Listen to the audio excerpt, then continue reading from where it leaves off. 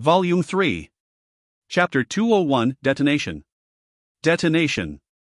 As much as I would like to enter, I would like to first know why I am seeing offensive and restraint runes inside the spell formation. Not even one isolation energy rune is in the formation. Blue light flashed in Leyland's eyes as he stopped in front of the formation and looked at the magus within the black fog. To think that you would still find out after all. The magus in the dark fog smiled wryly, and his voice turned much gentler.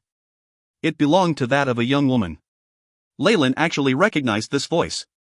It can't be helped since I've never really swindled anyone before. The woman forced a laugh and dispelled the black fog that concealed her. The fog dispersed, revealing an ordinary female face. Though she wasn't that pretty, her eyes were extremely gentle and there seemed to be ripples within them, making her unforgettable. On her chest was a large necklace of gems and pearls strung together, each sparkling with every color under the sun. Jenna? It's you? Leyland immediately recognized the identity of this magus. This young lady was the first magus that he had befriended in the Nightless City, and Leyland's impression of her at the time was not bad. However, it seemed like this pure-looking young lady was, in fact, hiding something from Leyland. We finally meet again, Leyland. This young lady, who seemed to come from a large family, smiled brilliantly. Let's not talk about the things of the past. Shouldn't you first explain the traps laid inside this spell formation? Leyland pointed at the spell formation with a solemn expression. He had been traveling in secret, and even though he had been on alert, he had been followed by this young woman in disguise and did not realize it at all. He had no clue as to what method she had used to conceal her tracks, and what intentions she harbored. Regarding this problem, Jenna lowered her head, as if ashamed. This is... In a split second, a multicolored burst of light erupted from the necklace around Jenna's neck, rapidly approaching Leyland. Leyland, who had always been alert, had previously set up several spell formations on his legs to assist him in moving more quickly. They were quickly activated, and his body turned into several black shadows that instantly disappeared. Rumble. Rainbow rays of light enveloped the ground and formed a rune on the floor. Under the light, all plants, and even the soil began to wither. Gotcha. At this scene, a smile appeared on Jenna's face. Leyland, who was in the middle of moving, was shocked. At that moment, a dim spell formation suddenly appeared, and lit up under his feet. Countless white pillars of light rose, forming a cage that locked Leyland up within. Did she plan ahead and set this up beforehand? No. It's something more powerful than that. Inside the cage, Leyland shook his robes, and several fireballs crashed into the cage, the black flames burning fiercely. However, these pillars of white light were extremely sturdy. The latent fireball could only cause the light pillars to tremble. It seemed like much more power was needed to break this spell formation. A person who was able to lay such a spell formation was not a simple character. Leyland carefully looked at this female magus, suddenly feeling that he had underestimated her. No matter if it was that obvious spell formation trap that was laid as a bait to attract Leyland's attention, or grasping the right opportunity and making an instantaneous decision to strike, it was not something any ordinary light magus could do. This particular prediction of where Leyland was going to land made Leyland even more afraid. If it was the power of divination, low-leveled magicians were helpless against it. Why? Leyland, who was trapped in the white-pillared cage, asked. He'd only seen Jenna a few times before he entered the city. After that, they had limited contact, and no matter how he questioned himself, there wasn't a reason for them to be in a battle to the death. I'm sorry, but you are the catalyst that will bring war and draw fresh blood in the South Coast. To protect the peace here, I have no choice but to sacrifice you. Beads of tears dripped down her face. Leyland could not determine whether or not they were crocodile tears. So just because of some illusory prophecy, you want to get rid of me after thinking that I will bring danger to the South Coast? Leyland's face darkened. No matter who it was, after being confronted with such a ridiculous situation, they would also be driven mad. Leyland had thought of many situations earlier. Was it revenge? For the benefits of an opposing faction? However, he had never even thought of such a possibility being her motive. However, since it had already been confirmed, what Jenna had cast before was a type of prophecy spell. You don't need to struggle anymore. This is a cage that I prepared especially for you using fragments of the future that I obtained. Not only is it made entirely out of light elemental particles, I've also included innumerable high-level spells that are fire-resistant. Even with your most powerful attack, it's impossible to break out of there. Jenna suddenly closed her eyes and then quickly opened them. Her pupils were white. For the sake of world peace, please leave this place.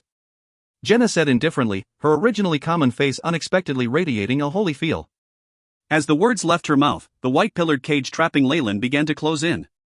Countless white threads of light separated from the pillars and enveloped the interior of the cage. These white threads were like thin silk produced by silkworms, wrapping themselves around Leyland's body as if they wanted to wrap him in a large cocoon. He. Leyland paid no heed to the threads surrounding his body and suddenly began to chuckle. What are you laughing about? If you have any last wishes, you can tell me. By my reputation as the guardian family, I promise I'll help you achieve it. Both of Jenna's arms were placed on her chest, and she made a strange gesture with her hands. No need for it. Looking at your hypocrisy makes me want to puke. A nauseating feeling surged up from within Leyland's chest. Back in his previous world, he was already strongly disgusted by things such as world guardians, protectors of the peace, and the like. In the name of righteousness, these groups would sacrifice a person for the sake of the greater good. After having seen such a scene in the world he now lived in, an intense killing intent, something that he had never felt before, stirred within him. There will be a day where the world will understand our methods, and world peace will reign forever. Jenna did not mind Leyland's words and instead replied with a maxim. She then pointed at the cage. Purify. TSSSSS, the white rays of light enveloped the entire cage, and Leyland suddenly felt as if he equals had been placed in a furnace. He had a strange feeling that he was going to be melted down. He specialized in dark elemental particles, which were the direct opposite of light elemental particles. He had no idea where Jenna had gotten this spell formation, but its might was incredibly formidable and even Leyland wasn't able to endure the pain it caused. I still have something to say. Despite the huge pressure on his body, streams of black smoke coiled around Leyland's body, which was resisting the corrosion of the white light. This scene made Leyland look quite pitiful. Sinner. Speak your last words. Jenna advanced slowly. Leyland's lips moved slightly. What? Have the light elemental particles already corroded him to this extent? Jenna got even closer and pressed her ear to the side of the white-pillared cage. You slut. You think that this world is operated by your family? In a moment, Leyland's body was covered by fine black scales, and his eyes had an amber vertical pupil resting within. Leyland bellowed, hoop of imprisonment. Detonate. Boom.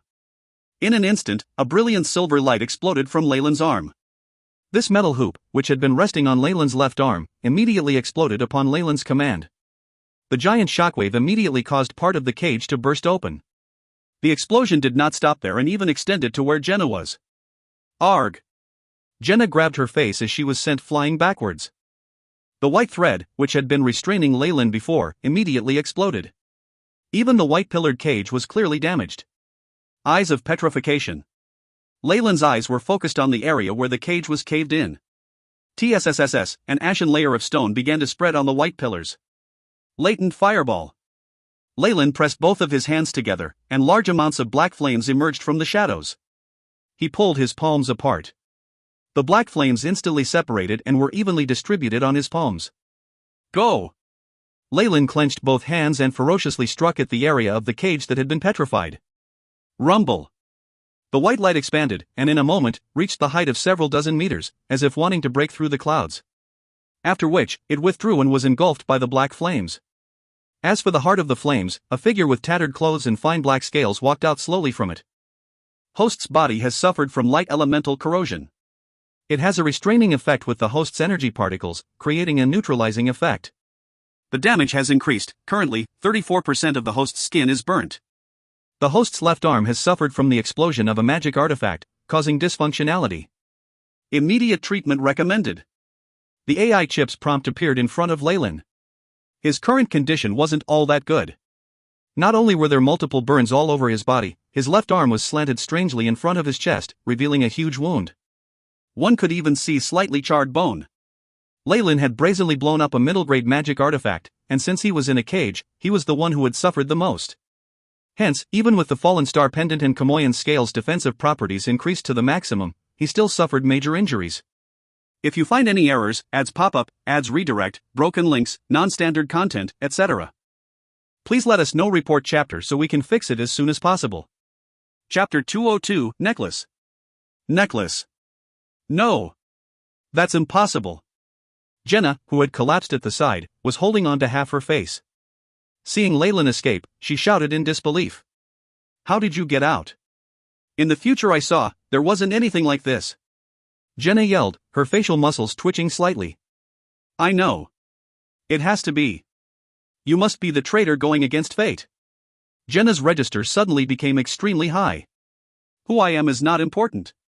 The important thing is that you will have to die horribly today. The killing intent on Leyland grew stronger. Ever since he stepped on the path of a magus, this was the first time he suffered such a big defeat. The injuries he sustained on his body and his left arm, which was on the verge of breaking, were not easy to treat. His upcoming mission in the secret plane had now become more precarious. At the thought, the fury in Leyland's heart became more vigorous. Bitch! I want you to know the price of offending me. Leyland roared, and used his right arm, the only one that was still in good condition, to viciously claw at Jenna. Streams of rope-like black smoke emerged from the ground, followed the ground, and climbed towards Jenna. Guard!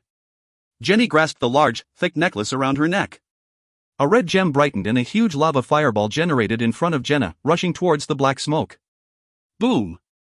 A huge energy wave was emitted, the scalding molten lava scattering in all directions, creating large black holes in the ground. Even if you have all the spells prepared in that necklace today, it won't be able to save you. Leyland's eyes glinted coldly.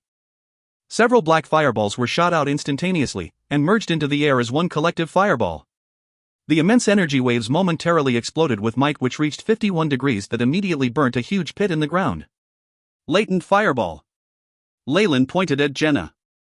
The giant fireball seemed to set like the sun, projecting over Jenna's position. Before the black flames descended, more sweat trickled on Jenna's face, which was ever paler than before. Frost. Jenna gritted her teeth, spitting out a character of the Byron language from her mouth. At that moment, the necklace around her neck continuously emanated ice magic energy waves as it produced a series of white rays while the pearls emitted light one after the other. The white rays formed a dozen huge ice shields in front of Jenna. The large, translucent white shields could clearly reflect the surroundings. The black fireballs from before flew down from the air, and in a flash, struck these ice shields. Water vapor was being emitted. A distance away from the fireballs, the water vapor quickly condensed into water droplets and ice chunks that fell to the ground. After everything had settled down, the frost shields that were in front of Jenna and the latent fireball had already disappeared without a trace. In the mist, a black figure appeared within. Leyland, whose body was lined with the fine scales of Kamoyan, immediately charged to where Jenna was. Sigh. The layer of icy defense coming from Jenna's necklace was immediately crushed by Leyland's right hand. At the same time, he knocked Jenna away with his body. Pa! Leyland's shoulders crashed with a huge impact on Jenna. Chi-chi, a layer of milky white light appeared on Jenna's robes, enveloping her whole body. This was Jenna's innate defense spell. It had finally erupted at the most crucial moment. Pa! Jenna flew backwards like the head of a train that had left its tracks, bashing into many trees along the way. This woman. Leyland focused his attention on Jenna. After that exchange, he could tell that she was merely a newly advanced magus. In terms of elemental essence conversion, she was far from his match. If not for having a powerful magic artifact in possession, as well as that incredible gift for divination, she would long since have died at Leyland's hands. As long as she was given time to set up formations, she could quickly come up with methods that were specifically catered to her enemy's weakness, like that incredible white-pillared cage that had trapped him. Even a rank 1 magus at his peak would be in trouble. Enemies with prophesying spells are the most troublesome. I was fortunate enough that her prophecy did not go as planned, but it's unlikely that I'll get so lucky again. Leyland's eyes turned cold as ice. The thought that there was an opponent that was operating behind the scenes with prophesying skills left a bad taste in his mouth. Having this happen once was one time too many. Never had his killing intent reached such an urgent degree. Shadow stealth. Leyland tenaciously glared at Jenna, who had crawled up. The scales on his body flickered and gradually became translucent, and he vanished into the air. He had decided to go all out when dealing with Jenna, and he made it his mission to ensure that this damned woman remained here forever. Seeing Leyland disappear into the air, Jenna's expression became even more serious. She currently felt Leyland's determination to kill her. She was born intelligent, and with her high-grade meditation technique and her strength and sixth sense, her instincts told her that if she made the slightest mistake then she would be the one that died today. For the first time, such a terrifying experience had taken control of Jenna's spirit. Deep down in her heart, her willpower, which could not be shaken, had slowly given in. For the first time, Jenna felt that it was a very bad decision to come out here alone to assassinate Leyland. This fear and regret were like a poisonous snake which was continuously gnawing at her already weak mental fortitude. At this moment, a pink heart-shaped gem exploded inside Jenna's necklace. Jenna seemed perplexed at first, but very soon her will was strengthened. It's a hallucinatory spell, with some psychological coercion. Jenna's face turned red. Despicable. Boom. A black figure appeared in front of Jenna.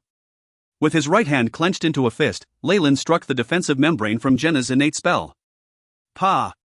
This innate spell was not in its best condition from its previous consumption, and with Leyland's iron fist, it was shattered into countless white spots, dissipating into the air. Leyland's right hand was able to grab Jenna's right arm without any obstructions. ****, a bone-crunching sound was made, and Jenna's right arm had been torn off by Leyland. Arg! The muscles on Jenna's face contorted in pain. She clenched her teeth and the silk on her robe seemed to writhe with life, bandaging her wound quickly. At the same time, a large pushing force was emitted from her body, as if wanting to leave Leyland's attack area. Thinking of running? Leyland's pupils focused on Jenna. Eyes of petrification. Instantly, a mysterious light emitted from Leyland's amber eyes as he targeted Jenna. Petrification magic? Jenna made a sound of bewilderment. Petrification magic was something that had long since been extinct in the Magus world. Now, this was a spell that only creatures with ancient bloodlines had as an ability. Next, creaking sounds emitted from Jenna's body, as if her muscles had become stiff. A layer of stone began to spread from Jenna's face. ****Kacha. Kacha, star. In front of Leyland, Jenna turned into an ashen stone sculpture. ****Ding, star. When the gray-white color had completely enveloped her, a light vibration came from the bulky necklace. The whole necklace floated in the air, where the faint voice of an old person sounded, "Ultimate guard of life. Activate. Light." Dazzling light shone and enveloped the region in an instant. After Leyland opened his eyes, the stone statue in front of him had already crumbled. Jenna, who was within, had disappeared, leaving behind only a pile of petrified skin. After casting this final spell, that bulky necklace lost all of its powers. Kacha, kacha. A layer of petrified stone suddenly emerged on the surface of the necklace. The necklace had turned into stone, fallen to the ground, and shattered into pieces. This is a substitution spell. Leyland's expression turned even more solemn. This necklace contained so much power and even concealed a final body substitution spell. An extremely large organization must be behind Jenna. After realizing this situation, the killing intent in Leyland's heart grew even stronger. You won't be able to run from me. Leyland inhaled deeply, where blue light appeared in his eyes immediately and scanned the surroundings. Several dozen seconds later, Leyland's brows furrowed and hurried towards a certain direction. I have to hurry and leave. Jenna grabbed at the stub of her torn arm and rapidly traversed through the woods. The family heirloom necklace was destroyed, yet I wasn't able to get rid of him. Jenna was very dejected. The necklace from before was an heirloom, and for it to be destroyed while it was in her possession was a huge blow to her. Damned heretic! Traitor of fate! There will come a day that I will punish you. Jenna pledged inwardly. Found it! Something that sounded like the devil's voice rang in her ear, and a vicious hot air brushed against her. Jenna quickly pounced to the side. Boom! A huge explosion sounded at the place she had been at, sections of the ground and plants flying everywhere. Meanwhile, Jenna suddenly smelled something very sweet, and immediately after, her entire body became numb and she collapsed to the ground, unable to move. This is the end. Leyland walked to Jenna, who had breathed in large amounts of chloroform, and raised his right arm expressionlessly. You can't kill me. Do you know who I am? Jenna struggled, stuttering out her thoughts. Without waiting for Leyland to ask, she quickly answered, I am the successor of the Guardian family. I'm on good terms with the Light Magi domain and various large organizations. The moment you kill me. I don't care who you are. With his right hand armed with black flames, he clawed downwards. If you find any errors, ads pop-up, ads redirect, broken links, non-standard content, etc., please let us know. Report chapter so we can fix it as soon as possible. Chapter 203, Curse. Curse. ***Boom, star. A green hurricane rapidly advanced towards Jenna and formed a green shield that protected her. Leyland's flaming right hand collided with the shield, producing a tremendous noise. Uncle Manla. She produced a wide smile. Along with the loud noise of the wind, a burly, blond man appeared in front of Leyland. Manla? Leyland recognized this Magus, who he had previously met once before. After receiving your transmission, I rushed over. Thank goodness I made it in time. Manla stood in front of Jenna, glaring menacingly at Leyland. You actually dared to harm my niece to this extent. My family will definitely not. Rumble. Before Manla could even finish his sentence, Leyland wasted no time and sent out numerous black fireballs towards him. From Leyland's perspective, since they were already enemies, it was natural for him to eradicate them all. Who would bother with listening to what they had to say? Be careful, Uncle Manla. He's very strong and his elemental essence conversion has surpassed 50%. While Jenna was yelling out warnings, Leyland was already manipulating latent fireballs to attack Manla's green hurricane. Under the attack of the fireballs, which had a might of 51 degrees, Manla was basically forced to retreat step by step. So powerful. An expression of shock appeared on Manla's face. Shortly after, like a ghost, Leyland suddenly appeared in front of him, a clawed hand encased in crimson flames grabbing towards his face. Pop! The sounds of bubbles being burst echoed and the defensive spell on the surface of Manla's body was easily destroyed in the face of Leyland's crimson palm. It was taken care of so easily, like paper being ripped apart. Leyland's palm didn't stop moving and grabbed a hold of the burly man's chest. Slash, a bloody piece of flesh was ripped out by the dragging of the claw, and the surrounding skin was left slightly charred. This won't do. The difference in power is too much. If we stay here, we'll definitely die. Manla immediately pulled Jenna up, turned, and ran. Rationally speaking, Manla was a semi-converted magus whose elemental essence conversion was at least 50%. In the magus community on the south coast, he would be considered the cream of the crop. However, he had the misfortune of meeting an evildoer like Leyland, who was much too powerful even when his spiritual force and elemental essence conversion were being suppressed. In terms of hand-to-hand combat, Manla couldn't win either. Ty was Ferrarian. The moment they started to escape, Manla threw out a silver magic scroll. 9 green tornadoes formed, and like a wall, they hindered Leyland from giving chase. You're thinking of running? Darkness flashed in Leyland's eyes, and after muttering a few incantations, he pointed forward with his right hand. Black fog immediately converged to become a black python, which headed for the two of them. This snake was like an illusion, passing through the green tornadoes. When it arrived in front of Manla, its crimson eyes were fixed on Jenna, and it bit towards her. What the hell is this? Manla produced another tornado. Voila, the black snake ducked and passed through without trouble, and then opened its mouth, viciously biting Jenna's neck. 2 black pinholes instantly emerged on Jenna's fair neck. They transformed to form a strange, twisted rune. Jenna? There was a white light surrounding Manla's hand as he tried to brush the snake away. However, with a swipe of the python's tail, it shifted and bit Manla's arm. The same rune was branded there as well. After these 2 attacks, the snake hissed and turned back into the black fog, which entered Manla and Jenna's bodies. This seems to be a curse. It's going to be troublesome. Manla's face fell. He couldn't feel anything different from the formation of the curse, but instincts told him that it was going to be inconvenient. Jenna, hold on. Manla yelled crazily, the green hurricane still spreading. His entire body seemed to turn into a gale, and disappeared into the forest. Seeing Manla escape in that direction, Leyland did not move. His body seemed to have shattered like porcelain, with large volumes of blood suddenly gushing out. It seems like I can't endure it any longer, the injuries are too severe. Leyland was half kneeling on the floor. He suddenly became dizzy, and his vision began to blur. If possible, he obviously wanted to give chase and kill the 2 off. However, with his current physical condition, it was impossible for him to continue battling. However, the curse that I put up at the end.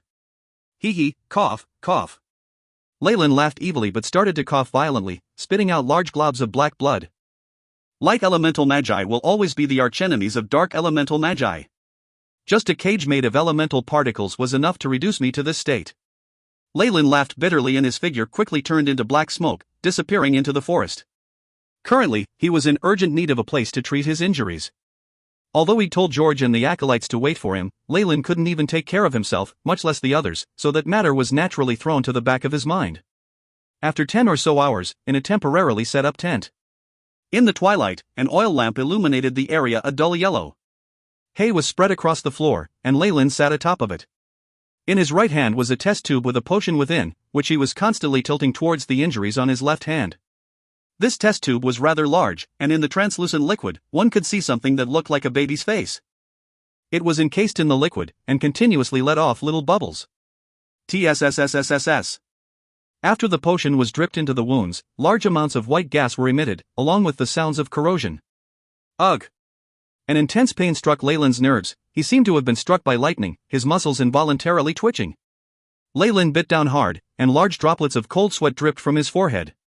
After that intense wave of pain, his wounds started to get numb. This numbing effect was very strong, feeling like tens of thousands of ants had crawled and gnawed on his bones. Leyland's pale face reddened as he sucked in sharply. At the same time, in the areas where Leyland's left arm was injured, various veins and muscles squirmed and began to regenerate. First, the fractures in the bone were completely healed, and the flesh and veins followed soon after. After a few minutes, Leyland tested out his left arm. At this point, the injuries on his left arm had been completely healed. Leyland's arm was slender and fair, but under that beautiful appearance, there were muscles that held much explosive power. It was impossible to tell that this arm had been on the verge of breaking off just minutes prior. Leyland tested out his left arm again with some actions and smiled in satisfaction. I'm lucky there was some liquid left over from the flourishing flower. If not, the injuries on this arm wouldn't have been able to be taken care of so easily. The flourishing flower was an important ingredient used by magi in operations to regenerate limbs. No matter what kind of injury it was, as long as there were enough flourishing flowers, it would be very likely that one could recover. The flourishing flower that Leyland was holding was something he had gained during his days as an acolyte.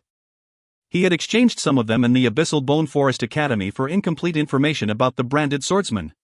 Excluding the injuries on his arm, Leyland had also used several potions to treat his wounds. He was now able to move freely and fight in less vigorous battles. I've mostly recovered. I guess it's time for me to go to the Marat Canyon. Leyland was a fairly cautious person. In the secret plane at the Eternal River Plains, it was dangerous beyond belief, to the point that even magi were considered fodder. As a spy from the Thousand Meddling Hands, if he were ever to be discovered, he would be chased to the ends of the world. In this situation, if he were to sustain any injuries, Leyland knew that there was little chance of him surviving, much less being lucky enough to reap benefits. Leyland had already considered leaving and going somewhere else if his injuries couldn't be treated. After all, he still valued his own life over making profits. However, the situation was not so dire. Though he had made enemies with a possibly high-ranking Magus family with the abilities of divination, he didn't think much of it. I believe they aren't feeling very well right about now, yes? My curse won't be taken apart very easily. Leyland smirked icily. Though he had not been able to kill his opponents, he had successfully cursed Jenna and Manla with a spell that was unique to him. The formation of this curse originated from a curse in the great Magus Serholm's Book of Giant Serpent. Leyland had started the foundations of that curse and had made the appropriate changes to it. After adding in every method he could think of, the curse was so different from the original that even the great Magus Serholm would be unable to undo it.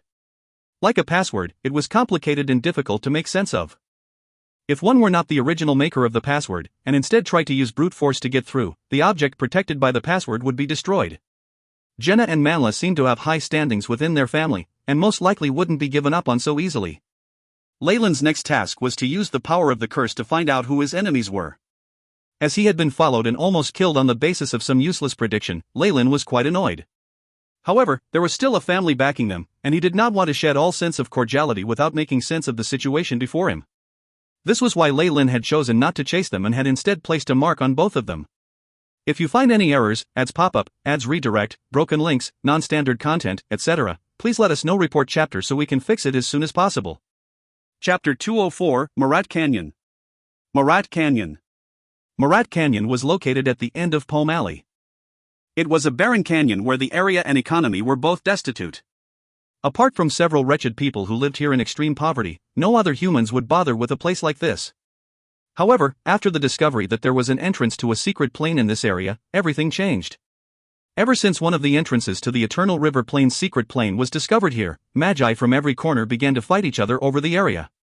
Eventually, the hunting and battle teams from Four Seasons Garden, with the aid of the White Magi domain, managed to repel the Dark Magi forces and claim this land as theirs. Soon after this, unaffiliated magi and acolytes set up a market for magic items in the surroundings. Four Seasons Garden's higher-ups were well aware this place wasn't well developed and dispatched people here. They treated this Magus market as the center of their power and created a little town, welcoming all non-dark magi. The first impression Leyland had when walking in this small town was that it had a lively atmosphere. Looking for members. All of us are level 3 acolytes. We have a healer. The latest map of the secret plane for only 500 magic crystals. Walking dragonflower. Walking dragonflower that's freshly plucked from the Eternal River Plains secret plane for 6,000 magic crystals. This is a discounted rate. I am looking for a group to join. I'm a level 3 acolyte and have both offensive and defensive skills. I also know 3 healing rank 0 spells. From the entrance of the little town, various stallkeepers, adventurers and official magi were crowded together, constantly arguing over prices till they were red in the face. Everyone was at least an acolyte. There were no regular humans. The whole town was like a busy food market. After much effort, Lyle arrived at Four Seasons Gardens administrative area, which was located in the middle of the town.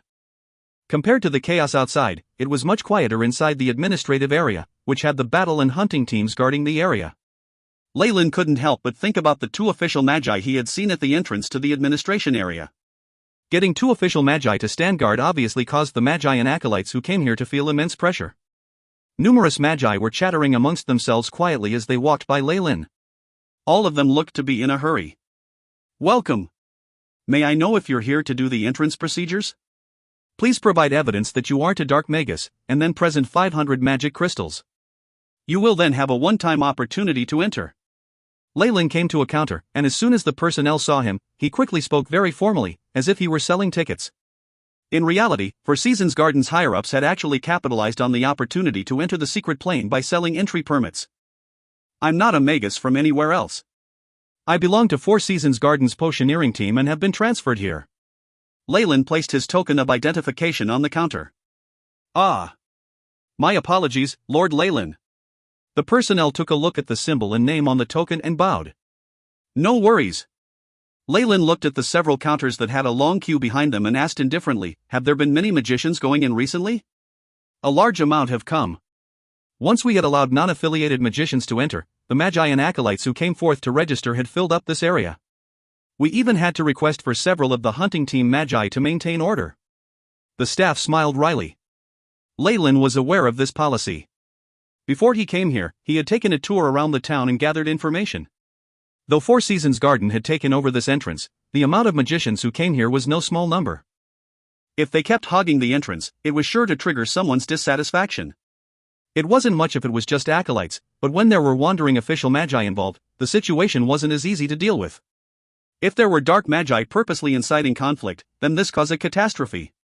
Hence, the light magi factions made a temporary agreement to become allies. They decided to open the entrance up to the public. All entrances that were controlled by light magi had rules. Other than dark magi, as long as one paid up 500 magic crystals, one would have the right to enter the secret plane. In addition to this, there was the condition that acolytes had to give up 50% of their earnings within the secret plane to the light magi powers guarding the entrance. Even official magi would have a portion of their profits taken away. Even with these fees, magicians still flocked here. They unceasingly entered the secret plane and explored the areas without fear of death.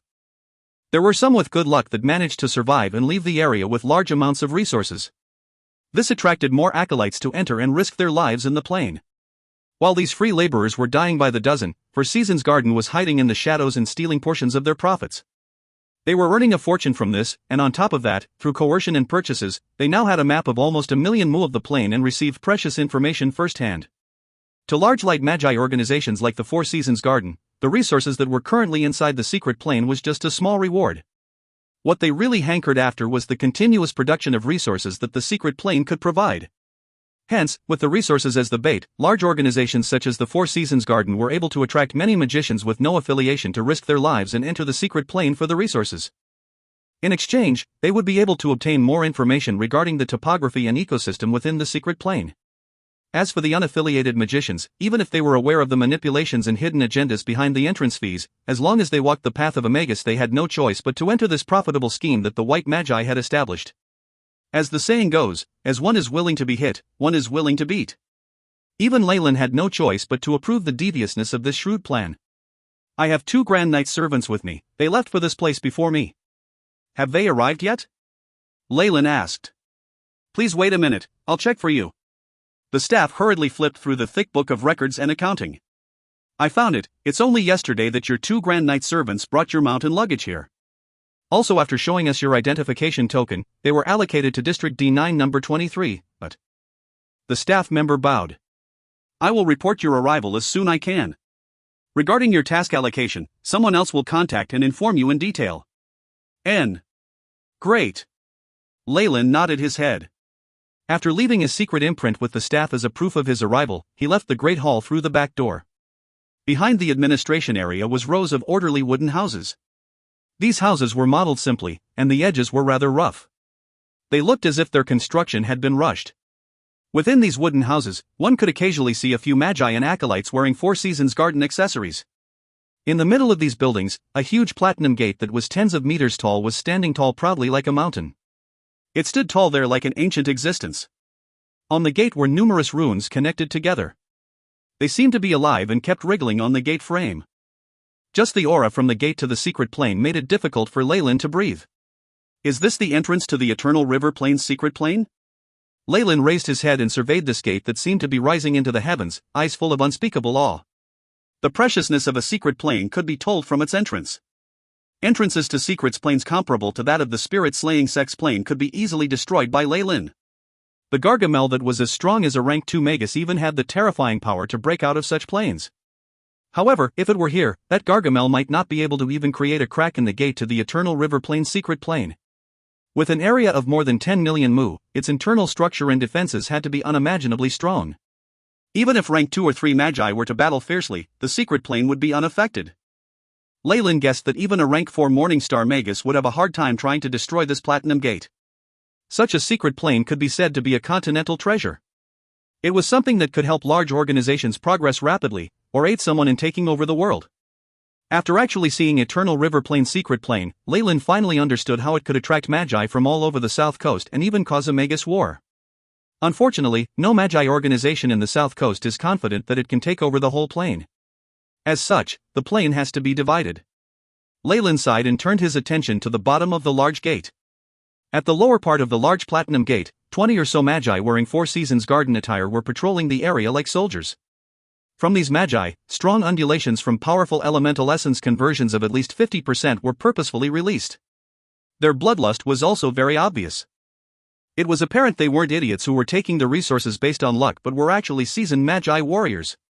Blue light flashed in Leyland's eyes, and the AI chip immediately scanned the several spell formations that were laid around the entrance of the secret plane. There were some defensive formations, while others were for detecting intruders. With such tight security, even if it was Leyland who were to try infiltrate inside, he would only end up dying. What's displayed might just be on the superficial level. There would at least be a rank 2 Magus holding fort around here. Even outside Four Seasons Garden's secret plane, there was a rank 2 Magus standing guard outside. Leyland did not think when it came to the Eternal River Plain's secret plane, the Four Seasons Garden would be reluctant to send a rank 2 Magus as the guardian. If you find any errors, ads pop up, ads redirect, broken links, non-standard content, etc., please let us know. Report chapter so we can fix it as soon as possible. Chapter 205, Dollarin. Leyland quickly looked at the faces of these magi. He remembered each and every magi that he'd seen at the Four Seasons Garden's headquarters before, but he did not recognize any of the people he saw here. There could only be one reason why these faces were unfamiliar. They must have been the hidden forces of the Four Seasons Garden, and usually did not show their faces. From the looks of it, the Four Seasons Garden had taken out all of their trump cards to keep control of the entrance to the secret plane. Caesar, the three-eyed Magus who was the leader of the hunting team, wasn't here either. If he wasn't hidden somewhere, he must have been on some special mission. Leyland felt his heart sink, as he was on an undercover mission as a spy for the Thousand Meddling Hands. It seemed that it was going to be difficult to complete his mission. Leyland recorded this scene with the AI chip, and followed the signs along the road to find his accommodations.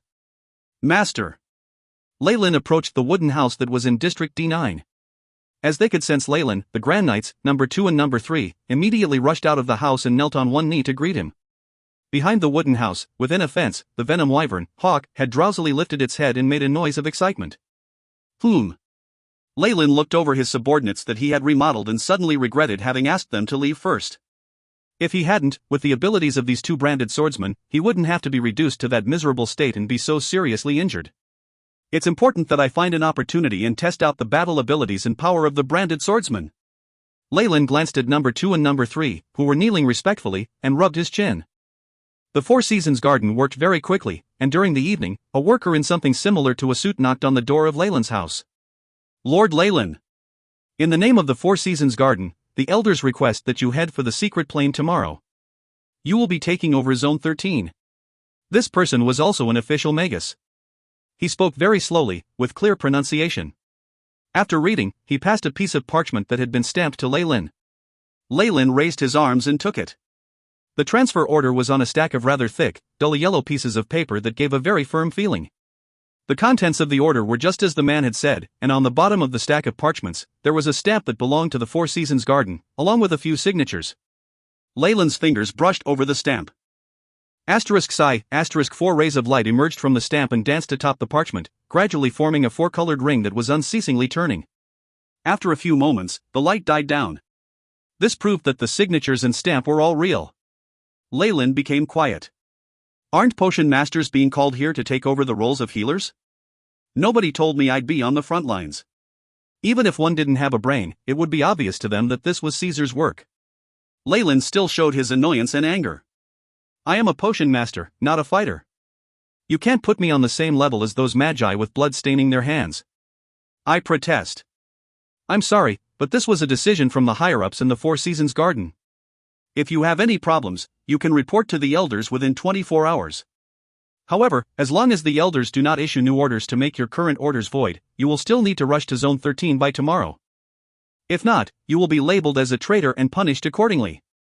This man said everything matter-of-factly, not caring in the least about Leyland's opinions. He then gave an elegant bow. If there's nothing else, I shall take my leave now, Mr. Leyland. Pack. After the main door closed, the furious expression Leyland had on instantly disappeared. Instead, Leyland looked as if he was deep in thought. Ever since he had arrived here, he had been prepared for people to make trouble for him and treat him badly. All of that talk was just a front. The reason was that if a potion master were to be sent to the front lines and took the news calmly, it would seem too suspicious. But if time is so tight, I need to start with all my preparation now. Leyland lowered his head in thought, his eyes sparkling with a faint darkness. The huge platinum metal gate was, as always, standing tall. Only until Leyland actually stood in front of it did he feel that all that he had seen in the past amounted to nothing in front of this majestic gate. Now that he was so close to it, Leyland was in awe. From the gate to the secret plane, he could feel a trace of some ancient aura. What shocked him, even more, was that spiritual force was faintly emanating from the entire gate. This spiritual force did not belong to any magus but instead originated from the gate. It's a living being and has its own spiritual waves. Perhaps, after a period of time, it can cultivate an intelligence of its own and become a genuine living creature. Leyland sighed in admiration and looked around the area. Though it was early in the morning, many magi and acolytes were queuing in front of the gate with tickets in their hands. As there were tens of powerful magi all around, it was rather orderly. As an internal member of the Four Seasons Garden, he naturally didn't need to queue up, and instead stood together with a few magi at the optimal location right in front of the gate. Number 2 and Number 3 were carrying large bags and quietly following behind Leyland. It's 8 a.m. Open. Leyland looked at the hour hand of his pocket watch, which was now pointing to the number 8. The consumption of energy needed in opening the entrance to such a large-scale secret plane was immense. Even the Four Seasons Garden would feel pain at this cost. Hence, the Eternal River Plane's secret plane's entrance would only be opened once a day at this time. With the loud order, a dozen magi who had achieved 50% elemental essence conversion placed their palms against the frame of the gate. Wang Wang. A violent distortion of space rapidly formed in the middle of the gate and expanded. Creak. The gate opened a little, and all of a sudden light. Numerous rays of white light leaked out, swallowing all magi and acolytes in front of it. All Leyland could see was the blinding brightness in front of him, and his head spun from giddiness. After he regained his composure, he was already on top of a large white square in the Eternal River Plane's secret plane. Ha! Leyland breathed in deeply. The first impression he had of the secret plane was that there was an extraordinarily dense amount of elemental particles in the air. Calculated density of energy in surroundings, found to be 371% of that in external world. The AI chip projected its findings to Leyland. There is such a concentrated amount of energy, and on top of that, there's so much land. For magi, this is basically heaven. Leyland was astonished as he spoke. Listen up. I'll only say this once. After the magi and acolytes present familiarized themselves with their surroundings, a bald, brawny man who seemed to be in charge came on stage. He was donning the attire that the Four Seasons Garden's magi wore. His voice was loud and resonant, echoing within the plaza. Attention to all magi and acolytes who are not affiliated with the Four Seasons Garden. From now on, you are free to move about in the secret plane. As long as they have no markings of the Light Magi Alliance, all obtained items will belong to yourselves. Also, when you wish to leave the plane, please return to this place. Remember, do not attempt to conceal your earnings. The moment you are found out to have been doing this, you will regret having been born.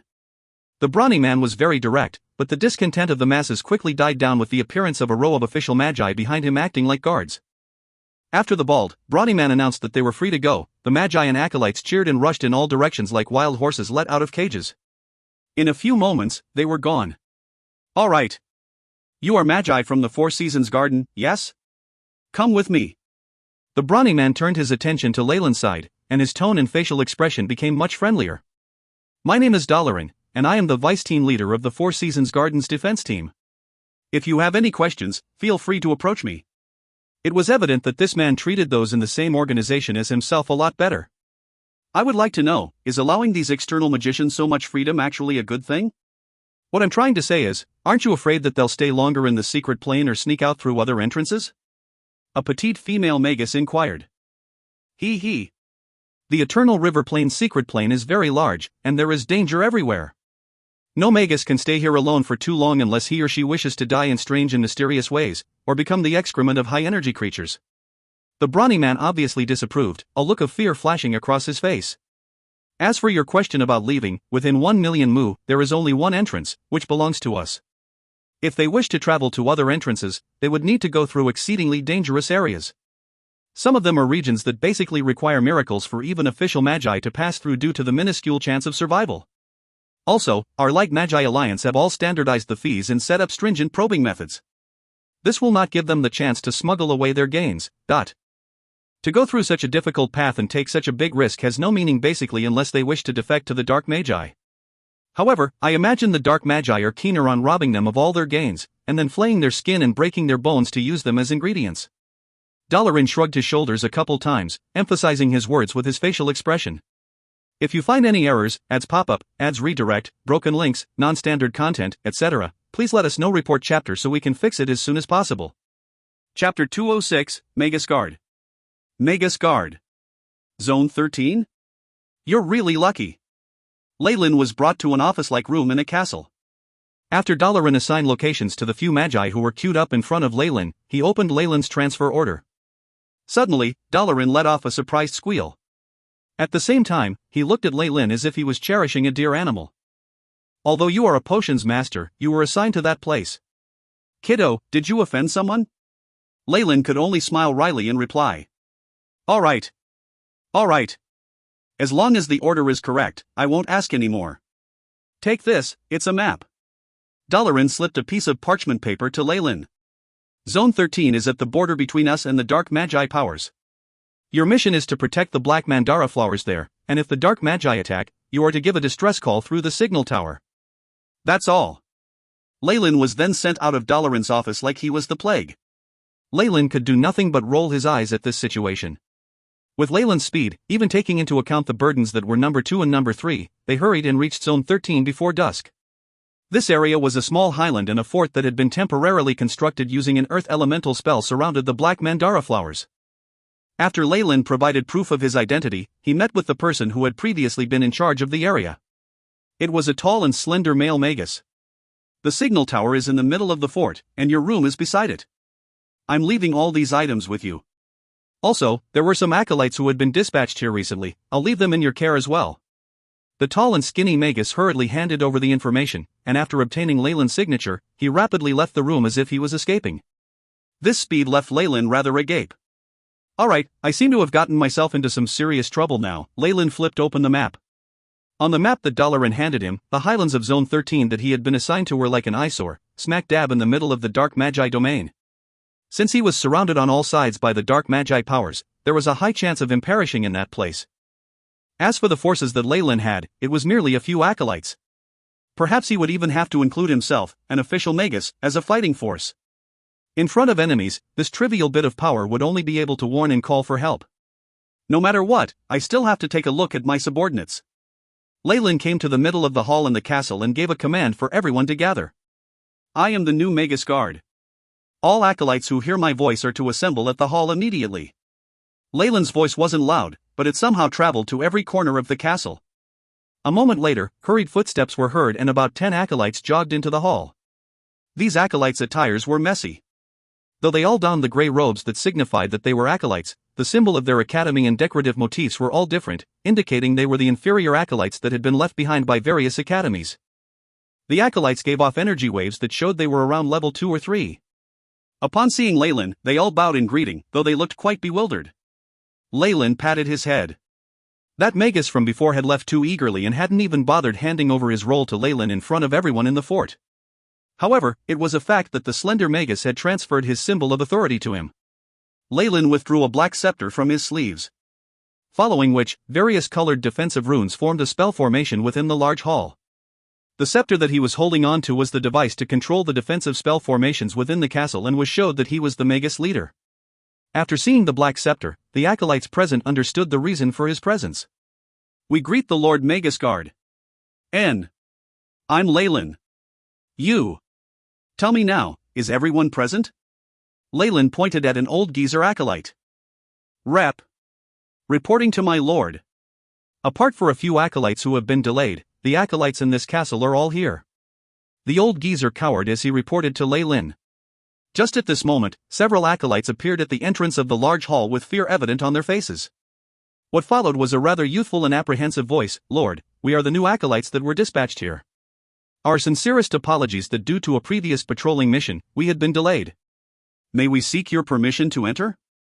Even here, with Leyland's position as a magus, he had much power over these acolytes. Not only could he issue missions as he pleased, he could even sentence these acolytes to death if he wanted to just by saying they had disobeyed orders. After all, this was a time of war, and they were at the front lines. Leyland had these acolytes' lives in his hands, and this caused the few new acolytes to be extremely fearful. After hearing this voice, Leyland's face revealed an expression of astonishment. Come in. He murmured lowly. Immediately after, 3 male and 2 female acolytes entered the hall, still cowering in fear. The acolyte standing at the front had a head of brilliant blonde hair, thick eyebrows, and big eyes, and behind him was a female acolyte with a large bow on her back. They looked to be a couple.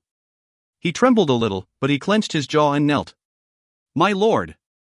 We had no intentions of being late, but they purposely gave us difficult missions to complete. Utter rubbish. At this moment, the old geezer, who seemed like a cat that had its tail stepped on, jumped forward.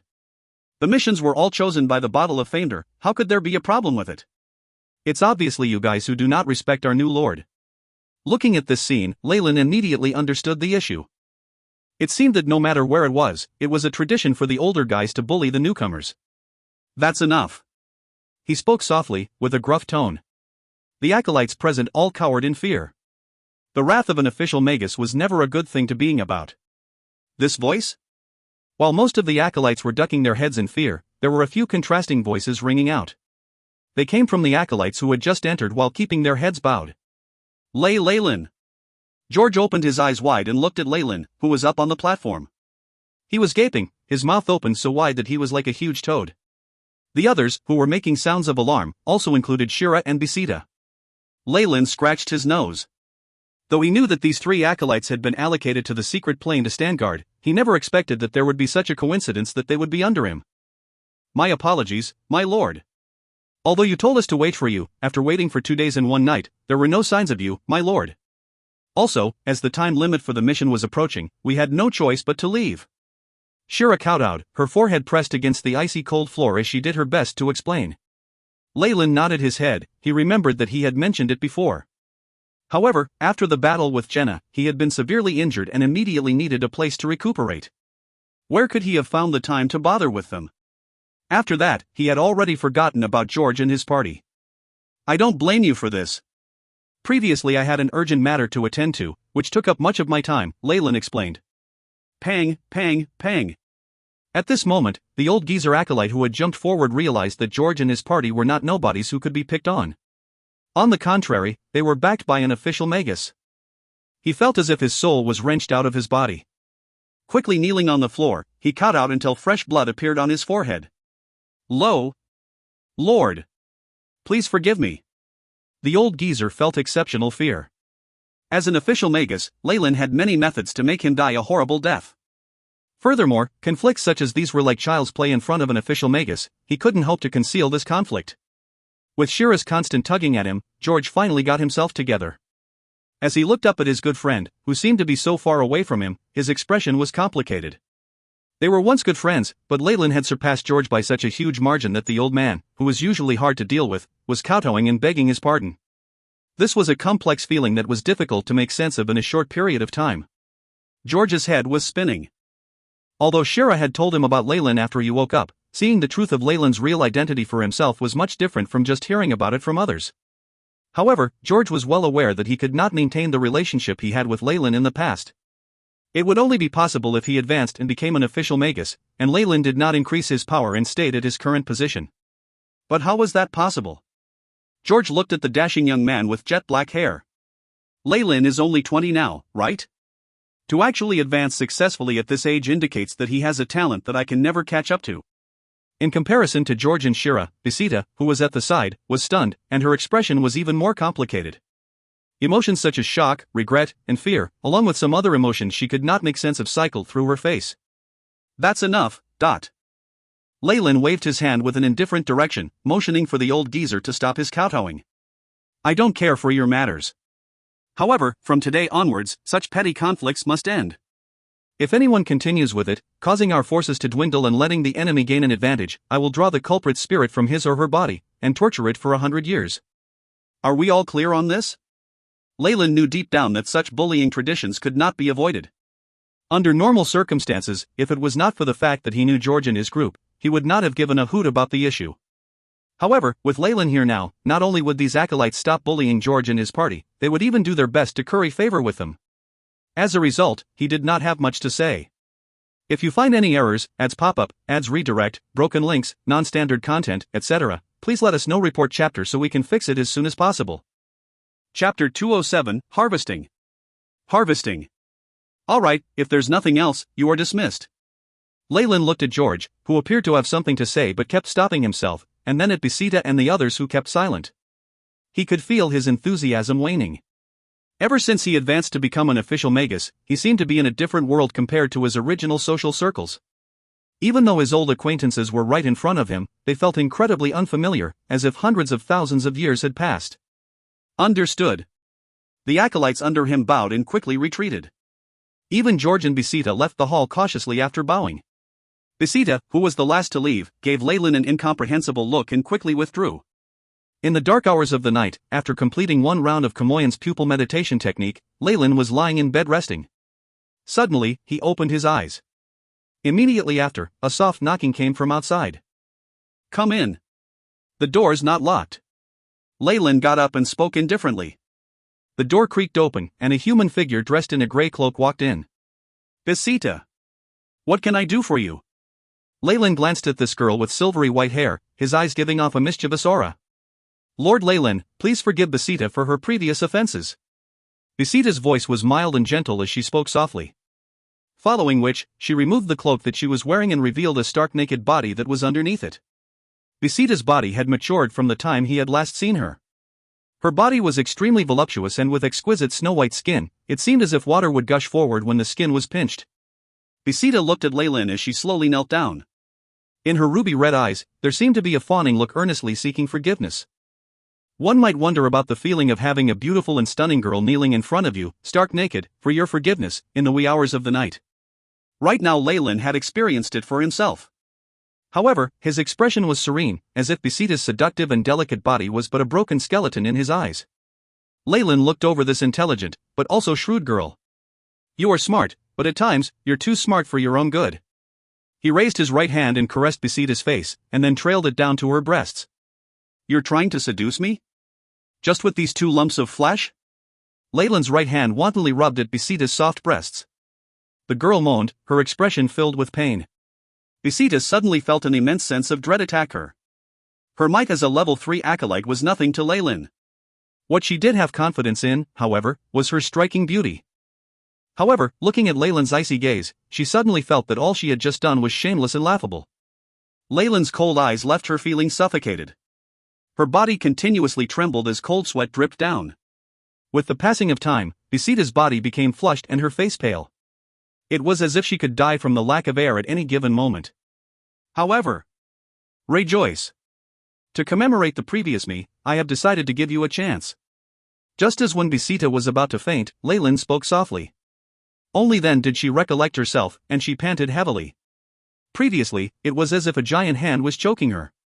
The feeling of being suffocated disappeared when Leyland spoke. Bisita took in the fresh air in large gulps with teardrops on the verge of flowing. There had never been a time where being able to breathe freely was something she considered a blessing. "Come with me." Leyland shook his head and opened the door to a partition room. Bisita trembled and picked up her cloak, which was on the floor, and covered her delicate, naked body.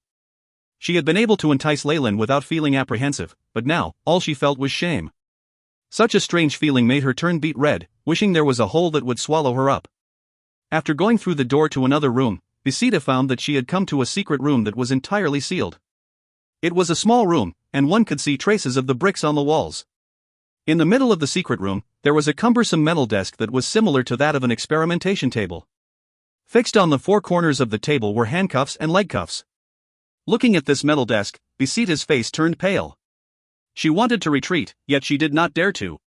Then she realized that oddities were hanging on chamber walls.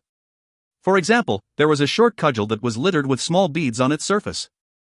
There was also a large syringe filled with various glass pearls within, with a suction pad and handle and other strange add-ons. Bisita's heart sank like a weighted rock. Of course, she was aware that many official magi had strange fetishes. She had even heard of a story where a professor in her academy ate a girl while she was still alive after having finished toying with her. "Don't misunderstand, this isn't mine, but a gift left behind by the previous magus." Leyland fetched a unique binding instrumentation made with cotton and metal chains from the wall. But I realized that his hobbies are quite similar to my own, in the past. Here, Leyland was naturally referring to that unfortunate idiot who had died and allowed Leyland to take over his body. Leyland didn't like Bisita since she had been taking advantage of him before. Hence, he was planning to teach her a lesson she wouldn't forget. The previous Leyland had suffered a great deal at the hands of others, and had eventually died. Leyland believed that since he had taken over everything that belonged to the previous Leyland, it might be his duty to take revenge on his behalf. It wasn't anything that difficult anyway. These items here have been modified and are exactly what I liked. Leyland glanced at Bisita, who was in front of him. A malicious smirk was on his face. After Leyland willfully vented his feelings, he seemed to be completely fine the next morning and handled matters in the fort. Bisita, however, struggled as she emerged from the secret room the second night. Her face was completely pale and her bones seemed to have no feeling in them. The scent of blood was strong on her, and Bisita stayed in bed for a whole week before she could force herself to walk. If this had happened before, acolytes would have expressed their disapproval and complained. But now, even if Bisita were to be absent for 7 days, they could only tolerate her behavior. After all, not every acolyte could have relations with an official magus, right? She suffered repercussions after that incident, and every time she looked at Leyland, both her legs would involuntarily shake as if she had seen a devil. Of course, Leyland didn't care about that. Once he had used all the methods that he had gleaned from the previous Leyland's memories on Bisita, he never approached her again. The reason for what he did to her wasn't because of some perverted desire or hobby. He simply wanted to punish her and take revenge for the original Leyland Farlier. Hence, after heartily venting his anger, all matters regarding Bisita had been forgotten. Leyland was currently patrolling the sea of black mandara flowers. These black flowers had petals that were the size of a palm. Atop were blue spots that were like stars, and in the night they would even give off milky white rays of light. The black mandara flower was a subdivision of the mandara flower. Their petals were an extremely precious resource for acolytes and even official magi who specialized in negative energy. In the external world, a black mandara flower petal could sell for a staggering price of over 1,000 magic crystals. And here, what Leyland had in front of him was a whole sea of these flowers. The resources in the Eternal River Plain's secret plane are so bountiful that it makes one's hair stand erect. Leyland exclaimed even though it was not the first time he had seen them. A pity that above this sea of black mandara flowers there was a surveillance spell. Before he decided to turn his back on the light magi, he had to temporarily restrain any notions of seizing the flowers for himself. In addition to the surveillance spell, there were intricate probing spell formations at every entrance to the secret plane. The question of how to secretly transport these resources out was a very troublesome problem. Now he could understand why the Four Seasons Garden wanted to erect a fort in this area. Occupying a strategic location was just one aspect, but Four Seasons Garden could also not give up this huge sea of flowers. Although the Eternal River Plain's secret plane was extremely vast and had bountiful resources, this sea of black mandara flowers was extremely valuable even amongst the other resources in here. If not for this terrible location, the Four Seasons Garden may have most likely sent a large army to defend this area. Lord! Our task every day is to try harvest as many of these black mandara flowers and transport them away before the enemy arrives. Beside the sea of flowers, an acolyte trailed behind Leyland and explained the concrete details. Ania rings bless us. As those damned dark magi discovered several large-scale resource areas, skirmishes arose as a result. We will most likely be facing a large amount of dark magi forces. There are still some dark magi and acolytes who try to break through the defenses every once in a while to steal the resources. Furthermore, we also have to guard against certain light magi. This acolyte smiled wryly. I understand. Anyway, our mission is to harvest all these flowers as soon as we can and fend off wandering magi and acolytes. If we are in a situation of distress, we have to send a signal. Is that right? Leyland asked indifferently. Yes, that's about it. The acolyte's smile turned even more bitter. Such a tactic was plainly inviting Leyland and his party to dance at the edges of a sword and use their lives in exchange for resources. I got it. Leyland spoke solemnly after a moment of silence. If you find any errors, ads pop-up, ads redirect, broken links, non-standard content, etc., please let us know. Report chapter so we can fix it as soon as possible. Chapter 208, Conflict with Seal. Conflict with Seal. Leyland looked over the immeasurable number of black flowers in the distance as he calculated their progress. As long as all these black mandara flowers were harvested, the headquarters wouldn't have any reason to prevent him and the others from leaving. All the acolytes that Leyland had previously met were currently in the sea of flowers, carrying simple containers made from green vines. Their hands were covered with rings of dark energy particles as they plucked the black mandara flowers with great care. This progress is too slow. With this kind of harvesting speed, Leyland estimated that it would take at least another month before this field of flowers would be completely harvested. The opposing dark magi would never give them so much time. I must find a way to speed up the process. Leyland squatted on the ground. With his hands covered by the dark light of a magic spell, he touched the petals of the black mandara flowers, a light flashing in his blue eyes. Ding-ling-ling. Suddenly, a series of shrill sounds, like those of a small bell, rang. Buzz-buzz, a barrier of white light was emitted to tightly surround the field of black mandara flowers. The defensive spell formation has been activated. There's an intruder. An acolyte started to yell, everyone, beware. Whoosh, suddenly, a dark silhouette darted out from the high grass surrounding the field of flowers. Asterisk crack. Crack, star. Two huge white skulls emerged from the hands of the black silhouette. The skulls didn't have bodies attached to them, and floated in the air spookily. Inside each of the skull's eye sockets was a red ball of continuously burning flames. These huge skulls opened their jaws, revealing fine, sharp, white teeth as they bit into the white light barrier. Asterisk boom. Boom. Boom, star. The white light of the barrier was blinking constantly, as if it would break at any moment. Oh! The black silhouette exclaimed in surprise, seemingly unsatisfied with his own performance. Following which, a black aura consisting of energy particles appeared around his body. Suddenly, the black energy aura emitted a serene light, which turned into two streaks of light as they hit the skulls. Asterisk crack. Crack. Crack, star.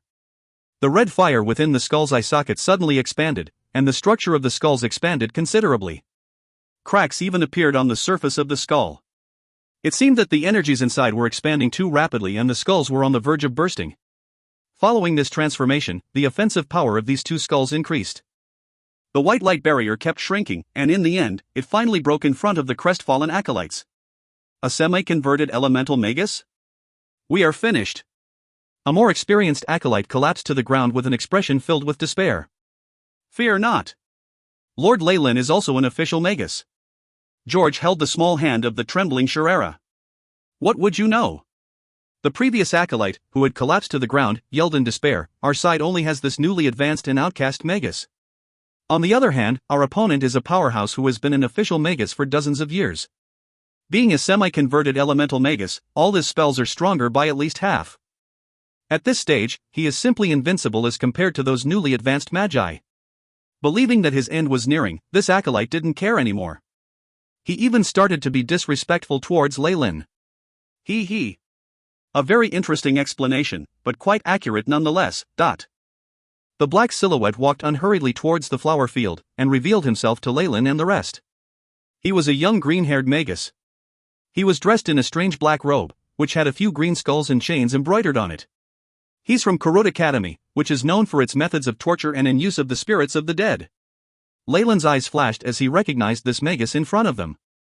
This Karut Academy was only a tiny faction within the dark magi of the south coast. They produced plenty of lunatics and mentally unsound people. Even the other dark magi could not stomach their actions, and hence, they only partook in sporadic missions and were often excluded from various operations. The green-haired magus clasped his hands behind his back and greedily looked over the sea of black mandara flowers. What an enchanting atmosphere!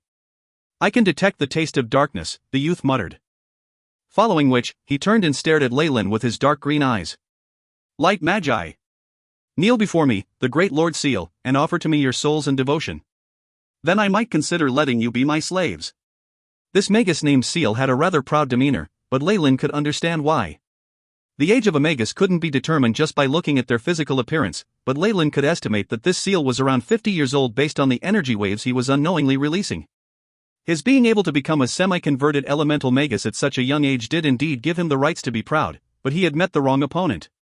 Leyland smirked, but before he even had the chance to speak, the acolyte that sunk to the ground previously had already hastened toward Seal, kneeling and kissing the ground before Seal. Esteemed Lord Seal, I am willing to serve you. I will become your most loyal slave. It was clear that the actions of this acolyte was a complete surprise to everyone. Next to Leyland, plenty of acolytes carried expressions of scorn. They clearly didn't know that this acolyte who normally carried himself rather decently would turn into this kind of person at a crucial moment. The other acolytes were able to conceal the internal struggle within them such that it did not show on their faces. Very good. I'll accept you as a servant. Seal revealed a strange smile on his face as he proceeded to extend his left hand and gently wipe the face of the acolyte. Ah! White smoke rose, accompanied by the pained scream of the acolyte. Seal's left hand was like a red-hot iron plate as it left a large black charred mark on the face of the acolyte. While the acolyte was screaming, the magus looked extremely excited as he slid his fingers over the acolyte's face repeatedly. A little over 10 seconds later, a complete rune mark was burned into the face of the acolyte. The front of the mark resembled a skull, with a chain extending from within. Thank you, my lord, for this gift. The acolyte struggled to salute once more. Ha ha! After receiving my mark, you are now my slave forever. Seal laughed, then looked over at Leyland. What is it? Light magus, are you scared silly? Not really. Leyland shook his head. I just think he's a bit pitiful, that's all. Leyland pointed towards the acolyte who had half his face ruined, his facial muscles still twitching. Why is that? Seal rubbed his fingers as slivers of white gas emerged from his fingers to form the shape of a skull. The elemental particles surrounding his body was faintly discernible as his eyes emitted a dangerous light. Blurg! The acolytes behind Leyland all fell back, and some of them even doubled over and started to hurl. The radiation from an official magus, especially when voluntarily released from a powerful magus with such a high degree of elemental conversion, was something that acolytes found hard to deal with. Will he be alright? George was supporting Sherera as he retreated quite a distance. He then glanced worriedly at Leyland, who had remained behind. Relax. Lord Leyland is very powerful. As Sherera recovered, she also started to comfort her lover. Even though she had previously seen Leyland in action, she couldn't quite understand how powerful he actually was. She only said those things to comfort George. It's just that Leyland is still newly advanced. I'm afraid that George held Shira's hand tightly. Judging from how Seal acted had before, one could tell he was probably crazy. If Leyland lost, then these acolytes would probably end up for the worse. Sherera could only smile bitterly as she secretly prayed for Leyland. He'll have to pay the price because he swore his loyalty to the wrong person. Leyland spoke indifferently as if he hadn't even noticed Seal's previous magic display. What? You're planning to? Seal raised his eyebrows. He couldn't understand. From the reports, it was said that this was a newly advanced magus who was a mere potion master. How dare he ignore him? Seal pointed at Leyland. It was as if the large skull had received a command and it charged towards Leyland, simultaneously spewing forth dark green flames. Bang! Leyland steeled himself for the attack with a nonchalant expression and charged forth. Is he crazy? Before Seal could finish his sentence, Leyland uttered a single-syllabled word. Immediately a dark red light erupted forth from within Leyland's body. The falling star pendant's defense activated immediately and formed a dark red barrier around Leyland. As the light condensed, it turned into something that resembled an illusionary armor. Boom! Dark green flames exploded on Leyland's body, though no harm was caused. Leyland advanced, bathed in fire like the incarnation of an ancient fiery war god. He swung his right fist viciously. Bam! The large skull was blown away, leaving a trace of fine bone dust as it spun through the air. Pow! After being sent upside down over a distance, the white skull finally broke apart. Seal was attempting to speak as he pointed towards Leyland. But it was too late now. Leyland kept his face blank and charged in front of Seal. He suddenly slashed with his hand, the red light around his hands extending and forming a crimson long sword. Slash!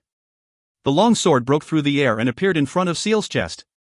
Arg! The muscles on Seal's face contorted, and just as the sword was about to pierce his body, numerous green chains emerged from within his body to form chainmail.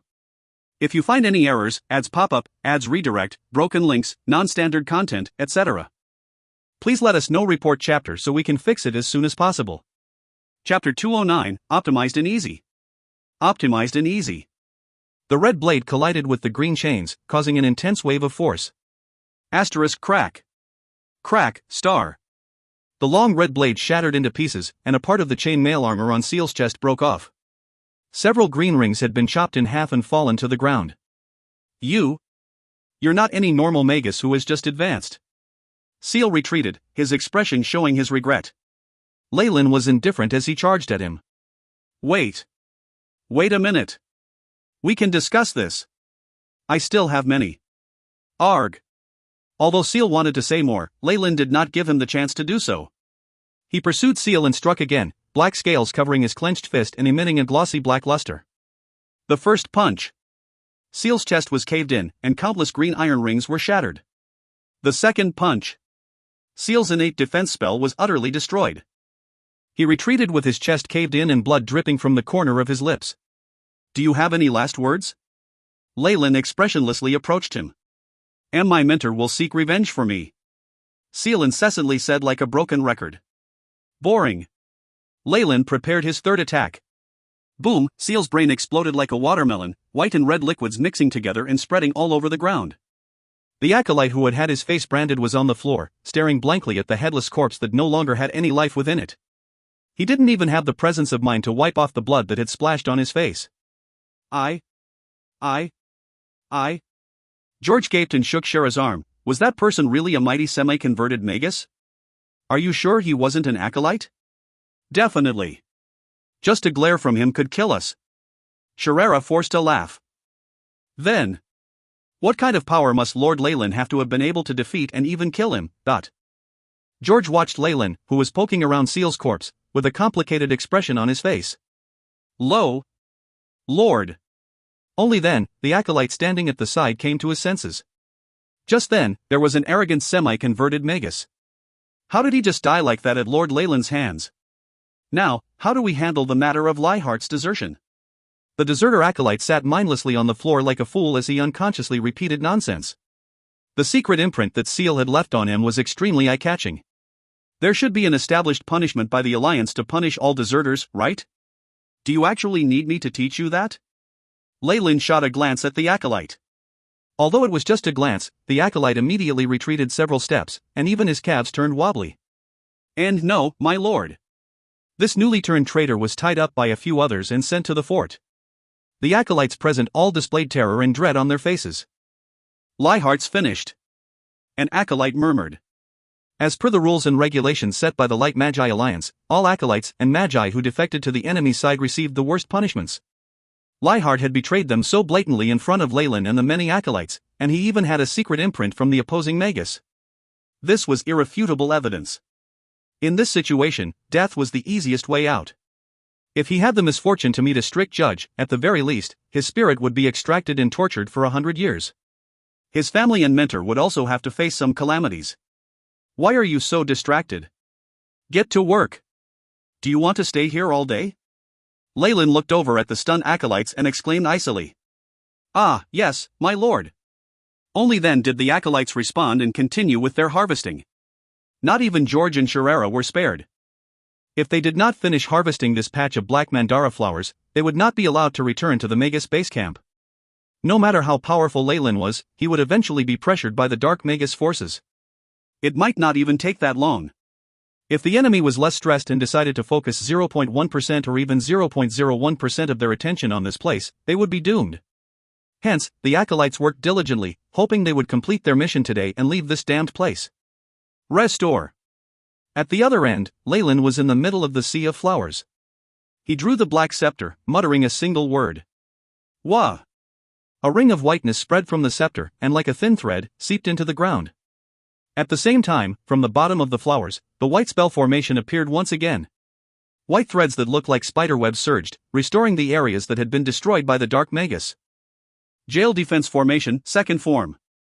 Defense against physical attacks, 20 degrees. Resistance against magical attacks. Energy in store, 34.9%.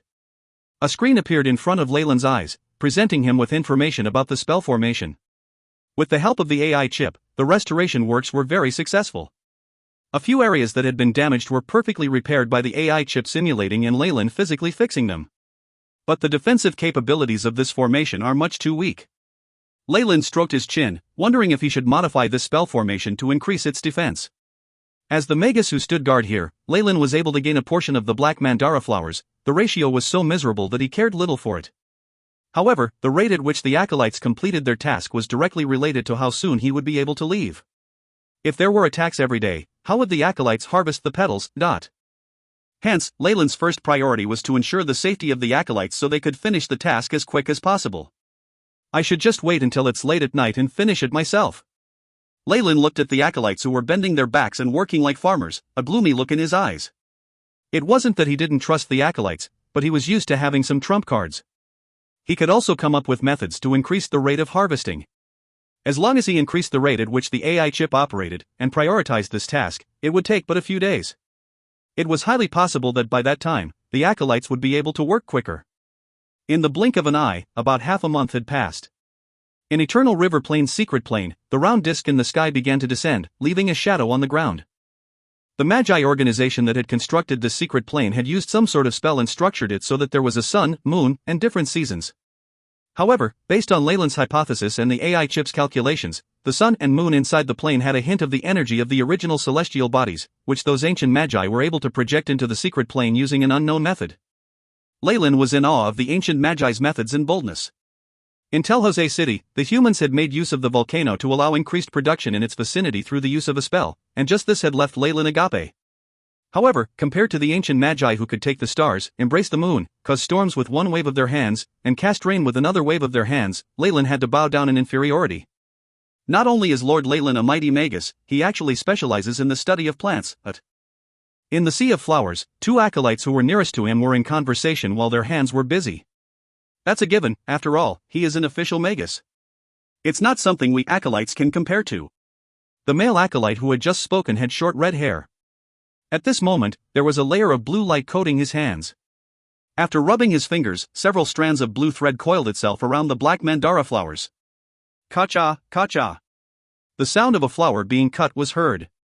Following which, the petals of that black Mandara flower floated down slowly from its stem and was kept safely by the acolyte, who placed it inside a bag. Previously, every petal required a large consumption of magic power and spiritual force to acquire. Even Kral, who was the best amongst us, could only pluck 20 petal pieces in a day. However, ever since Lord Leyland imparted a new method to us, even I can harvest over 40 petals in a single day. The red-haired acolyte had a look of admiration. With this kind of speed, as long as we endure for a couple more days, we will be able to leave this damned place. The other acolyte who spoke revealed an obvious hint of longing. I don't wish to stay for another day in this place. With so many dark Magi and acolytes coming to attack us each day, we would have died over 100 times if not for Lord Leyland here. Boom! At this moment, the alert from the defense spell formation had sounded. However, these two acolytes seemed to have not heard it at all, as they continued to diligently harvest the petals. Say, who do you think is the unfortunate one today? The red-haired acolyte asked with some schadenfreude. It should be another official magus. Regular acolytes do not have such large energy wave fluctuations. The other acolyte creased his brows before stooping down again to pluck more petals. Anyways, with Lord Leyland around, what's there to fear? You're right. The red-haired acolyte nodded his head and began his day's chores. At this moment, within the castle's walls, in a gloomy, moist, and dark underground prison cell devoid of light, Leyland strode forward, carrying a black-clothed figure on his arms. Crash, the cell gate was opened, and Leyland tossed the person he carried into the cell without a care. Bang, as flesh and the hard floor made contact, there was a loud thudding noise. The person who was previously unconscious was now awake. If you find any errors, ads pop up, ads redirect, broken links, non-standard content, etc., please let us know report chapter so we can fix it as soon as possible. Chapter 210, Handover. Handover. You dare imprison me. I swear on my name, Jocelyn Lena, that I definitely won't let you off. This Magus, who was called Jocelyn Lena, donned a black robe.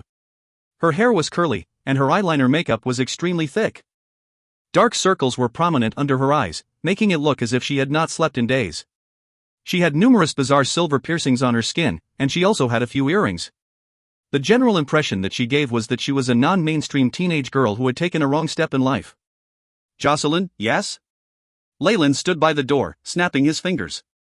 Immediately after, the metal door seemed to have developed a life of its own and automatically closed. Meanwhile, metal chains climbed and locked the cage, and then branded the symbol of a black snake onto the entrance of it. I don't care who you are. As you are a dark magus attacking us to pilfer the Four Seasons Garden's resources, I hereby arrest you on the account of attempted robbery. Someone will take you away soon. Once you are at the Light Magi's headquarters, I imagine you'll have to start thinking of ways to escape your fate of being burned at the stake, but... Leyland said expressionlessly, and then commanded a nearby acolyte, I've temporarily suppressed their abilities, so watch them well till the defense squad takes over. Yes, my lord. The acolyte bowed deeply. In these past few days, Leyland had given a little demonstration of his power, and that had been enough to instill fear into these acolytes.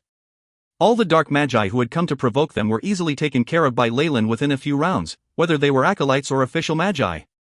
Just the number of magi taken captive was enough to fill the fort's jail to the seams. Leyland had no choice but to notify the defense squad. They worked out a schedule where they would take the prisoners away every few days. This power isn't something that an ordinary magus could even hope for. This Lord Leyland must be some amazing, important person. The acolyte roared madly in his heart as he lowered his head. Leyland cared little about this acolyte's mental activities, and he cared even less about the female prisoner magus, who was cursing hysterically. He shook his head and left the underground dungeon. Just wait. My uncle absolutely won't let you off.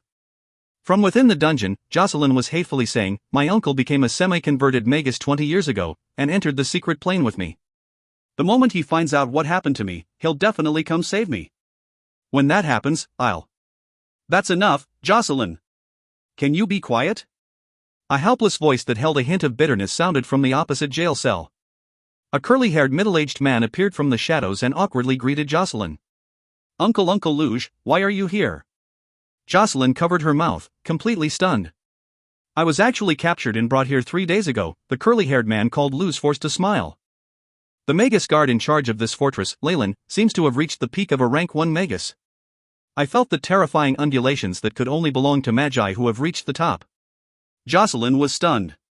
The sole person she was counting on had long since been captured, and thinking back to how she had been cursing incessantly, she had looked as foolish as a clown.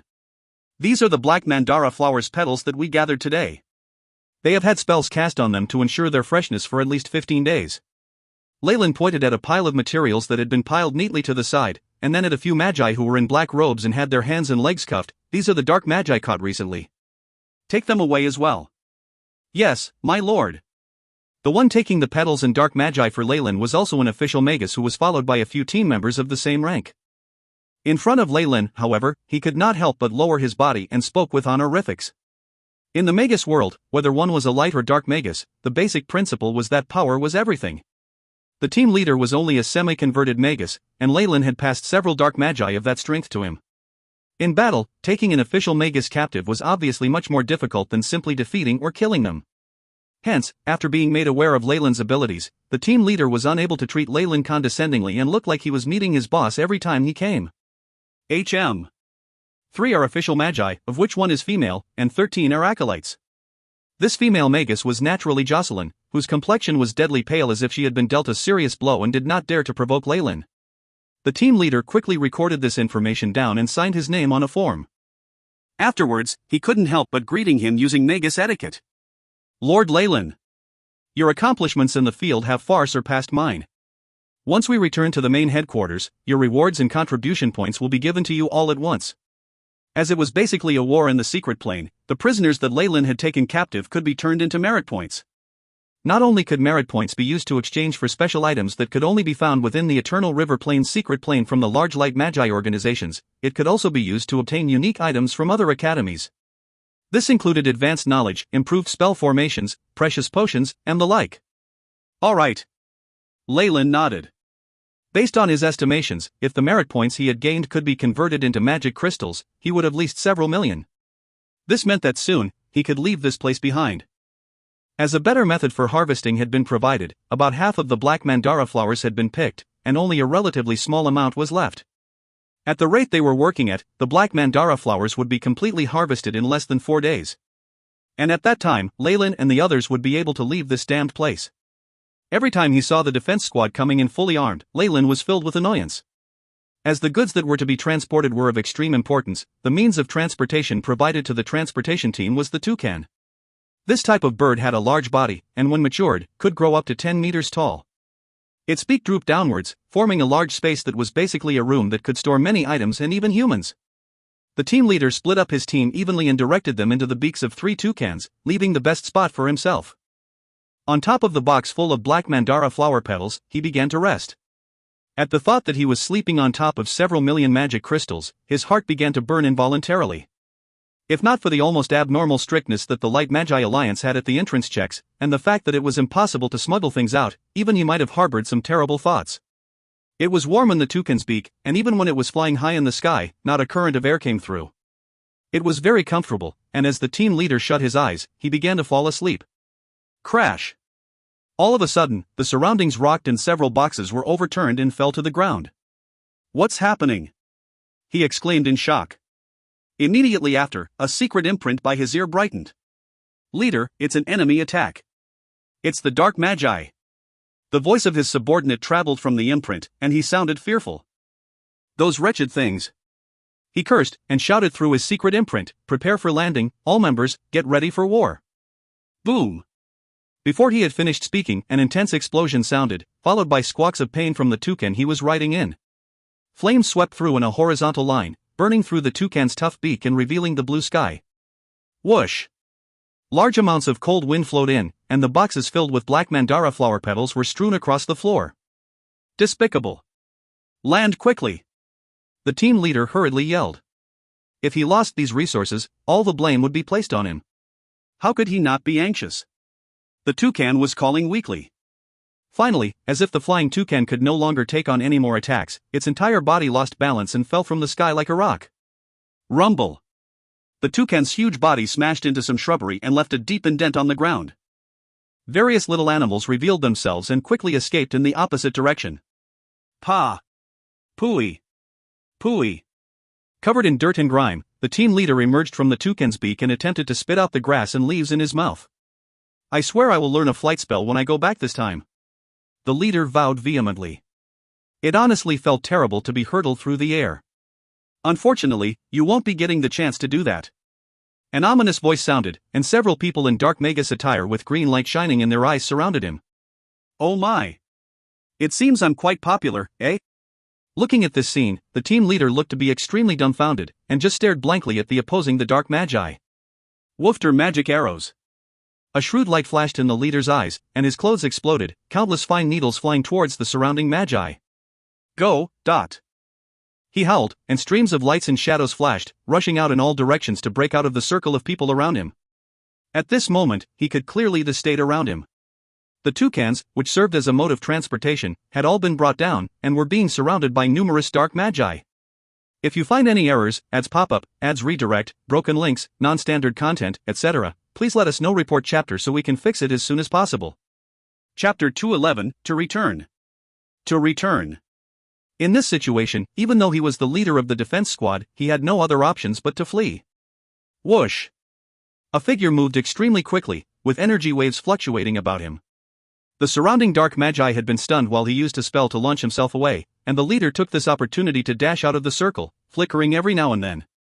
At the very last second while he was attempting to escape, all he saw was his squad members being torn to pieces by colorful bursts of dark magic. "Beta, Gogu. I'll definitely avenge you." Gritting his teeth, a spell formation began to flicker, as if he was about to activate some spell. Pang! Suddenly, black hands extended from the shadows and grabbed his ankle. Thinking of running?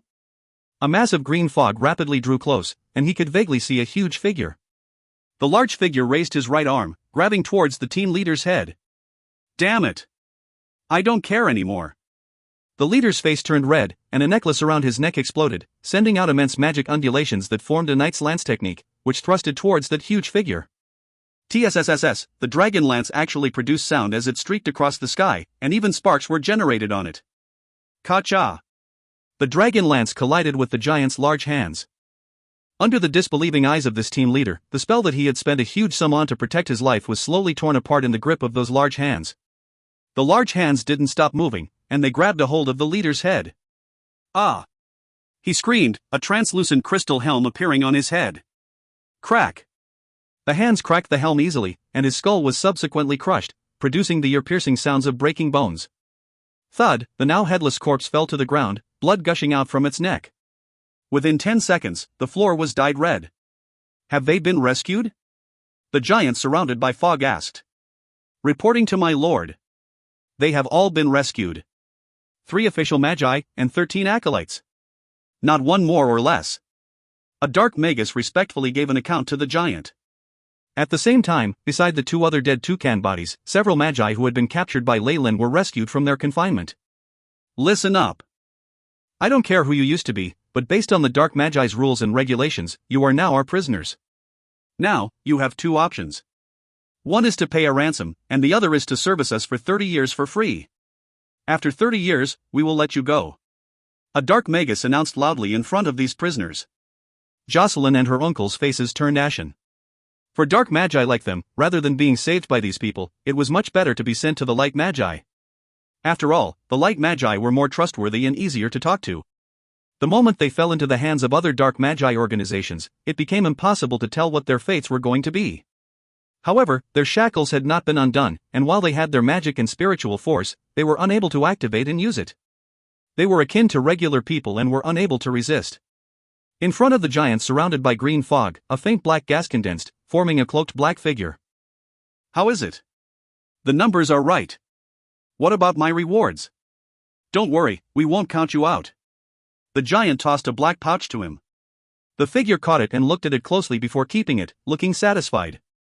But what's the point of catching them, and then offering us this information for us to save them? What are your plans? The giant asked. The cloaked person pulled off his cloak, revealing a crimson, masked face. This was naturally Blood Rogue, Leyland's disguise. The organization before him was the Thousand Meddling Hands, the dark magi organization that Leyland had joined not too long ago. It's obviously so I'll get 2 portions of rewards. One from the light magi, and another from you. After all, at the light magi's end, after these prisoners are handed over, it matters little to me whether they live or die. If they dare to dock my merit points because of this, I'll inform the elders. Leyland grinned, pointing at the prisoners who were unwillingly signing contracts. There's something you get out of this as well, isn't there? I doubt you'll let these magi go so easily. Ha, the giant nodded in agreement, not looking the least bit sorry. Though we're all dark magi, they're from small organizations or are wandering magi. For us, they are unpredictable elements. No matter how many of them die, nobody really cares. Also, I want 40% of the black mandara flower petals from this batch. That is a part of the rules. Leyland spoke up. Capturing dark magi and getting Giant to act the part of a good-hearted Samaritan and save them was just a part of the plan. Leyland's main objective was still to gather resources. After all, how could Leyland not be the least bit interested after seeing such a huge amount of resources slip by under his watch? Of course. These are the Thousand Meddling Hands rules. For those who provide information and news, they can obtain 40% of profit. Giant nodded. Do you want the flowers or magic crystals? Without waiting for Leyland to state what he wanted, he continued, if you want ingredients, you can just take 2 boxes of the black mandara flower petals right now. If you want magic crystals, we'll need to sell them first. I can't guarantee the price, but it definitely won't be lower than 80% of the market price. In addition, I'll be taking 10% of your total profits. Magic crystals. I'm in urgent need of magic crystals now, and I want payment in advance. If you can pay me right now, you can take 10%. Leyland thought about it for a while. Black mandara flowers were basically useless to him right now, and the spell marks on them were a little troublesome as well. The ancient teleportation spell formation that he had discovered previously required a large amount of magic crystal essence to activate. Hence, he desperately needed magic crystals, and he needed a lot of them to be of high quality. Oh? Giant looked Leyland up and down, seeming to be surprised. It looks like you're pretty hard up now. Don't worry, I'll pay you in advance. All the resources were here and Giant wasn't at a disadvantage, so he appeared to be very generous. Giant passed a thick stack of magic crystal cards over to Lyle. The amount is right. Lyle counted and then told Giant. I will be leaving this place in approximately 4 days, but there might be some resistance. Hence, I'll need your help. No problem. Giant chuckled. I'll command the nearby Hellcliff army to look like they are going to attack. The people we have in the Light Magi Alliance will also help you. Lyle nodded slightly. Actually, right after finding out he had been assigned to an area that was thoroughly surrounded by dark magi, Lyle had quickly contacted Giant. With the influence of his connections with Giant, the opposing dark magi slowed their attacks. Hence, those Lyle dealt with were mainly wandering dark magi and acolytes. At most, there were some small organizations, but the real large powers did not appear at all. After all, with Lyle guarding this area for over half a month and multiple dark magi suddenly disappearing, would it not have attracted the attention of the larger dark magi organizations? Yeah. With the merit points you accumulated here, you're sure to be promoted to a better and higher ranking position. At that time, don't forget our agreement. Giant waved, and numerous dark magi placed all the materials on a huge ground lizard and rapidly left the place. At the same time, the green fog around Giant became increasingly dense. I understand. Lyle guaranteed. Lyle was mentally prepared. Since he had received benefits from the dark magi, he naturally had to pay them back. You'll always be a dark magus. I hope you won't forget that. Giant's voice became softer and softer, and the green fog dispersed, leaving behind Lyle, who was in deep thought. Magus Lyle, here is your order of transfer.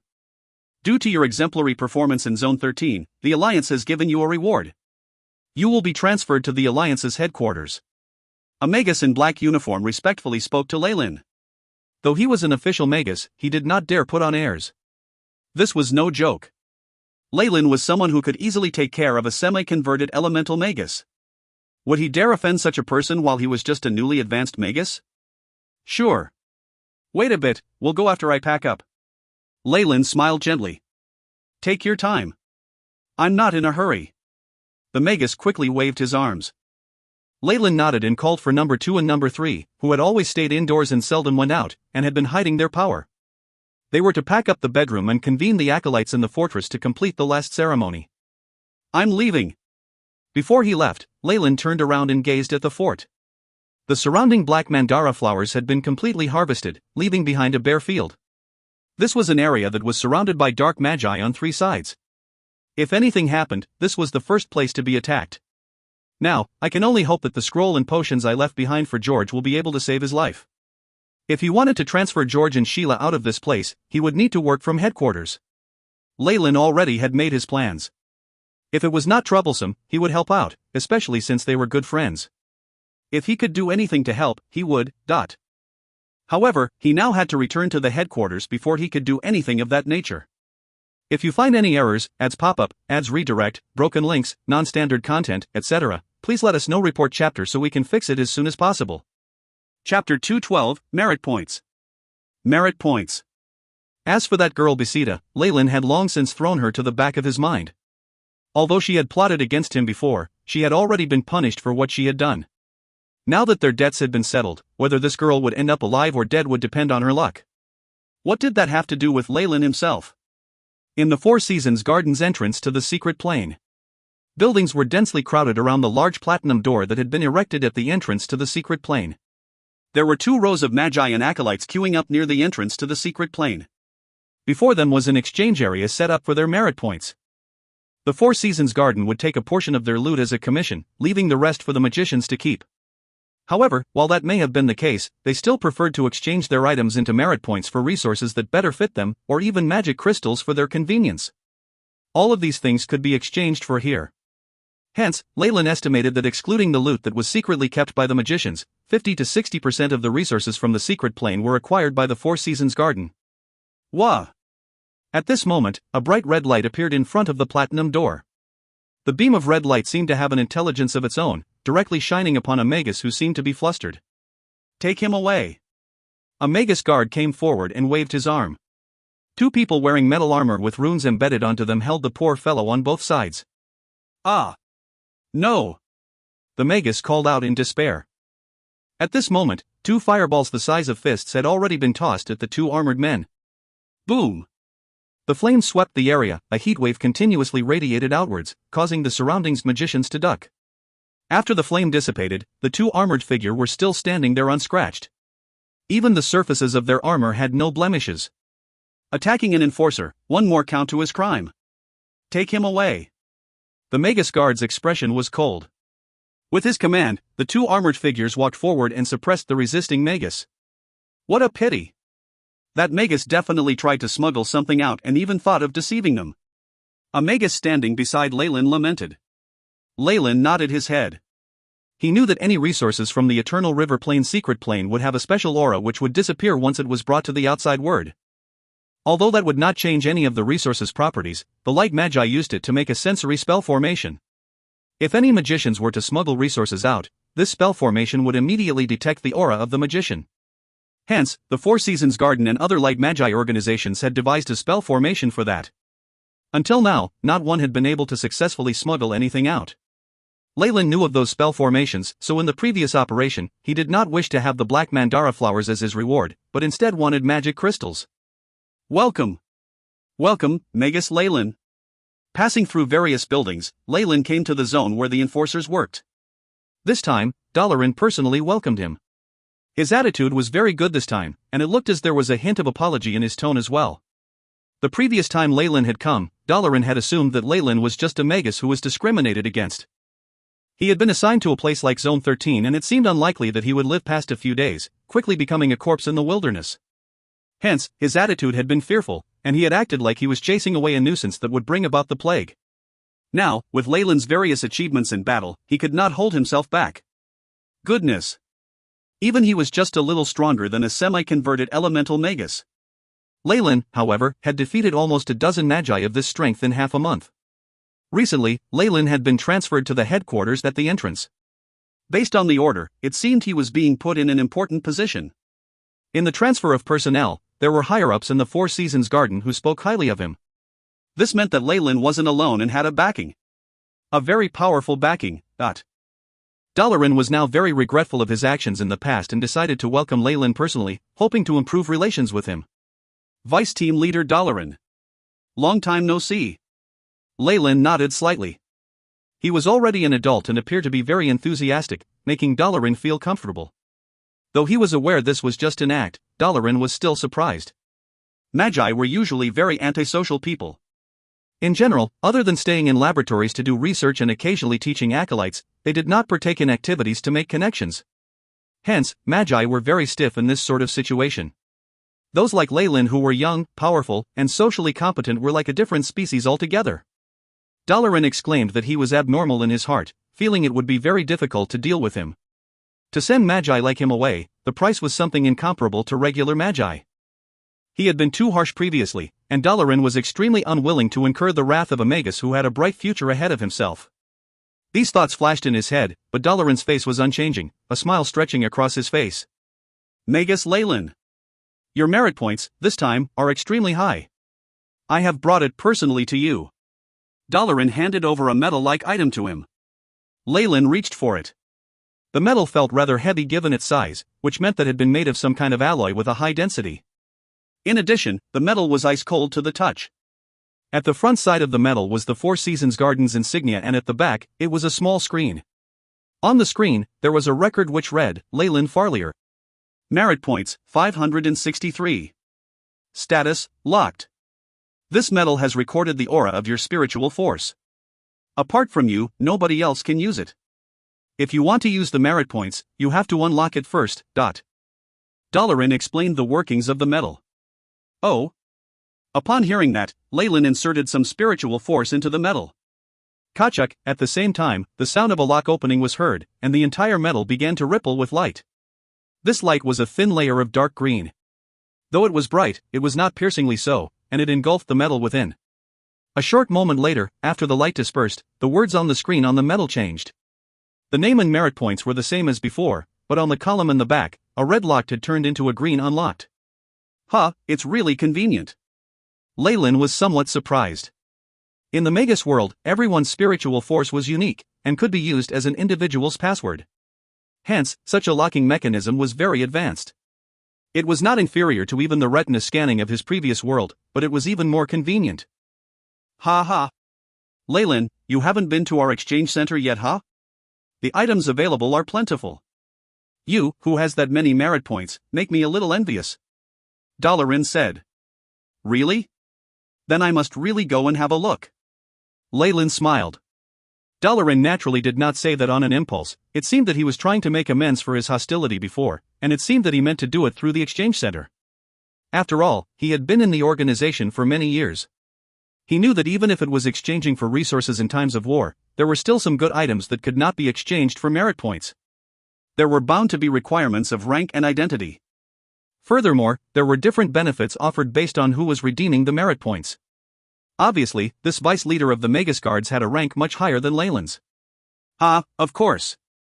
We'll go now. Dalaran put a huge smile on his face, though in actuality, his heart was throbbing in pain. Even he, with a somewhat decent rank, had a limit to how much of the monthly allocation he could use. Once that limit was passed, he had to pay the full price in merit points. Looking at Leyland's attitude, it looked like today he would have to apologize through a large compensation in merit points. Since the words were already out, Dalaran had little choice but to bring Leyland to Four Seasons Gardens Merit Exchange Center. The exchange center was a huge white building, which had a roof that pointed up in a conical fashion. The curve was beautiful, and surrounding it, there was a divine light from the defensive spell formation around it, which caused people to stop in their tracks to admire it. With Dalaran as a guide, Leyland successfully entered this place without any obstructions. After passing through a pure white passage, Dalaran brought Leyland to a hall that was similar to the trading center in the Four Seasons Garden. The exchange of merit points issued by the Four Seasons Garden is allowed in the entire Light Magi Alliance. Here, you can see precious resources that are not limited to only our academy, such as high-level knowledge and some exotic items. Dalaran continued on, but Leyland was already dazzled by the large screen that was basically a menu. Compared to the exchange center of the Four Seasons Garden, the amount and rarity of the resources were obviously of a higher level. The crystallized elemental energy particles that could only be purchased in limited amounts in the Nightless City were sold in bulk here. One could buy as much as they wanted. There were also various precious potions that were useful to Magi in breaking through the spiritual force bottleneck. They were in plain view, causing many Magi to halt their steps. Here, all internal members who are vice team leaders or have higher positions have a special privilege, and are able to exchange for items with 10% off the price. Dalaran waved, seeming to be very generous. He went forward to a counter and knocked on the glass window. Put everything he wants on my account, under my quota. Do you understand? Leyland followed behind, then I'm not going to hold back. If you find any errors, ads pop up, ads redirect, broken links, non-standard content, etc., please let us know. Report chapter so we can fix it as soon as possible. Chapter 213, New Appointment. New Appointment. Dalaran had seen Leyland's merit point card and knew that Leyland only had 500 or 600 points there. Even if Leyland were to use them all up, it was still within his spending limit, which was why he was acting rich and very generous. I understand, my lord. All the personnel here seemed to know Dalaran. After receiving a blood-red crystal card from Dalaran, one of the employees smiled at Leyland, my lord. As Lord Dalaran has used his authority, all items on the screen will be sold to you at a price of 10% off. Good. Leyland nodded. Give me 3 portions of fantasy flowers. This type of flower was an essential ingredient in brewing ancient potions. Leyland had thought they were extinct on the south coast, but to his surprise, he had actually found it here. All right. Each is 50 merit points. The worker took Leyland's card and swiped it on a card reader. Beep, a clear sound came from the metal. Immediately after, the number on the screen behind changed from 563 to 428. After confirming that the transaction had gone through, he quickly passed 3 crystals the size of a fist to Leyland. Within the crystal, the phantom of a little white flower could clearly be seen. This little flower was very pretty with its translucent petals and roots. One could almost see the veins in the flower. At the bright yellow heart of the flower, several faint yellow stamens delicately revealed themselves. Sealed within the crystal, it appeared to be floating just like in a dream. A fantasy flower. As he took the 3 crystals, Leyland murmured under his breath. The moment precious plant ingredients like these are exposed to the air, they will quickly dissipate. Hence, crystallization has been used to preserve them. The way to undo this magic is to... The worker quickly informed him of the important procedures. Leyland nodded and kept these words in mind. He carefully put the items away, pointed at a line of text on the screen, and said, "I've always admired Master Tywin's potioneering diary. I want that." Dalaran's gaze followed Leyland's finger and fell upon the little words on the monitor. Condition of Master Tywin's potioneering diary, half of it is lost. Fixed price of exchange, 100 merit points. His face stiffened. From the looks of it, Leyland was going to use up all his merit points in one go. However, he had come here with the mentality of sacrificing his wealth to avoid a calamity. Since he hadn't really used many of his quota this month, even if Leyland used up all of his own points, he would still be able to afford it. At the most, he would be hard-pressed for merit points this month, so he did not oppose Leyland. Another 90 merit points were spent, and a diary with a black cover, which was not in the best condition, was passed to Leyland.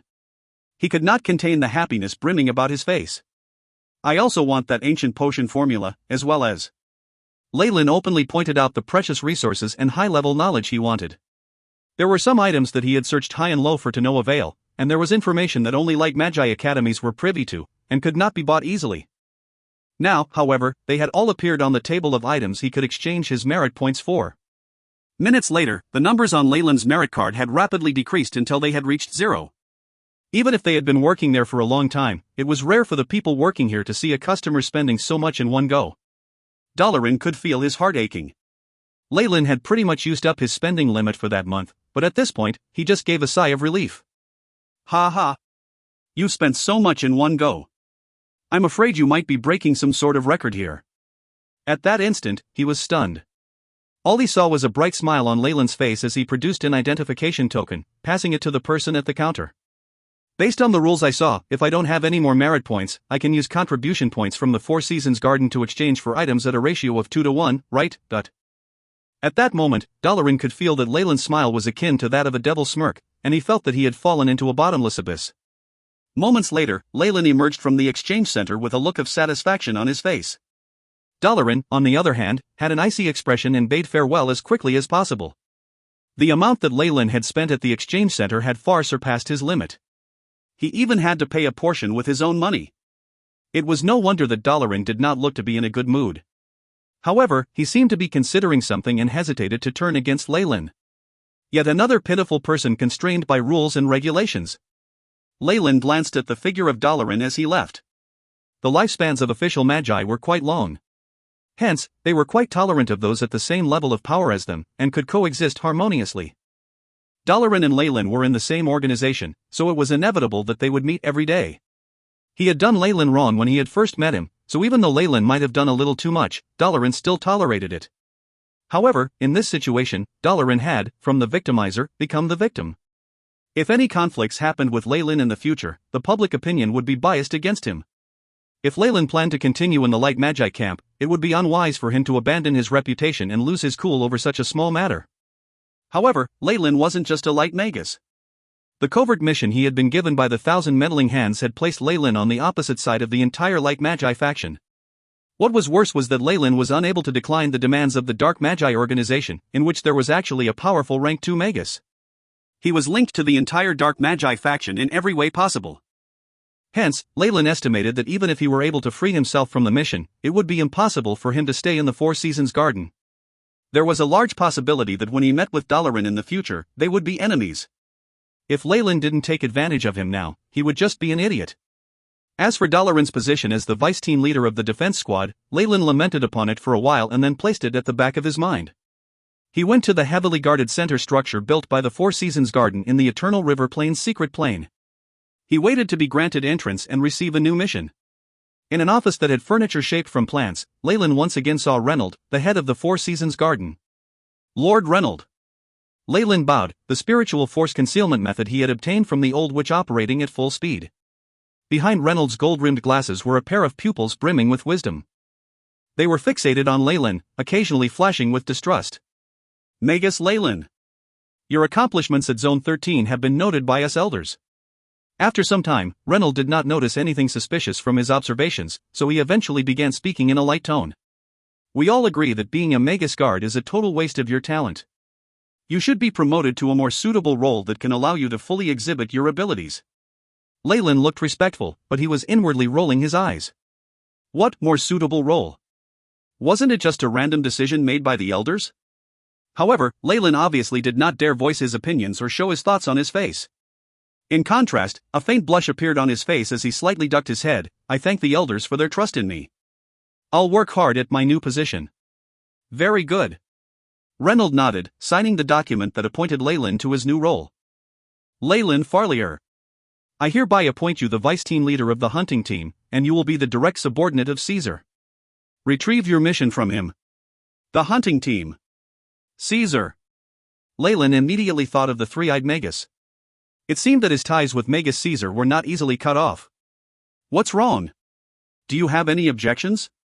Reynolds stared at Leyland in interest as if trying to prod something out from his expression. A faint undulation of spiritual force dithered about Leyland, trying to find out his true emotions. Unfortunately, with the scanning of the AI chip, this trace of spiritual force was easily discovered. It's nothing. I'm just a little surprised. After all, I am a mere potion master and a Magus guard. I know next to nothing about the inner workings of the hunting team. Leyland spoke indifferently, burying his feelings in the depths of his heart. That's not a problem. Caesar will train you well. Reynolds was full of smiles as if he was unaware of what had transpired between Caesar and Leyland. All right. I'll consult Lord Caesar. Leyland stayed silent for a while and then went forward to take his new document of appointment. After Leyland left, Reynolds tapped his cane on the floor. Asterisk thud. Thud, star. The dull knocking sounds resounded about the office, and immediately, the bookcase at the side of the office split open. Countless vines spread out in two directions, revealing a pitch-black passageway. A Magus wearing a black robe adorned with blood-red flowers emerged from the passage. The most striking thing about this Magus was that he had 3 eyes. Caesar, that little guy is going to be under you. Look after him. Reynolds told Caesar. Naturally. Caesar nodded, breaking out in a bloodthirsty smirk. I am extremely interested in how he was able to increase his strength in such a short period of time. Caesar's expression became serious. It seems that the inheritance he obtained was anything but simple. Reynolds shook his head. I examined him carefully just now. Leyland's elemental essence conversion is at around 50%. Coupled with the record of him using his contribution points to exchange for crystallized elemental particles, I can only assume that he must have forcefully increased his strength. To be able to achieve such a battle record must mean that he obtained some powerful magic artifact or secret technique in the ruins. If you find any errors, ads pop-up, ads redirect, broken links, non-standard content, etc., please let us know. Report chapter so we can fix it as soon as possible. Chapter 214, Demonstration of Power. Demonstration of Power. Even so, it must be some amazing item. How about it? Do you want me to get it from him? Caesar still hadn't given up on his intentions. This time, however, Reynolds was abnormally silent. Caesar obviously knew that the reason why they had not done anything to Leyland as of yet was because they believed whatever Leyland had gained in the ruins wasn't anything precious. Hence, they could take their time, and did not have to do anything too unsightly. After all, they were like magi. There had to be a certain level of trust between them and their peers. Now, however, no matter how much Leyland tried to conceal his might, his battle achievements were a fact that could not be disregarded. Also, the aura and energy waves that Leyland gave off was causing Reynolds to become suspicious. No matter what powerful magic artifact or technique Leyland may have obtained from the ruins, it could end up being an unpredictable factor that could change the tide of a battle. Hence, Reynolds was a little interested. There was nothing that couldn't be done in this world. Not acting against Leyland previously was a matter of cost and benefit. It hadn't been worth it to provoke Leyland. But now, the situation was different. You can give it a try, but don't go too far. Reynolds held onto a glazed porcelain cup, contentedly sipping a mouthful of a steaming hot liquid as he spoke. I understand. Caesar nodded, his figure disappearing into the darkness. At another place, Leyland was following the signs on the road, and eventually came to the area where the hunting team worked. Once he arrived, he could see that there were very few acolytes and magi. The stench of blood was thick in the air, causing everyone to feel pressure, as if there was a large rock pressed onto their hearts. This has quite an uncomfortable atmosphere. Leyland looked up at the sky, which even seemed to be gloomy, and furrowed his brows. At this area, one could occasionally see members of the hunting team. These members all donned black Magus robes which were adorned with blood-red flowers. They intimidated everyone. Leyland could also smell the thick scent of blood, and even the smell of humans. It was evident that the dark magi from before had been taken in by the hunting team. However, this building is really quite large. The main thing is, how would I know where Caesar is? Leyland held on to his document of appointment, and thought it over for a moment as he raised his eyebrows. He randomly picked a few magi from the hunting team and blocked their path. What do you want? One of the magi who he'd stopped was burly, and had a thick scar slashed across his forehead in middle of his face that made him look as if it had been split into half. With such a terrible wound, his already fiendish face was made to look even more horrifying.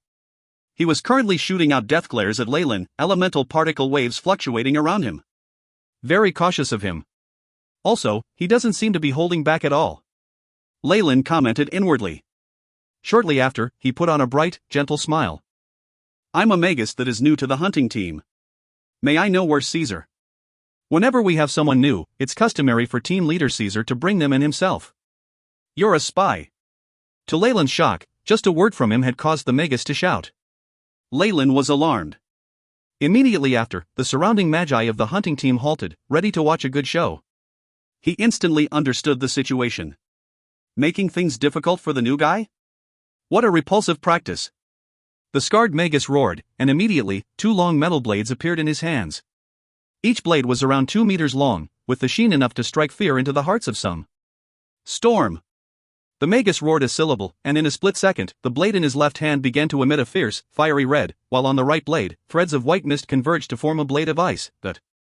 The scorching heat on the left and the icy coldness on the right mixed together, forming a red and blue metal tornado that swept towards Leyland. Metal elemental magic, a tornado formed from sharp blades, which has been upgraded by incorporating fire and ice elemental runes. With the bonus from his elemental essence conversion, the power of this attack is at least 35 degrees. A light flashed in Leyland's eyes, and he instantly estimated the origin and power of this spell. The average newly advanced magus would be killed in seconds if they were unfortunate enough to meet this sort of attack. This is just crazy.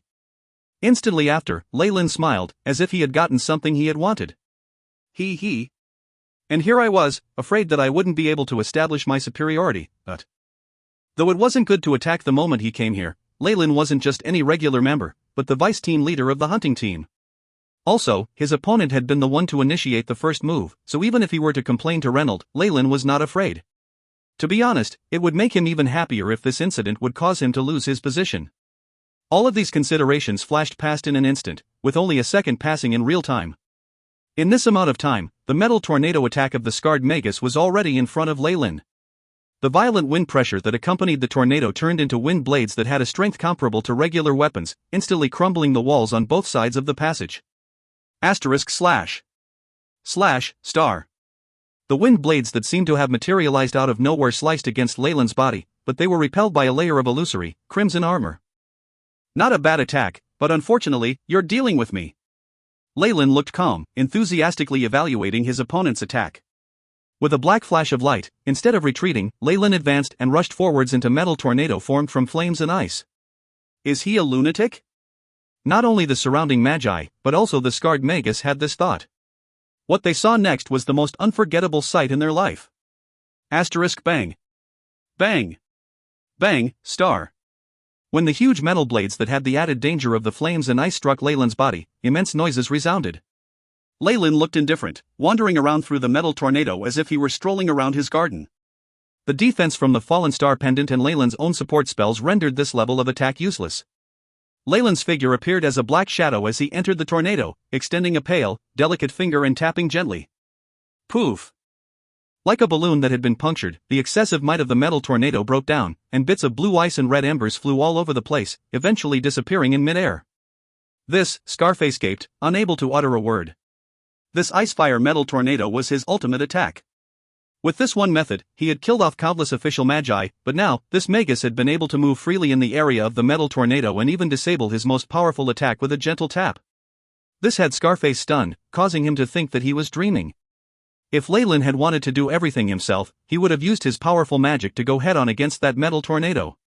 Although he would have been able to destroy the tornado in the end, the consumption would be immense, though the scene would be extravagant. Hence, Leyland had chosen not to go through with that method, and instead, used the AI chip to calculate the weak point of the spell. He then made use of his powerful defense and took care of the spell by heading into the area the spell affected.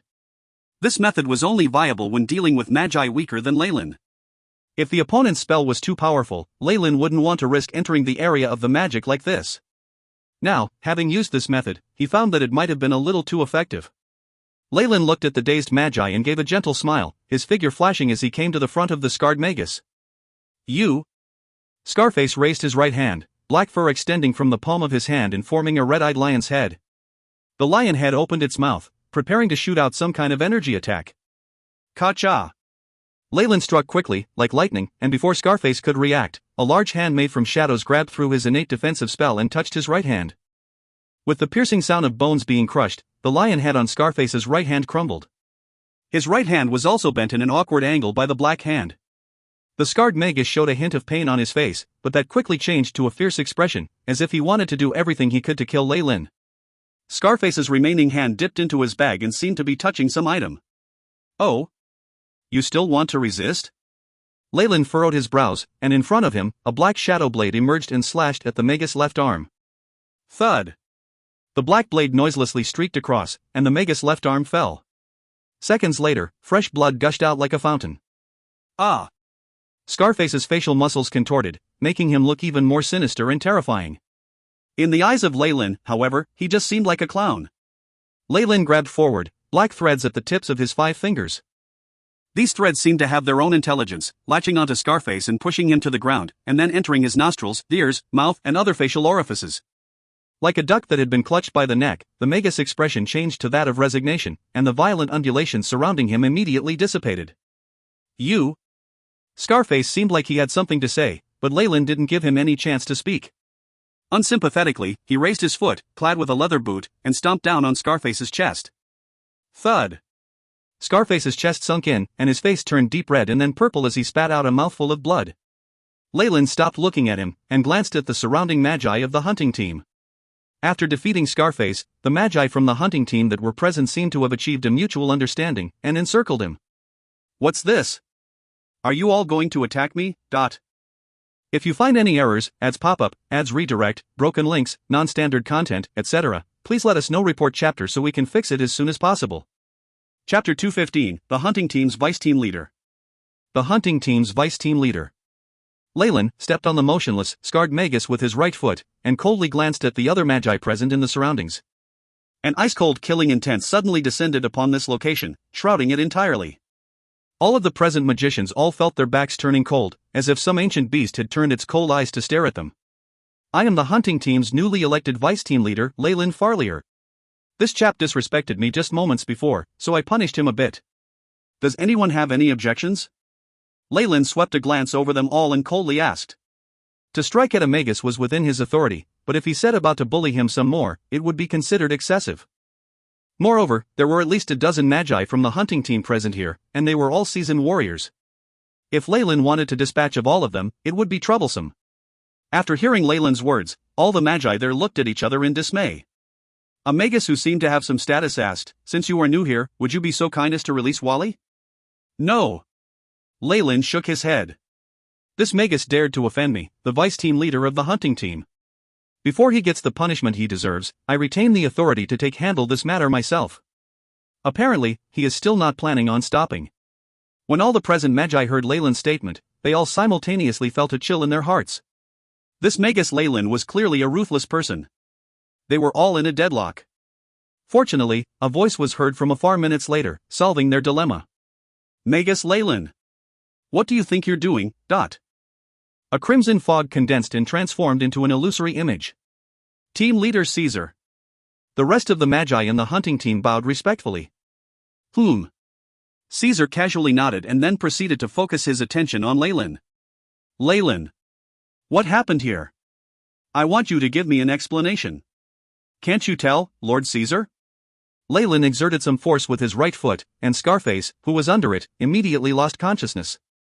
Not only did this Magus offend me, he actually did it in this area and used dangerous spells.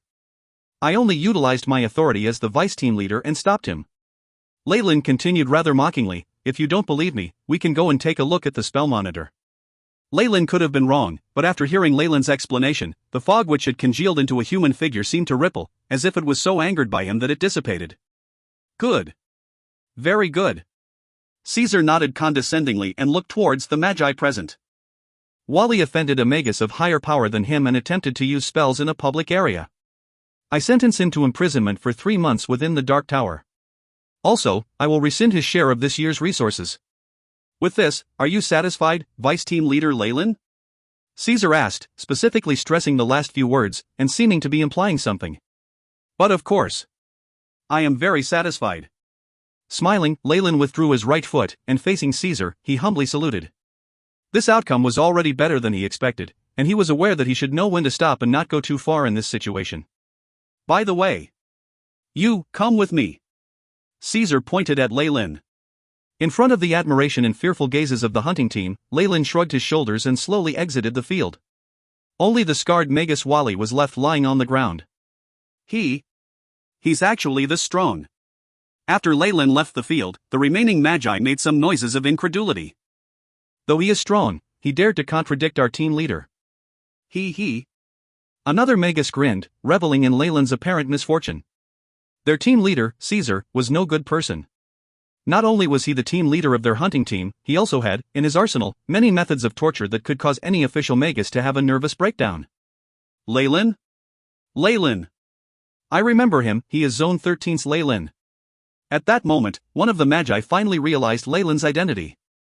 The person who killed 9 Dark Magi and captured 8 more? Right, that person seemed to be called Leyland and was sent here by headquarters. It can't be that much of a coincidence, can it? A Magus of the hunting team with exceptionally oily skin joined in the conversation, a wry smile on his face. Having attacked and even captured many enemy Magi, some of whom were semi-converted Magi, Leyland had earned quite a reputation. It was only now that these Magi knew who they had provoked. No wonder. If that was Leyland, he has the right to be so arrogant. An older middle-aged man looked in the direction that Leyland had left, a complex expression on his face. They were just ordinary members of the hunting team, with their average strength being that of a semi-converted elemental Magus, and multiple Magi who had this level of power had been killed by Leyland. The one thing they collectively agreed on was that power determined one's status in the world. At the beginning, they had not known who Leyland was and thought Leyland had been provoking them. On hindsight, they decided this was the actions of an expert who knew what he was doing. The Magi in the hunting team later saw Leyland once more at the banquet that was held the same evening. This time, no one dared to be so stupid as to go forward and pick a fight with him. Leyland sat on the right side of the long table, calmly sizing up all the Magi present at the banquet. The number of people in the hunting team was less than those in the potioneering team, but still, there were about 50 people here. Each of these Magi emitted powerful energy waves. Almost all of the Magi here had reached the threshold of semi-elemental conversion. They could be called the cream of the crop amongst official Magi. Everybody. At the head of the table, Caesar cleared his throat. Immediately, there was complete and utter silence, and all the Magi stood up in deference, waiting for Caesar's command. Before we begin the feast, allow me to introduce to you a new member. Caesar's face was brimming with a radiant smile. This is Magus Leyland. He will join our hunting team and assume the post of vice team leader. Everyone, please welcome him. In the wake of Caesar's introduction, Leyland also got up and bowed multiple times to address everyone. Vice team leader Leyland. Those Magi who have seen Leyland display his might did not dare to do anything else other than bowing so low that they almost achieved a perfect 90-degree angle. Very good. Caesar observed this scene, and nodded in satisfaction. He then continued, all of you have experienced Magus Leyland's strength. Therefore, I declare that Vice Team Leader Leyland will hold the position of Commander of Hunting Zone 3. Wait a minute. A voice sounded out, interrupting Caesar's speech. Caesar frowned, but upon seeing the source of this voice, his expression eased up. Vice Team Leader Leyland, do you have an objections? Of course I have one. Leyland looked gloomy and seemed put out. Hunting Zone 3? As per my knowledge, that seems to be under the Abyssal Bone Forest's territory.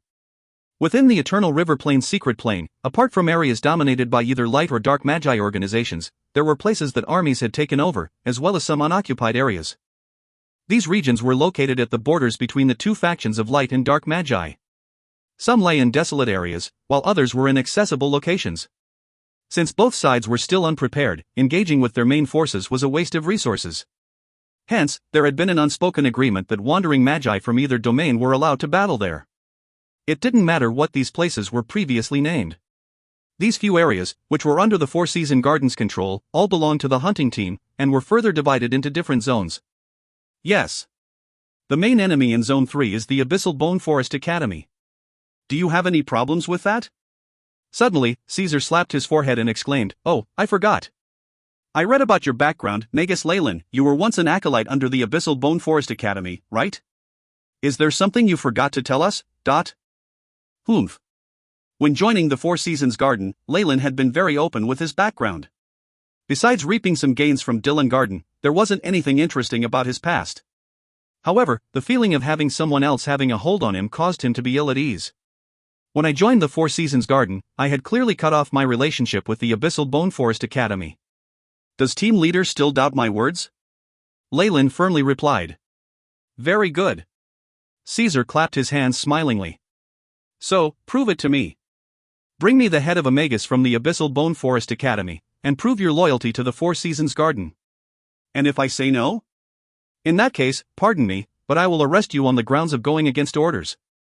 The smile on Caesar's face turned cold, and his third eye on his forehead blinked open. Buzz. A strong and bloodthirsty spiritual force that was like a fine interwoven web covered the entire room in a split second. Leyland had a solemn expression as he used his right hand to lightly press on his temple. Spiritual force that was filled with an unfathomable depth and darkness descended upon the field as well. Kacha. Kacha, star. Instantly, the air seemed like it was being torn apart, and the sounds of shattering were emitted. Whoosh, an intense storm broke out in the room, and it felt like a tornado with a magnitude of 10 had appeared out of nowhere, scattering the food on the dining tables all over the place. It's a spiritual force tornado. Fall back. All the magi present carried an expression of extreme terror as they retreated hastily. Your spiritual force has improved quite a bit, but it's a shame that it still isn't enough. Opposite Leyland, Caesar's voice drifted over, carrying a hint of surprise. Following which, it turned cold. I'll let you experience what a genuine peak rank 1 Magus is like. Spiritual eye. After he spoke, a faint image of a giant vertical eye appeared instantly behind Caesar. The eye seemed demonic as the entire eye was completely black, and resembled the eye on Caesar's forehead. Rumble. After the image of the vertical eye appeared, the might of the spiritual force tornado within the area amplified by a couple-fold. It even resulted in minute black cracks in the void, where silvery light were being produced from there. Team leader Caesar's prowess has reached the state where he can tear apart the void. If he progresses any further, he will reach the ability to materialize spiritual force, which is an ability that belongs to rank 2 magi. If you find any errors, ads pop-up, ads redirect, broken links, non-standard content, etc., please let us know. Report chapter so we can fix it as soon as possible. Chapter 216, Hunting Zone 3. Hunting Zone 3. Seeing that Caesar's spiritual storm had almost torn space apart, the members of the hunting team that were present let out incredulous exclamations. I've long since heard about how 20 years ago Lord Caesar had reached the criteria to advance to rank 2. However, to pave the way and make his future advancement smoother, he chose to suppress his cultivation. A female magus with gauze that veiled her face mumbled, her eyes revealing adoration for Caesar, as I thought, our team leader really is the strongest. As expected, he's powerful. Leyland clenched his teeth and a large amount of spiritual force burst out from his sea of consciousness. At the same time, a blue ray of light flashed in his eyes. AI chip, estimate the opponent's power. Beep. Mission established. Beginning information gathering, constructing the simulation model. The AI chip's mechanical voice sounded. Streams of data were rendered in front of Leyland's eyes, eventually coming to a conclusion. Estimation of target's spiritual force, 79.9. Opted elemental essence for conversion, death element. Estimated elemental essence conversion, 85 to 90%. This data means he's way past the entry requirements to advance to rank 2. The conditions for advancing from a rank 1 Magus to a rank 2 Magus were that one's spiritual force must be at least 80 and that their elemental essence conversion must be at least 80%. However, many talented magi did not want to advance right after meeting the bare minimum requirements. They wanted to be in the best condition when they advanced, which would pave the way for their future. Thus, they voluntarily suppressed their spiritual force, keeping it at the boundary while they increased their elemental essence conversion to at least 90%. Only then would they choose to advance. The type of rank 2 magi who chose to advance this way had a battle power that far exceeded that of their peers. All their future advancements would be easier as well. Caesar was a talented magus with this train of thought. Based on strength alone, he was even above the leader of the potioneering team, Descartes. However, this was quite normal. Descartes was the leader of the potioneering team, and instead of battle power, he was more focused on being knowledgeable in potioneering. Caesar, on the other hand, was in charge of the Four Seasons Gardens hunting team, and was thus definitely much stronger than his peers. Leyland suddenly had a thought and immediately took a look at his stats. Leyland Farlier. Rank 1 Warlock. Bloodline, Giant Kamoyan Serpent. Strength, 7.1, Agility, 6.7, Vitality, 8.5, Spiritual Force, 58.9, Magic Power, 58, Magic Power is in synchronization with Spiritual Force.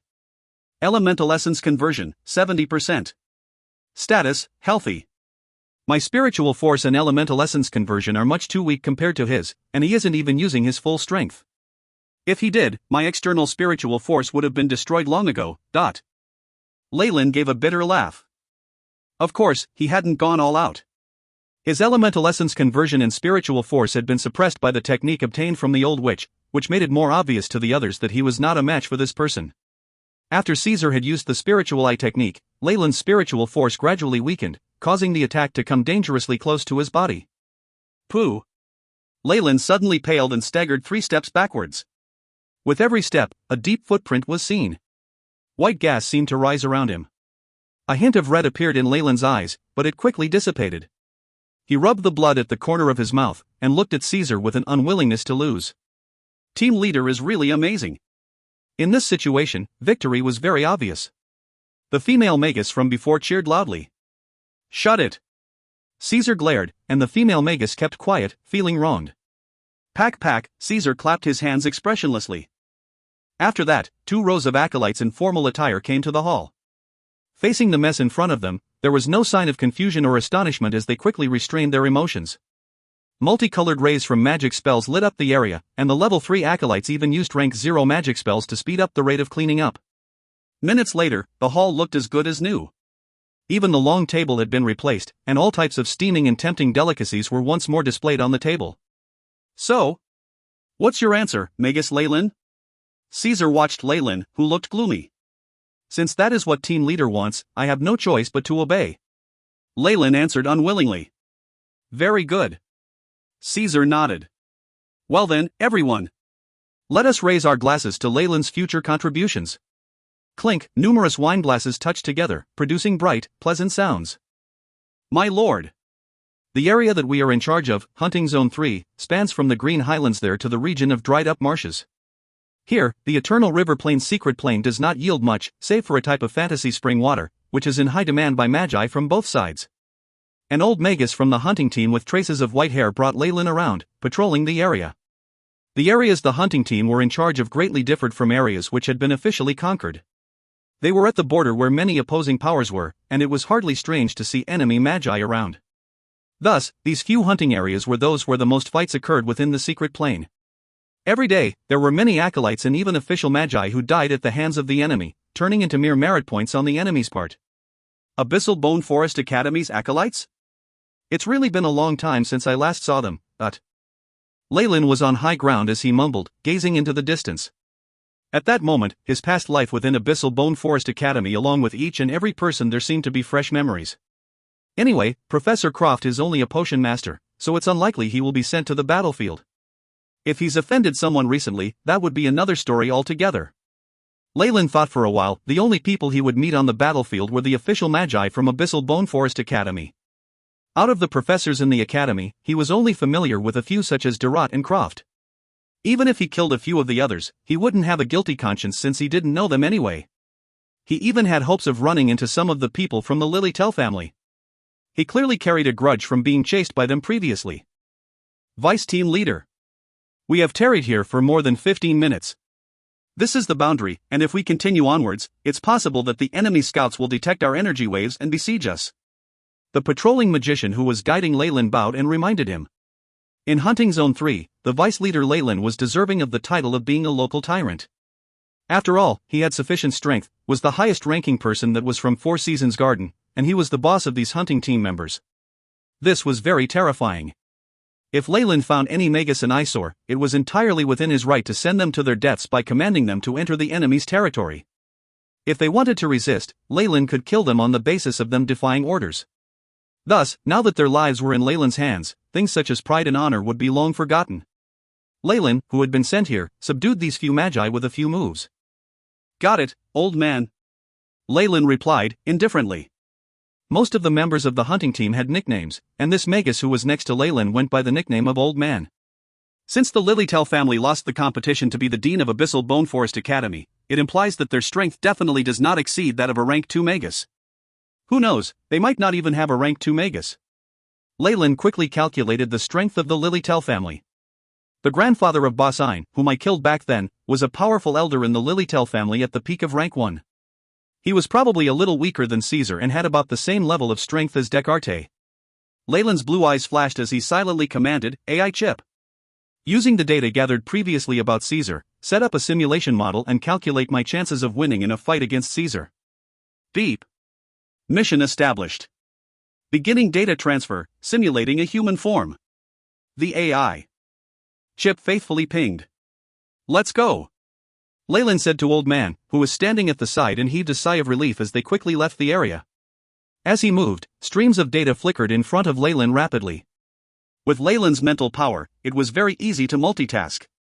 Moments later, the AI chip came up with the results. Battle results: number 2 and 3 will detonate themselves and die. Host and Caesar will die together. Probability, 89.7%. What's happening? Show me specific images. Leyland was shocked.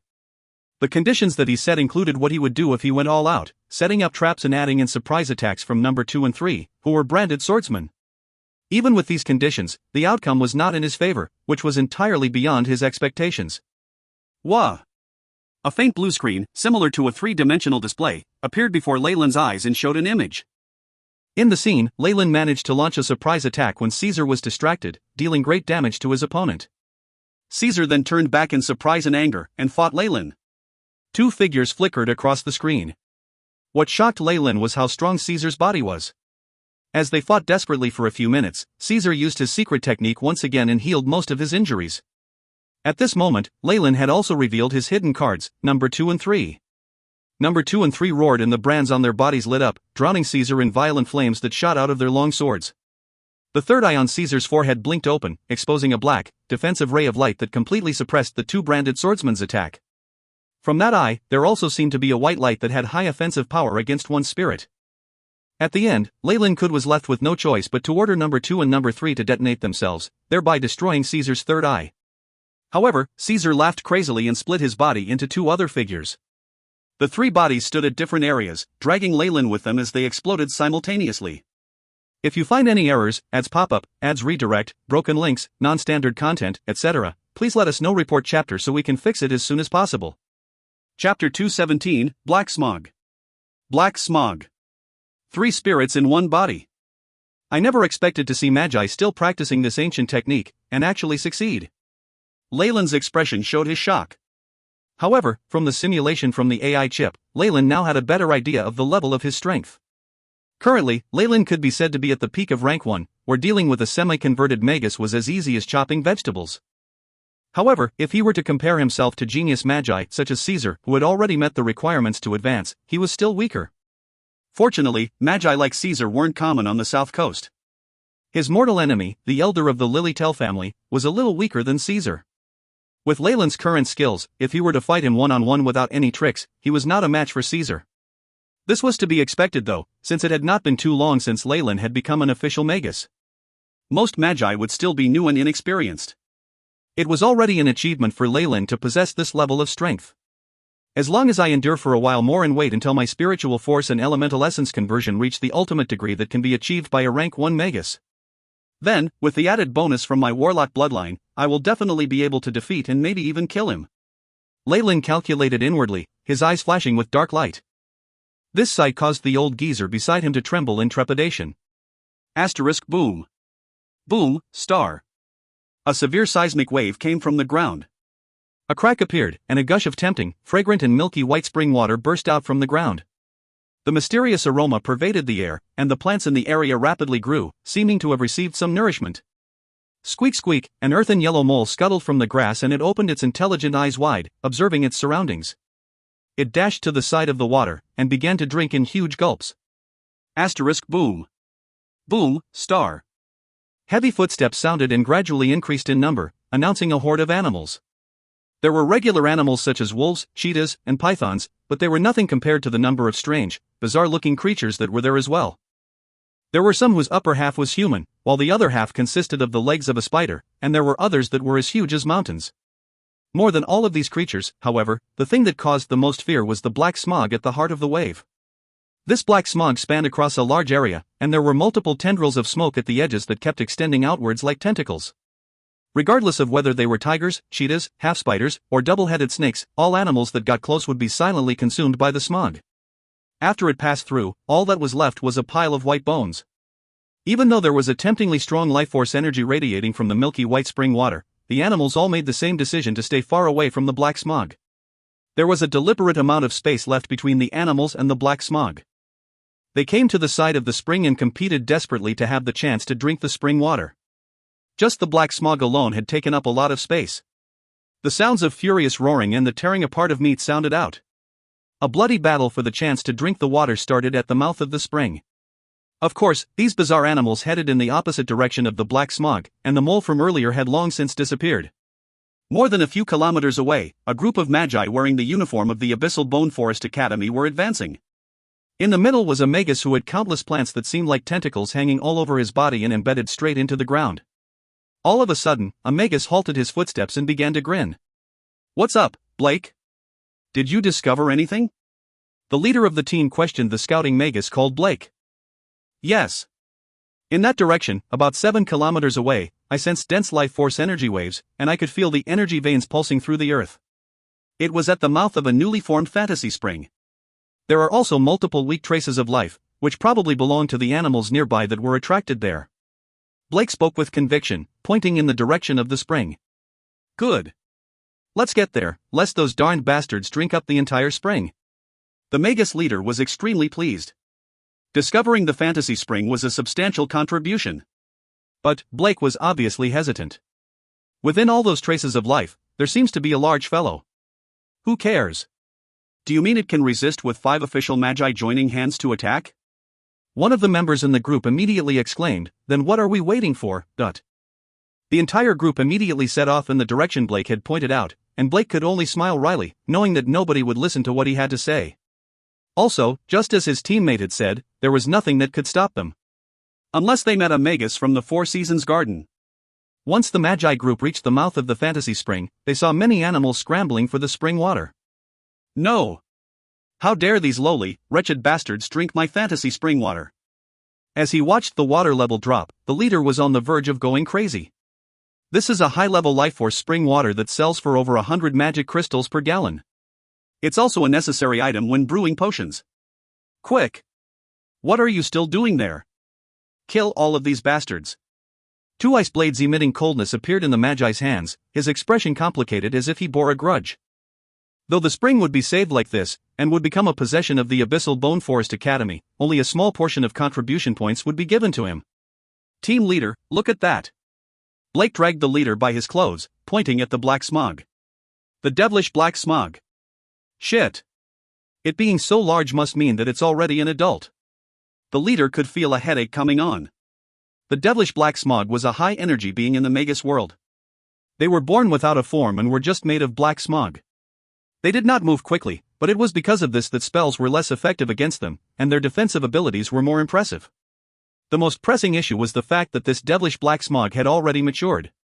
It was a large possibility that a matured devilish black smog has awoken their ethereal skill. Even official magi might have trouble killing or chasing it away. Whatever. The good thing is that this type of devilish black smog has high defense, but relatively weak attacks, so the only thing to be careful of is to not let its tentacles touch you. The leader pointed at 2 members. You 2 will follow me and release long-range spells, and hopefully draw the devilish black smog away. The others will chase away the animals because every second they are still here means we lose thousands of magic crystals. The Magus leader seemed to be respected in the group, and his arrangements did make sense. Soon after, the Magi split up. Drilling Frost. Fireball. Globule of Secondary Energy. Spells at the energy levels of an official Magi were let out by the 3 Magi. Ice bolts, fireballs and multicolored balls of energy flew out towards the devilish black smog beside the spring. The spells distorted the air as they streaked across the sky, leaving behind traces of energy waves. Wah, wah, dot. The devilish black smog made sounds like that of a child crying as the black smog on its body dispersed. It then became more transparent. The ice bolts, fireballs, and globules of secondary energy went through the black smog, but it did not cause any significant effect. The entire body of the black smog became a little more transparent, yet it drank from the spring in huge gulps, as if nothing had happened. Physical attacks don't work, which means this devilish black smog definitely has awakened its ethereal ability. Use vaporization or area of effect attacks that are made up of pure energy. The leader was a veteran, and immediately analyzed the current growth stage of the smog. Ice fog. He first produced a large amount of white fog, in which were ice shards and beads, which quickly moved in the direction of the devilish black smog. Support me! The leader howled. Immediately after, the two other group members got to work. One released a green hurricane that hastened the speed of the ice fog, while the other constantly set up defenses in front of the group. With the help of the green tornado, the icy fog moved extremely quickly and immediately reached and stopped at the devilish black smog. TSS. The sound of cold water freezing was heard as the ice fog collided with the black smog. The black smog all around the area started moving even slower. Whoa! The roars of the devilish black smog continuously sounded, this time, filled with pain. Chee. The black smog churned and revealed two huge yellow pupils, staring directly in the leader's direction. I've already made it angry, so be careful. Upon seeing the smog's reaction, he began to yell. Chee. With the strange sounds from the smog, two large portions of black smog were vomited out like a bomb, and rushed towards the three magi, but Shield of Gaia. The only member in charge of setting up defenses went forward, pressing his finger to the ground in front of her. Rumble. A layer of large granite rock rose up from the ground, taking the shape of a shield and defending the magi behind it. The black smog bomb collided with the large granite shield, producing an explosive bang. Pa. The surroundings seemed to be a mess. Rock and mud were splattered in all four directions, and a crater was also created at the epicenter of the collision. If you find any errors, ads pop up, ads redirect, broken links, non-standard content, etc., please let us know. Report chapter so we can fix it as soon as possible. Chapter 218, Black Fire. Black Fire. The few magi were hiding behind the Shield of Gaia. Together with their innate defense spell, they were safe even from the few stray fragments of rock that struck them. GG. Seeing that its attack didn't have any effect, the strange-formed black smog finally shifted its attention away from the fantasy spring water. It extended numerous tendrils around the surroundings, which was slowly creeping towards the three magi. Great! I'll lure it away. All of you are to collect the fantasy spring water while it's distracted. The team leader hollered. After that, the three magi constantly retreated while frequently casting spells, luring the strangely formed black smog to gradually move away from its original spot. The other two members of the team took the chance to quickly eradicate other life forms. When they reached the edge of the fantasy spring water, they were the only beings left. Once Blake reached the mouth of the spring, he started to chant a mysterious incantation. Rumble. The milky white spring water started to bubble as he steadily chanted in front of the spring. Bang, the large quantity of fantasy spring water was being absorbed in midair by Blake, just like a whale drinking water. As the water was being absorbed, it concentrated into a milky white gemstone-like object, finally landing in Blake's hands. Hurry up! I won't be able to hold back the strange-formed black smog for much longer. When the leader saw that Blake and another member were collecting the spring water, he first let out a smile before turning to shock in the next instant. After seeing that someone was collecting large amounts of the delicacy that it was going to consume, the black smog that was still pursuing the team leader let out a baby-like wail before turning back to charge towards the spring. Delay it to gain more time. That team leader's eyes were slightly red. Oh whoa! A creature's holler suddenly came from the sky while the few team members were occupied. A chill arose in all of the Magi's heart after hearing that sound. The strange-formed black smog also stopped its movement as it revealed its enormous yellow eyes, looking warily at the sky. They saw an enormous poison wyvern. Its body was 30% larger than it should have been, with green scales covered it completely. The force behind every flap of its enormous wings was very powerful. This poison wyvern seems to be. That team leader said in a daze. That's right. That poison wyvern that is stronger than an official magus is the symbol of that magus. Leader, we're really lucky this time. A member of his group smiled wryly as he said that. A sliver of despair appeared on the team leader's face. A strangely formed black smog? That's right, I need its core. An extremely youthful voice rang out from the poison wyvern's back, and following that statement, a strong magic undulation descended on the entire area. The Magi below instantly felt as though an enormous wave was crashing over them. That power was so powerful that they couldn't resist.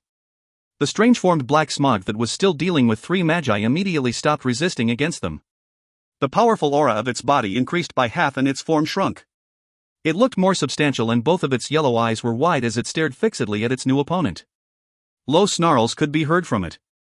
Following that person's voice, a black hand, which burned with violent black flames, struck from the back of the poison wyvern towards that strange-formed black smog. The areas that the black hand passed through briefly fluctuated. The hand was not yet done, and the stones and grass were blown away roughly, revealing a barren land. The black smog lay right in the middle of this area. Chee. The smog faced the heavens and bellowed, constantly spewing out black bullets.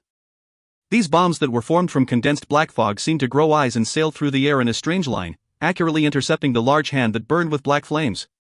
Asterisk boom. Boom. Boom. Boom, star. The black bullets exploded in front of the large hand, but it was clearly ineffective. They were burnt up by the flames, leaving not even a trace on the palm of the hand. Whoosh! The attack from the black smog was unable to slow down the fiery large hand. Under the astonished gazes of the surrounding members, the black flaming hand grabbed onto the body of the black smog. Wah wah! The raging black flames covered the body of the black smog in an instant, the smog gradually becoming fainter under the flames. It eventually burnt into white steam and completely evaporated. The black smog's figure became increasingly smaller, and within a few seconds, it was half its original size. It cried out painfully, its tentacles involuntarily twitching and even rolling on the ground, but this did nothing to deter the large hand. The flames persisted and continued to burn away the strange body of the black smog. Another 10 minutes passed, and the entire black smog was completely destroyed by the black flames, leaving behind something that looked like a black pearl. This black pearl was completely smooth, containing what seemed to be a miniature version of the black smog, constantly changing its shape. Asterisk thud. Thud, star. The poison wyvern in the air had also descended by then, a youthful male magus jumping off its back. He approached the area where the flames had burnt, retrieving the black pearl. A large poison wyvern in black flames. There is no mistake, he must be Four Seasons Garden's Blackfire Leyland. This team leader smiled wryly. Earlier he had sensed an immense and terrifying spiritual force with a large amount dark elemental energy. It had reached the battlefield and had been observing their every move. Under the surveillance of this spiritual force, just moving required more energy than usual, it was naturally impossible to even think about escaping or fighting back. Blackfire Leyland? Isn't that the one from our academy who? A member nearby held his tongue, his expression revealing his shock. As Magi of Abyssal Bone Forest Academy, they definitely knew the existence of a potioneering genius who had been involved in a conflict with the Lilytail family and had been subsequently expelled. Though it was said that he had already advanced to be an official magus, hearing rumors and actually seeing it for themselves was a completely different experience. In addition, the strength that Leyland exhibited far exceeded the might that a newly advanced magus would normally have. Even old men like them could only sigh in longing at his power. It's such a large area, but we actually managed to bump into him. What luck we have. This magus team leader shook his hand and quickly stood in front of his teammates. Go! I'll stall for time. Leader! Team leader! Several members of the team were reluctant to obey.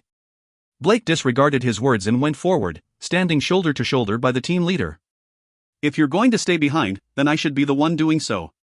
I'm the scout in this group, and it was my fault that we did not discover the enemy.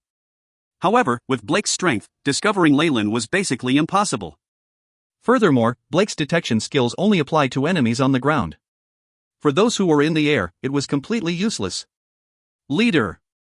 The other members seemed to be on good terms with their team leader and hesitated, with another staying behind as well.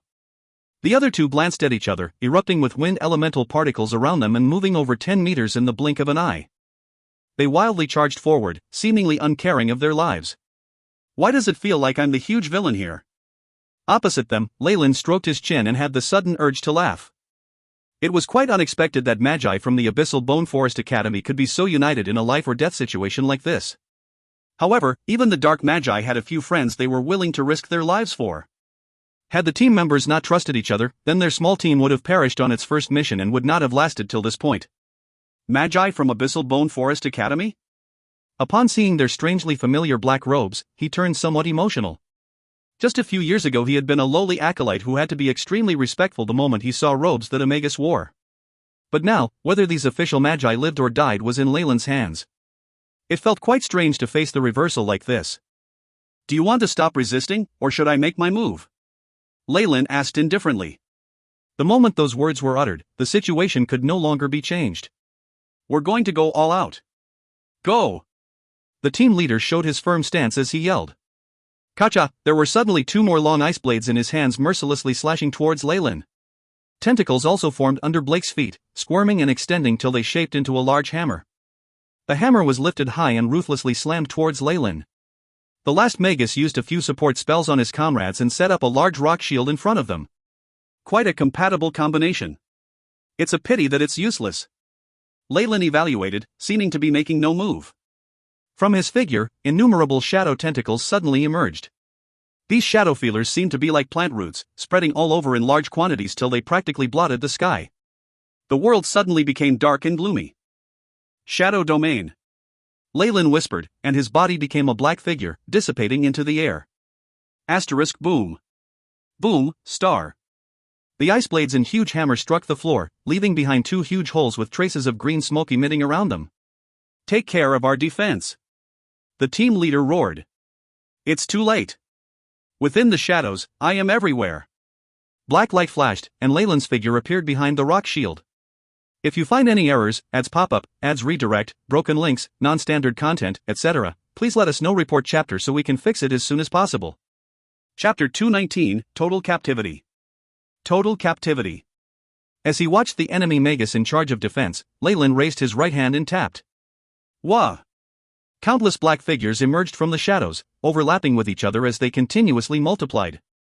With the accumulation of the shadows, a small light appeared in front of his finger that formed a small-scale vortex that seemed to be able to suck one's spirit in. In front of Leyland, a layer of greenish-gray iron covering instantly appeared on that Magus skin. This was Iron Skin, an innate earth element solidification spell that rank 1 magi like to use. Ripple. Leyland's fingers seemed to be moving extremely slowly, though in actuality it was approaching very quickly. As he tapped the Magus Iron Skin, the sound of rippling water could be heard. In front of Leyland's finger, the Magus Iron Skin peeled off bit by bit like snakeskin. A look of incredulity appeared on the Magus face, and after having been quickly tapped on the forehead by Leyland, his eyes rolled back and he fainted. "Laura?" The team leader was furious. Shortly afterwards, a scroll appeared in his hands and Blake, who was to one side of the leader, produced a small shield the size of a palm. Immense energy waves were emitted from these two items, indicating that they were ready to be activated at any moment. "You two can attack me together." Facing this sight, Leyland simply smiled and clawed with both hands.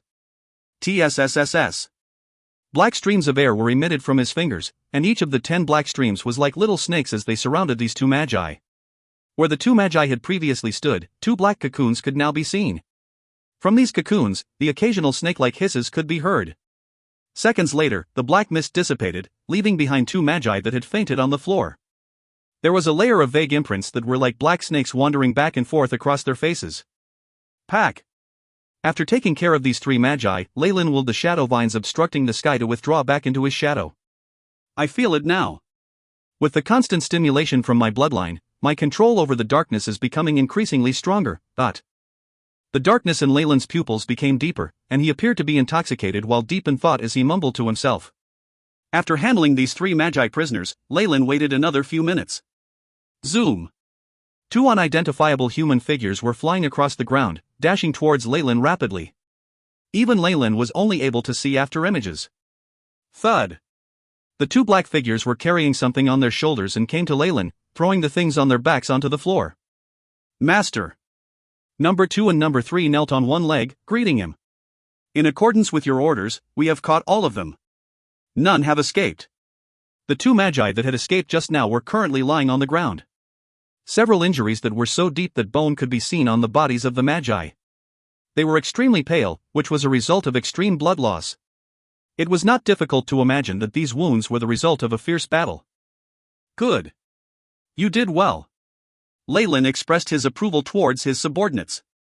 These 2 magi were newly advanced, and thus the weakest amongst the magi. Numbers 2 and 3 were able to defeat them because of the immense power of branded swordsmen, a subdivision of the ancient magi. Perhaps, this was the obvious result of the large consumption of potential and vitality from Number 2 and Number 3. To obtain power, Leyland had no choice but to speed things up and carry out many taboo methods on their bodies. This allowed them to break through their limits and become branded swordsmen in a short period of time.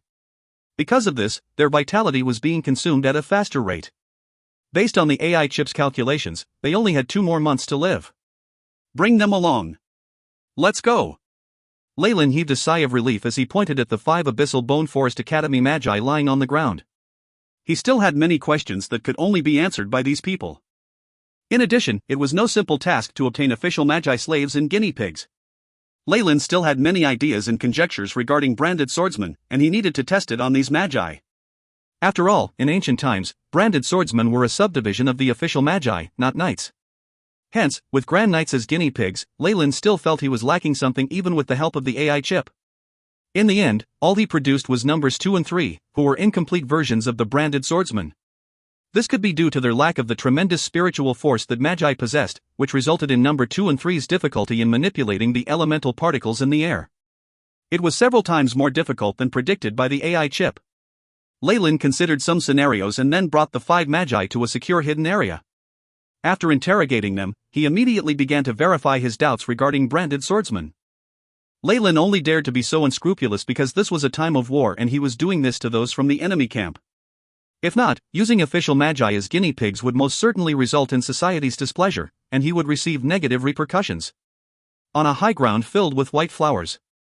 In the thick fog, a large castle that looked like an upside-down cone existed. This castle only had one point that was connected to the ground, and yet it was able to support the main body of the castle on top.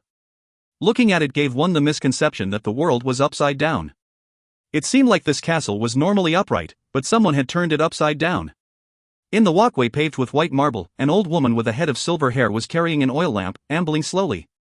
Kacha, a metal door with blue electric currents sparking on the surface was pushed forward. *TSSSS** large amounts of icy white gas began to condense as they came into contact with the outside. It filled the walkway behind her with a layer of white frost. The old lady walked in the house, which was practically a world of ice and snow. It was below 0 degrees, and if one were a regular human, it would be impossible for them to stay here for more than a few seconds. In the heart of the house, tendrils of white vapor constantly emanated from 2 ice coffins. Through the translucent coffins, one could see a burly man in one, and a girl lying quietly in the other. Both of them had their eyes tightly shut, a look of pain and signs of struggle flashing across their faces occasionally. Each had a rune with a snake wriggling about on their neck and right hand. "Sorry for the trouble, Dr. Hyder." The old woman got out of the way, and a magus with a head of silver hair came from behind her. This magus looked to be very old, with wrinkle after wrinkle heaping on his face. However, his eyes were bright and he had a benevolent smile on his face. Curses are a very troublesome part of spells. They involve many strange and cruel things, and Magi in the South Coast who know this type of magic are scarce. I can't guarantee anything other than that I'll try my best. Hyder, a magus specializing in healing, did not immediately approach the patients, but first spoke to the old woman. "You are an expert in this field. If you are unable to solve this problem, then I don't even know who I should approach." She gave a bitter laugh. "All right. I'll give it my all." Hyder nodded. Usually, he definitely would not take on such jobs. Not only were they dangerous, it was easy to offend the magus who had produced the curse. However, he was on good terms with this family and owed them a few favors. Hence, he had no choice but to come. Hyder went forward and looked the ice coffins up and down, and then nodded. When unable to treat a condition, freezing the victim is a very good method. He shifted his focus past the layer of ice, and upon seeing the curse runes within, he gasped. Hyder's expression immediately became serious, and a stifling atmosphere pervaded the air. He produced several bizarre items from his clothes, which seemed to be useful in testing the nature and effects of the curse. The old woman behind him stood behind him in bated breath, not daring to even speak a word. A good while later, Hyder put down the stethoscope in his hands and rubbed off the cold sweat on his forehead. "How is it?" she immediately inquired. "It's troublesome." "No, it's extremely troublesome." Hyder looked abnormally solemn. "From this rune I felt an ancient aura. It's possible that this was a curse passed on from ancient times, and there are basically no other models of it to be found on the South Coast. Furthermore, this technique is very complicated and without large amounts of experimentation, trying to treat it at this point will only result in the curse going berserk in the body. The end result is something none of us want to see." Now, after seeing how demanding and crafty this curse was, even Hyder regretted his decision. Was it worth it to repay a favor and, in turn, offend a terrifying dark magus? An ancient curse, HSS, the old lady gasped. As a family with a long history, she naturally understood the difficulty in dealing with this curse. Forcefully breaking the curse would only result in death, unless the magus who had set the curse decided to stop pursuing the matter.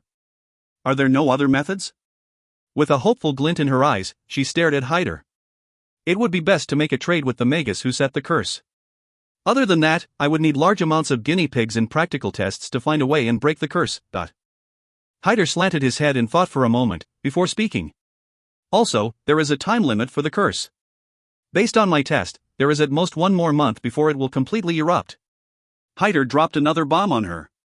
Upon hearing this, the old lady trembled and then she breathed in deeply, a resolute look on her face. It doesn't matter what happens to Manla, but nothing can happen to Jenna. That is my final threshold. If you find any errors, ads pop up, ads redirect, broken links, non-standard content, etc., please let us know. Report chapter so we can fix it as soon as possible. Chapter 220, Acolyte. Acolyte. Ha? Hyder looked at the old woman, a little confused. What I'm trying to say is, rather than guinea pigs, the results would be better if you could do tests on a magus who has also been cursed. Am I wrong? The old woman looked cold and indifferent as if she was a block of ice. Theoretically speaking, that's true, and it would be even better if it's an official magus, Hyder unconsciously muttered to himself, and suddenly came to a realization. You're thinking of using Manla? Hyder could not hide his shock at her words. Though this lady's family had a long history, official magi were few and far between. There were not more than 5 of them. This act would sacrifice 1/5 of their power. If that's what fate dictates, then so be it. The old woman looked to be in a trance as she gazed at Jenna, who was in a deep sleep within the ice coffin. She is the seer and nothing can be allowed to happen to her. The seer? No wonder. Hyder repeated after her. He had also heard about the family's strange ability to foresee the future.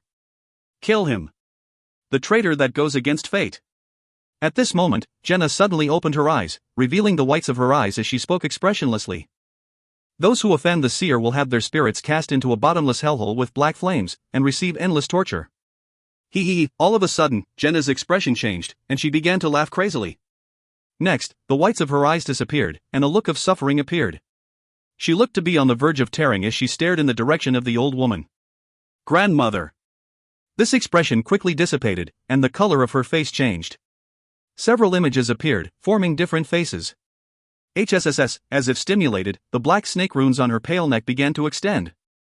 Lines of black veins instantly crawled all over Jenna's face. This is bad. Hyder immediately went forward, pouring a bottle of blue liquid into her mouth. Kacha. Kacha. On the surface of Jenna's body, countless shards of blue ice appeared, causing her body to freeze. Sleep. Hyder spoke slowly, the expression in his eyes was hard to make out and was somewhat intimidating. Blue threads from his fingers went deep into her body. After a long period of time, Jenna finally went back to sleep, and the snake curse returned to its original shape, though it looked a little bigger than before. A fractured spirit. Or no, is this the fusion of spirits? How pitiful. After all that work, Hyder began to look at Jenna with pity in his eyes. As a healing magus who was friendly with this family, he knew about the divination ability they possessed. This strange ability came from an incomplete high-grade meditation technique. All who cultivated in this meditation technique would automatically gain the ability to receive premonitions of the future to some extent. As they progressed and cultivated further, they would even be able to observe fragments of the future. Unfortunately, this incomplete high-grade meditation technique had stringent limitations, and only the female members of Jenna's family were able to cultivate in it. In addition, within each generation, only one member would succeed in it and gain the power to predict the future. These people were called the seers. If that was all, the situation would be manageable. However, with the passing down of this technique, a more scary phenomenon appeared. The spirits of the seer through the years were somehow preserved, and they would possess the body of the current seer. Hence, with the accumulation of more and more spirits, the seer's mind would become mentally unstable, and she would become schizophrenic. Hyder had previously accepted the task of producing potions that could stabilize the mental state or spirit of the seer. The current Jenna looked like a single person, but within her body resided the spirits of the past seer. With the increase of spirits within her body, Jenna's mental health and rationality became frail, and there came a point where she did not even know what she was doing. The spirits of the seers from previous generations would even occasionally take over her body. As a result, she would do some strange things that were unthinkable to the regular person. Hyder was very much aware that after gaining this ability, Jenna's family had become a little neurotic. Not only did they say that pretty much everything they did was in the name of the Protector, and were unwilling to accept any criticism, but they were also used to saying nonsense like following what fate had in store for them. As this continued to happen, several families that had previously been on good terms with them distanced themselves. After all, Magi were a bunch of rational and free people. Nobody wanted to be with someone who would constantly criticize their actions. What had once been a large clan inevitably fell. Just looking for some external help was difficult, and they could only find a soul-healing magus, Hyder. "How is she?" the old woman inquired worriedly, though she pointedly ignored Manla at the side. Hyder sighed, feeling pity for Manla. "Though I was able to temporarily suppress the outbreak of the curse, Miss Jenna's unstable mental condition means that the outbreak can recur at any time." Hyder gave the old woman a long, meaningful look. "Also, with that outbreak just now, the date which the curse on her body will completely erupt has been brought closer." Leyland knew nothing about what was happening. It was just the opposite. He was surprised that he hadn't heard anything about Jenna's family trying to find him through other organizations. From the looks of it, Jenna's speech about being on good terms with large white magi organizations was just a ploy to scare him in a life or death situation. Though Leyland had made some preparations, the feeling of having made preparations but there being no signs of attacks directed at him left him feeling a little dejected. "But the time limit that I set is approaching. They will definitely look for me soon." The corners of Leyland's mouth curved into a cold smile. His curse came from the rank 4 Morningstar Magus, the great Magus Serhom. With the AI chip's simulation and encryption methods, it was basically impossible for anyone else in the entire South Coast to undo it. To save these two people, the family supporting Jenna would have to beg him for help. Leyland was also quite interested in Jenna's divination ability and desired to know more about it. Whoosh! The sounds of fierce wind whistled past Leyland's ears. ****. The venom wyvern, hawk, made sounds of excitement as it soared through the air. The gale that met them ruffled Leyland's clothes, producing the sounds of fabric flapping. Leyland closed his eyes in enjoyment, looking content. The Abyssal Bone Forest Academy and the Lilytell family. It's time to sever things off completely. Thinking back to the information he had gained from those few magi, a merciless glint appeared in Leyland's eyes. He was quite knowledgeable in the field of spirits and had learned about methods in torturing spirits. Leyland even had the ability to use certain combinations of potions to search the souls of newly advanced magi. Under the endless torture methods that Leyland had employed, the 5 magi that Leyland had taken prisoner quickly relinquished all that they knew. From their very lips, Leyland was able to obtain a very detailed distribution chart of the Abyssal Bone Forest's forces in Hunting Zone 3. What aroused Leyland's interest was a stronghold that was headed by the Lilytell family. In the beginning, in order to obtain the Kamoyan's pupil technique, he had killed off Boss Ein. This had offended an elder of the Lilytell family, so Leyland had no choice but escape from the academy. Scenes of his past flashed by Leyland. This was a dispute that had come about in one's pursuit of power. There was no right or wrong, but since he had garnered animosity from them, Leyland was prepared to eliminate this liability. Though Giant had promised to mediate, one could only trust himself. The best enemy was a dead one. That elder from the Lilytell family who specialized in metal had reached the apex of a rank 1 Magus. If Leyland were to make his move now, it would be a bit difficult. However, he would be able to cut off his opponent's wings and weaken his family. It would be even better if that elder himself was around. Leyland was certain that he would be able to withdraw safely, and that he would be able to collect large amounts of data and command the AI chip to simulate the best way to kill him. The venom wyvern soared through the air at a frightening speed, causing animals and acolytes alike to only see a black blur. We've entered enemy territory. This is where most of the enemy Magus activity is stopped. Leyland suddenly having an idea. He produced large amounts of gray clouds from within his sleeves, concealing both him and the venom wyvern. With the spread of the gray clouds, the large figure of the venom wyvern actually became the same color as the blue sky. Even the immense life and heat waves from it vanished. On a valley floor, an obese-looking acolyte in gray robes was being chased by a group of wild wolves. Faster. Just a little bit faster, and I'll reach one of the strongholds of the academy. The acolyte ran, cheering herself on while tightly grasping a unique red ore. Whoa! A wild wolf howled, surrounding itself with a ring of green particles. Its speed immediately increased 5-fold, turning into a black line as it headed straight for the acolyte. With green light shooting from its eyes, the wolf opened its mouth to reveal sharp teeth that reeked of blood, and snapped at the acolyte's hand. Bite it! This acolyte resolutely surrendered the left hand that the wolf was aiming for. Kacha, the pathetic defense of the acolyte's robes was pierced through. Immediately after, the wolf fiercely bit onto the acolyte's left arm, and a muffled sound similar to something biting on leather was heard. Ha! The acolyte swung her left arm. The wild wolf was swung away as she exerted her enormous strength. At the next moment, however, multiple wild wolves caught up to her.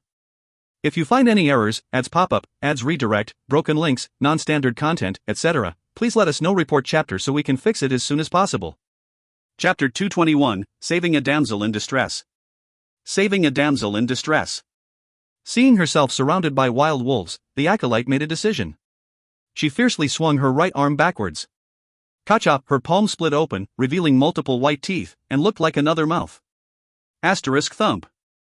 Thump. Thump, star dot.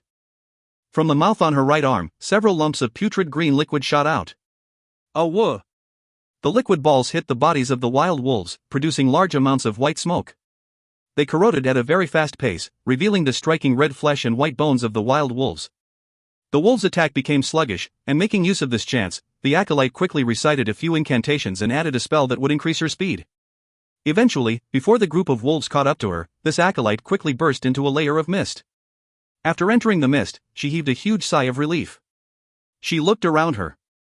Around her were several official magi and acolytes in the robes unique to Abyssal Bone Forest Academy moving about. Stop there, acolyte. The password and your token. Countless black owls surrounded the acolyte, creating a huge human figure that spoke. Supreme Abyssal Bones. The acolyte muttered lowly, and then produced a black stamp, placing it before the giant. Correct. The giant spoke, dispersing into many owls that flew away.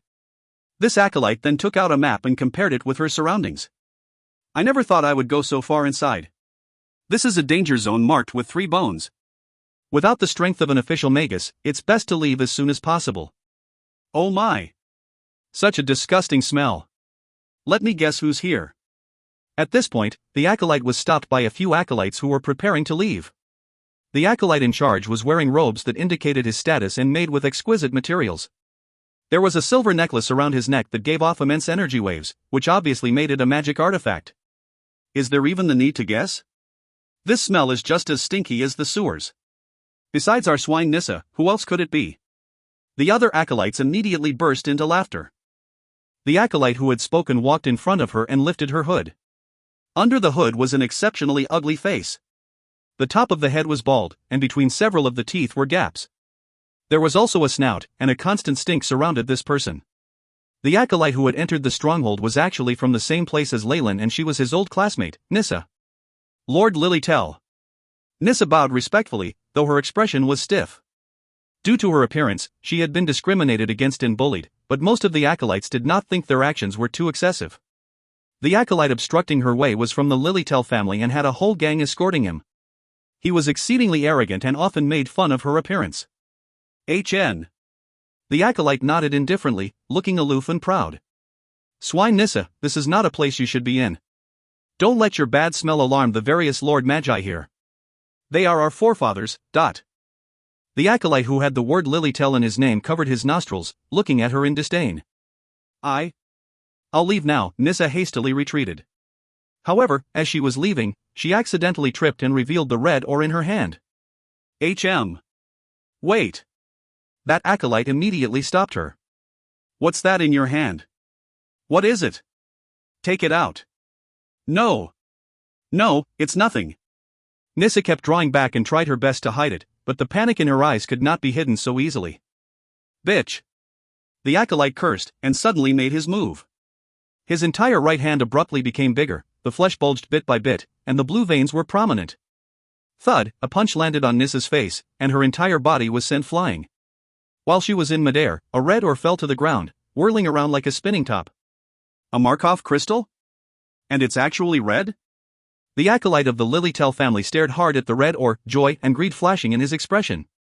That's me mine. Seeing the greed in the acolyte's face, Nissa's heart sank. However, this ore was extremely important to her since she would need it to advance, so she drummed up her courage and spoke up. Darned bitch. Even the skin on her face is so thick. The acolyte who had punched her swung his arm. This crystal was my gains from yesterday. You despicable thief, wretched thief, not only did you steal it, you even dared to claim that it's yours. The acolyte waved his arm. Go! Grab her and send her to the Academy's enforcement team to be punished. The few acolytes behind him encircled her, their intentions clear. Nissa kept stepping backwards, yellow pus flowing from her eyes. A few acolyte bystanders remained unperturbed as they watched, and even some of the magi looked on in the same fashion. That acolyte was from the Lilytell family. They were one of the 3 big families in Abyssal Bone Forest Academy. Many of the people in that family held important positions in the academy. Offending them was akin to offending the school. In addition, the magi in charge of the stronghold were all people from the Lilytell family. Even if somebody else wanted to help her, there was nothing that could be done. Besides, magi were a bunch of practical beings, and this was even more so for dark magi. Why would they especially go against the Lilytell family for somebody like Nissa, an ugly freak like her? Hence, all they could do was to give a heavy sigh and continue with their work, as if they had seen nothing. Hee. You've been an eyesore for far too long. Just seeing your back spoils my appetite. One of the acolytes around her snickered as he grabbed forward with his right hand. A black claw suddenly appeared, scratching towards Nissa's face. I want to smash this disgusting face to bits. The acolyte roared, as if at this very moment, a sense of righteousness had possessed him. No! Nissa blocked her face with her hands. Bang! The black claw scratched at her arm, but only a layer of skin broke. As the product of a failed experiment of an official magus, Nissa had gained a resistance to spells that ordinary acolytes did not have. Her strength had also increased, though she had no clue if this was good or bad. Damn it! The acolytes around her were fuming red as if they had been humiliated. They looked at each other and suddenly attacked as a group. Fireballs. Ice bolts. Hurricanes. All of these were thrown towards her head. Don't force me. Nissa wailed as she ran from the onslaught of magic, hands hugging her head. Pooh. Thick green pus sprayed out of her mouth, right into the face of an acolyte opposite her. Ah! The facial muscles of that acolyte fell bit by bit, and he could do little but hold on to his face and roll around on the floor in pain. At this moment, the spiritual waves belonging to a level 3 acolyte exploded forth from Nissa. You've been hiding your strength, eh? Seeing the state that his subordinate was in, the acolyte of the Lilytell family could take it no longer. He walked a few steps forward, a teasing grin on his face. Once more. Attack me. He arrogantly pointed at his face. Nissa stepped back in response to his provocation. She was not stupid. If she dared to attack someone of the Lilytell family here, the magi here would definitely tear her apart. Ha ha.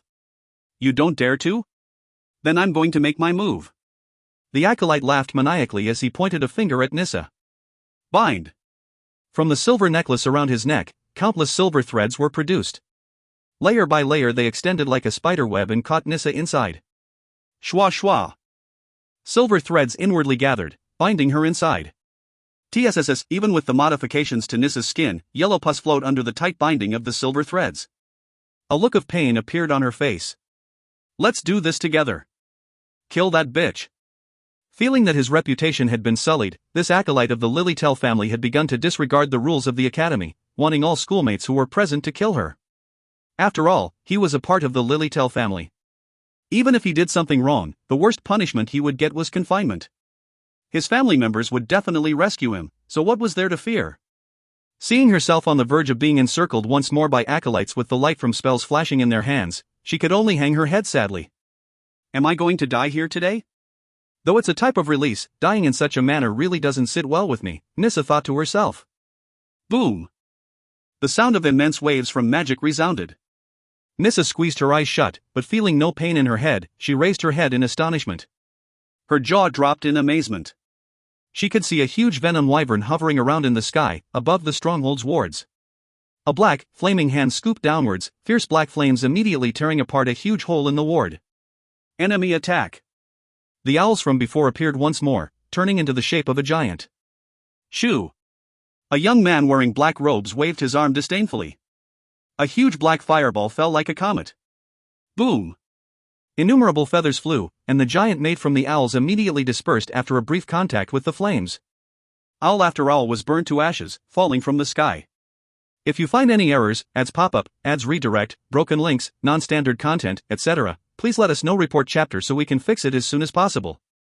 Chapter 222, Appearance. Appearance. Rain of fire. From atop the venom wyvern's back, Leyland's gentle voice was heard. Shortly after, yet another huge black fireball emerged out of nowhere on top of the stronghold, and boom! The fireball exploded, dispersing into black fire droplets that looked like rain, spreading across the entire area. Sigh. An acolyte who had been surrounding Nissa had brief contact with a fire droplet that brushed by his shoulder, and before he could even make a sound, he had been reduced to a pile of white ash. Rue, run! The acolyte from the Lilytell family's voice wavered, his fear apparent. Shwa shwa shwa, the acolytes that had been surrounding Nissa looked as if they had seen a ghost, evading the fire droplets in the air, terrified. TSS, a black spark fell on the silver threads that bound Nissa. In that instant, this magic artifact was warped out of shape by the black flames and eventually melted into a silver-white liquid that dripped to the ground. Under the onslaught of black fire droplets, large numbers of acolytes were turned to ash without any chance to resist. The surrounding buildings began to burn furiously, and under the attack of the rain of fire, everything instantly turned into a sea of fire. It's Leyland! Nissa whispered, but at that moment, she saw a black fire droplet flying towards her. Leyland looked around mid-air and suddenly noticed a very familiar figure from the corner of his eyes. It's Nissa! Leyland exclaimed, and under his manipulation, the black fire droplet deviated, brushing past the edges of Nissa's hair. Who dares to attack the territory of the Abyssal Bone Forest Academy? Several black human figures dashed out. One of them rapidly chanted a few incantations, and a dome-emitting green rays appeared in the sky, blocking the attack of the black fire droplets. Asterisk drip. Drip. Drip, star. Countless black fire droplets splashed onto the dome and began to burn. The magus who cast the protection spell immediately cried out in alarm. The might of this black fire is immense. My spiritual force is being rapidly consumed. Who will help me? Me. A magus nearby immediately chanted a few words, and a layer of blue ice extended across the layer of protection. Green, blue, and black rays of light mixed together soared into the sky and descended, forming a huge tornado. After the tornado descended, the two magi looked pale, and it was evident that they had suffered massively. However, at this point, nobody bothered with them. Black flames that are astoundingly strong. That venom wyvern as well. You must be Blackfire Leyland. A magus who seemed to be the leader recognized Leyland. What? It's him. Leyland. That genius who betrayed us? All of a sudden, clamors of disbelief broke out from the survivors. You must be magi from the Lilytell family, right? Leyland clasped his hands behind his back. Don't deny it. Even from this distance, I can smell that putrid stench of your bloodline on your bodies. So what? A silver-haired magus stood. You actually dared to kill the sole grandson of our elder. I've already sent him a signal, so just wait here and prepare to be punished. You've told him? Good. That's great.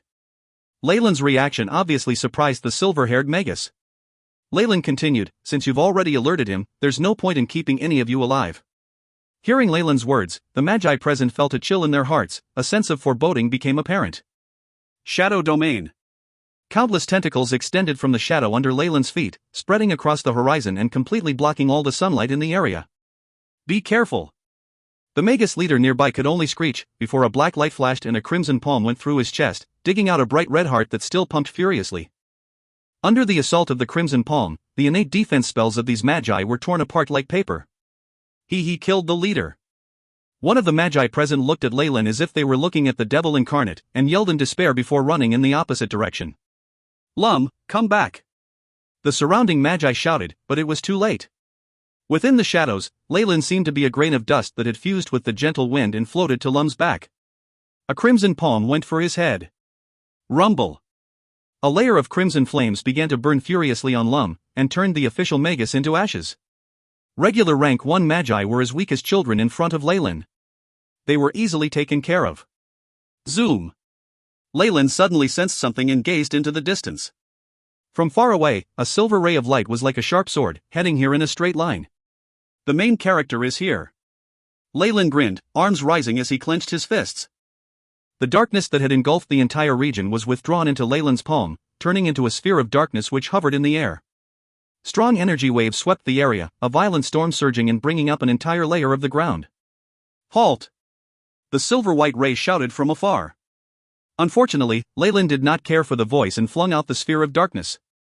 The sphere of darkness that was full of destructive power approached the remaining magi soundlessly. Under their terrified gazes, the black sphere advanced slowly and steadily, their spells and innate defensive spells devoured by the sphere. A few official magi were run over by the sphere, leaving behind tracks on the ground. "I'll kill you." Along with the furious growl, the speed of the silver ray increased by a few times, and Leyland could almost see an old man with silver ornaments on his face. "Time to switch locations." Leyland gave a light smile and patted Hawk's head. Dot. Hawk let out a roar that seemed to be a demonstration of its might, and with a jolt of its wings, it quickly left the area. Chee. In a few seconds, the silver light from afar arrived, revealing the figure of an old man in silver-white attire. The old man gazed at the stronghold, which had been reduced to ruins. His clothes rustled despite the lack of wind, violent metal elemental particles hovered behind him. "You can't escape. Even if you were to escape to the ends of the earth, I will still find you and kill you." Metallic silver-white rays flashed, and the old man was gone, leaving behind the echoes of his words. Another 10 or so minutes passed. Crash, within the ruins, there was an area with a mound. A bizarre creature that looked like it had been sewn together emerged. "Was that Leyland just now? I can't believe this. So he's actually became such a powerful official magus." Nissa gazed in the direction Leyland had left, muttering to herself incessantly. As Leyland had intentionally directed his attack away, as well as her somewhat strong resistance to magic, she had not gained any major injuries in this terrifying attack save for a few holes in her clothes.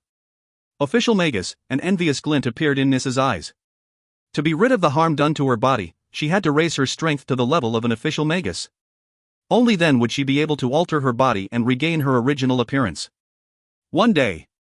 I will reach that point one day." Nissa clenched her fists resolutely. "Rustle." At this moment, a large sound was heard from a fallen wooden building nearby. At the bottom of the building, an acolyte could be seen. Nissa walked over curiously but was met with the face of the acolyte that belonged to the Lilytail family. However, compared to Nissa, this acolyte was very unlucky. Not only an arm and a leg was broken, there was a huge injury in his abdominal area.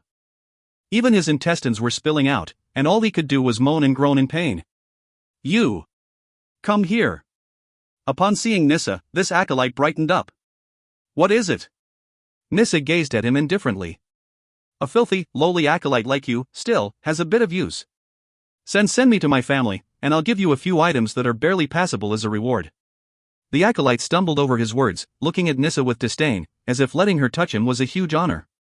However, Nissa was unmoved like a block of wood and stood there without moving. "You?" The acolyte was flushed red with anger as he pointed at Nissa, wanting to say something. Pack! With his movement, a red ore fell from his lap, spinning on the ground. Upon seeing the ore, Nissa's eyes looked dangerous. "You! What do you think you're doing?" The acolyte that had been arrogant beyond belief suddenly felt a hint of danger, a fearful expression flashed past before he tried to sit upright. "Are you trying to attack me? You have to think this." Bang! Before the acolyte could finish his words, a green corrosive ball landed on his head, eating through most of his head in the next second. Gazing upon his corpse, Nissa went forward and retrieved that red ore. "I merely followed your earlier instructions and focused my attack on your face, young Master Lilytail." Nissa had a strange expression on her face. It seemed to be dread, but at the same time, she looked as if a weight had been lifted off her shoulders. Leyland stood in the heart of a spacious land filled with broken stones while appearing to be waiting for someone. The Venom Wyvern Hawk was useless in this level of battle and had been ordered to return. All of a sudden, Leyland raised his head as if he had sensed something. "If you find any errors, ads pop-up, ads redirect, broken links, non-standard content, etc., please let us know. Report chapter so we can fix it as soon as possible." Chapter 223, Liquid Metal. Liquid Metal. A ray of silver-white light shot through the heavens like an arrow. Bang! The ray shot towards Leyland's side, knocking aside countless stones. After the light rays dissipated, an old man in silver-white attire was revealed. This old geezer had a nose that was bent the way an eagle's beak was, and he had a few metallic ornaments dangling from his face. A pair of intelligent, tenacious eyes were fixed on Leyland. "You're not running anymore?" The old man spread his right arm and a metallic sphere emerged on his palm as if it was a part of his body. The silvery white metallic sphere circled the area, and the astoundment on the old man's face was even more obvious. There was even a hint of confusion in his expression. "No traps or ambushes either? Are you here to die?" "No. I just want to settle a few things." Leyland smiled indifferently. His main goal this time around was to collect data, and hence, he had not thought to bring his trump cards, number 2 and number 3. Though Leyland had never seen this old man before, he was able to recognize him at a single glance. This was the Lilytell's family's great elder, and the grandfather of the acolyte Boss Ein, who had died by Leyland's hands. Previously, at a small town by the Great Canyon Margaret, this old geezer had operated a clone and had it chase after him. In that battle, this man's face had appeared on its chest. By the way, it's already been so long, but I have yet to know your name. Leyland smiled gently. The old geezer looked closely at Leyland. With your power, you meet the qualifications to know my name. Marb Lilytell. Remember it well, because this is the name of the person who will send you to hell.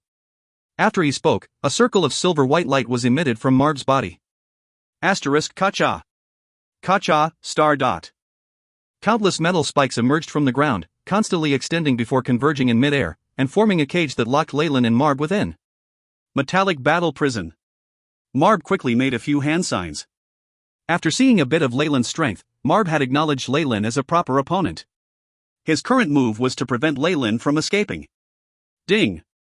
A halo of silvery white metallic elemental particles radiated from Marb's body, evidently much denser than what could be produced by a semi-converted magus.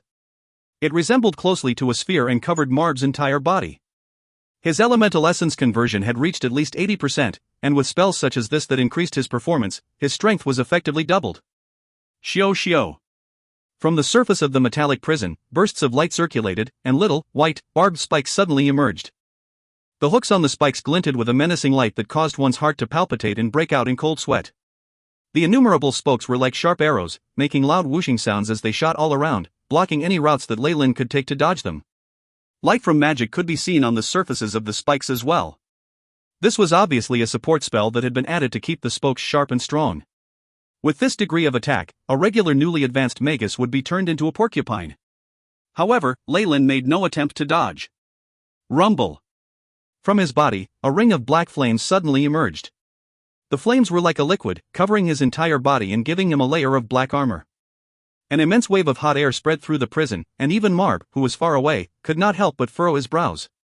Poo-pee-you. As the silver-white spikes approached the flames, they flickered and appeared to be melting. By the time they actually met with Leyland's latent flames, the silver-white spikes made little sounds and were melted into small silvery white metallic balls.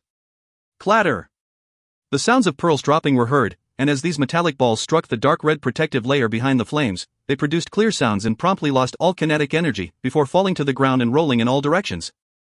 At the sight of this, Marb's expression became serious, and there was even a hint of vigilance on his face. Your rate of improvement far exceeded my expectations. I'm now slightly regretful. Back then, I should have dispatched a few more clones and eliminated you. Leyland's strength had been tested by Marb's clone back then. Though he was quite strong, Leyland merely had the strength of a semi-converted magus. If not for the fact that Marb had sent out merely a single clone, and Leyland's spells had been too mysterious and astonishing, Marb believed that Leyland would not have been able to escape. Now, however, the strength that his opponent now displayed was close to that of a peak rank 1 magus. What was more terrifying was that it had only been 2 to 3 years since he had last seen Leyland. A rank 1 magus would typically still be considered newly advanced at that point. He definitely should not be allowed to live any longer. If not, our Lilytell family will have ourselves a terrifyingly powerful enemy. Marb came up with this conclusion. Having made this decision, his desire for Leyland's blood became more intense, and his 2 eyes turned into a silvery white color as if they were made of silver. Liquid metal. Marb muttered under his breath. Immediately after, rows of complicated metal elemental runes lit up on several places on his body, and a ring of silver light was emitted from within his clothes. A layer of silvery white liquid metal suddenly oozed out of the pores of his body, quickly covering his skin and transforming him into solid, reflective, silvery white, metallic human figure. Liquid metal constantly collected in his right hand, first turning into a ball, and then constantly lengthening until it turned into a lance-like weapon. This sort of thing? Leyland's eyes flashed, suddenly thinking back to the mysterious magic artifact that emanated silvery light. That metallic ball that could change into different shapes had left a very deep impression on him. Unfortunately, Leyland had left the artifact in the Dylan Gardens to avoid trouble. It had already been completely destroyed along with the secret plane. From the looks of it, that metallic ball was a magic artifact that Marb had invented. Kill. Marb turned into a silver hurricane, which headed straight for Leyland. Interesting. A magus that specializes in close combat? Leyland was extremely interested, and he quickly activated his innate defensive spell, Kamoyan Scales. Asterisk bang. Bang. Bang, star. Black and silver figures rammed into each other, and the resulting shockwave caused a layer of the ground to lift. The surrounding animals, snakes, worms, mice, and ants, as well as other bizarre creatures, seemed to sense an imminent catastrophe, and quickly escaped, hoping to be as far away as possible. The crimson rays from Leyland's fallen star pendant turned into a crossblade to fend off Marb's silver lance. Sparks emerged as they battled. After a few rounds, Leyland's expression became more serious. This Marb had obviously remodeled his own body. Whether it was his strength or speed, both were very strong. On top of that, he was skilled in methods to kill opponents, and coupled with his metallic elemental talent, he was practically a refined killing machine. Ding! The crimson crossblade met with the lance once again, producing a crisp sound in constant strong gales. The greenery around them was continuously being blown about. Pooh! At this moment, Marb suddenly had a look on his face that indicated he had succeeded in some kind of plot. The sharp, pointed end of the silver-white lance instantly became flexible, and like a snake twisting its body, it bent and thrust, piercing towards Leyland's body. TSS, Leyland's winced a little as several black scales chipped off. Battle mode. Seeing that his attack had been effective, Marb looked even more crazed as he yelled. Next, dense needles emerged on his silvery white body, and his weapon also underwent some changes. Broadsword. Crossblade. Battleaxe. Maul. All kinds of weapons appeared in Marb's hands. On the surface of the blades, there were also strong energy waves that indicated the use of magic. It was definitely enough to pierce through Leyland's defense and cause tremendous damage. In terms of close combat, even with the aid of the AI chip, I'm not at an advantage. Leyland pondered. Shio. Countless tendrils of shadow encircled Marb and tightened. At the same time, Leyland hastily retreated and raised his arm, several black fireballs appearing above his palm. Latent fireball. The black fireballs fused and increased in size, and then flew towards Marb. How can this level of attack affect me? How naive. From within the constraints of the shadow tendrils, Marb's disdainful tone could be heard. Asterisk 2. Star. From the surface of Marb's body, silver liquid metal kept oozing out and turning into countless sharp blades. Like gears, they revolved quickly and brought about a fierce, merciless wind. Asterisk Kacha. Star dot. The black tendrils touched the revolving blades and emitted a few sounds. They fell to the ground in several pieces, transforming into a gaseous state and dispersing. Ha! The weapon in Marb's hand turned into a giant silver sword. With both hands on the handle, a ring of metallic elemental particles poured into the sword and gave it a sheen of light. Metallic destruction. Marb viciously swung forward. Kacha! As the blade was brought down, the front half of the metallic sword suddenly detached and advanced towards the black fireball. The silvery white tip of the blade kept changing forms in midair, before eventually transforming into a white lion head. Roar! The lion head opened its mouth wide and produced an earth-shattering howl as it faced the latent fireball. Asterisk Kacha. Star. The surroundings around them seemed to be frozen in place, and even the air ceased to circulate. If you find any errors, ads pop up, ads redirect, broken links, non-standard content, etc., please let us know. Report chapter so we can fix it as soon as possible. Chapter 224, Metal and Gravity. Metal and Gravity. Rumble. The world seemed to stop at this second. A few seconds later, the surroundings returned to normal. The situation just now was as if a movie was being screened, but had suddenly malfunctioned. Next, a strong energy storm spread out in all directions. In the center of the energy storm, black flames and silvery white rays of light constantly battled, engulfing each other. Creak. At the boundaries of the battle, where Marb had set up the metallic prison, the cage constantly creaked in protest of their intense fight. Minutes later, the frightening energy storm dissipated. Marb did not have a single injury on him, and even his hair was untouched. He stared straight in Leyland's direction, grabbing at him with a single hand. Lad. Come here, dot. Leyland's body moved sluggishly, and this was enough time for several silver chains to lock him into place, and make his body involuntarily fly towards Marb. Die. Marb charged forward furiously, the spikes and blades attacking like the rain, with each spike and blade carrying a large amount of energy. Just being hit by one would cause a regular rank 1 mega serious injuries. Fallen Star Pendant. Leyland bellowed, and the black scales and dark red light fused together, forming a ring of unusual light. Asterisk Kacha. Kacha, asterisk his muscles swelled, and he broke the chains binding him using his brute strength. Asterisk ding ding. Ding ding, star. Silver flying needles and blades fell upon this layer of light and were then repelled, producing sparks and crisp sounds. Is this all you have? You disappoint me. Leyland looked to be quite disappointed, and moments later, his eyes turned amber. If that's the most you can do, then I give my apologies. You're the one dying here today, dot. In a flash, a strange light emitted from Leyland's eyes and headed straight into Marb's eyes. The innate spell Eyes of Petrification. Marb's charging form suddenly became sluggish, and a layer of ashen stone skin spread, beginning from the corners of his eyes. Wang Wang.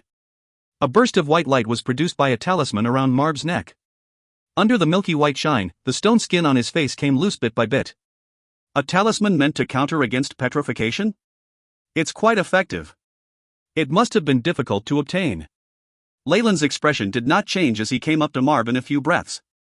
The first time he had been chased after by Marb's clone, Leyland had revealed his petrification abilities. That was how he had turned the tables on the clone, but in the process, he had also exposed his ability to petrify his opponents. As his archenemy, how could Marb not make preparations against that? However, even in ancient times, petrification was a lesser-known spell. In the south coast, it was practically extinct. Talismans that could be used to negate it were scarce, and most could only be found in ancient ruins. Leyland was a little surprised at Marb's ability to find one so quickly. However, even if Marb had a talisman, how could it be that effective against the petrification methods of an ancient creature such as the giant serpent Kamoyan? Though Marb had dispelled the petrification, he had still been slowed. Shwa, black light flashed, and in that instant, Leyland was already in front of Marb, his amber eyes meeting Marb's. Die! The crimson light produced by the fallen star pendant solidified into a giant axe. However, Leyland did not seem to be satisfied and pointed at the weapon. Shick! Immense black flames engulfed the axe. Ha! Leyland shouted, and large numbers of shadows emerged from behind him, and converged onto his body. From the shadows, Leyland's tall figure suddenly shot up, and he transformed into a 3-meter-tall giant with tan skin. Ayo! The giant roared, the muscles on his arm bulging, and showing the dark red, earthworm-like veins on his body. Like a deity from legends, the giant held the large axe and swung, aiming for Marb's neck. Before the hatchet connected, the unimaginable sharpness of the heat waves and gales produced from the swing had already destroyed the defensive layer of liquid metal on his neck. Ka-cha! The fiery, black axe cut through Marb's neck, and it looked as if his head was going to fall off. The black flames extended throughout his body in an instant. Marb's expression was blank as he collapsed. Leyland was in a daze. This was much too easy, but even official magi would not live if their heads were chopped off. Beep. Danger. Detecting targets still giving out energy waves. The AI chip sounded at this moment. Immediately after, a ray of snow-white light appeared in front of Leyland. This is bad.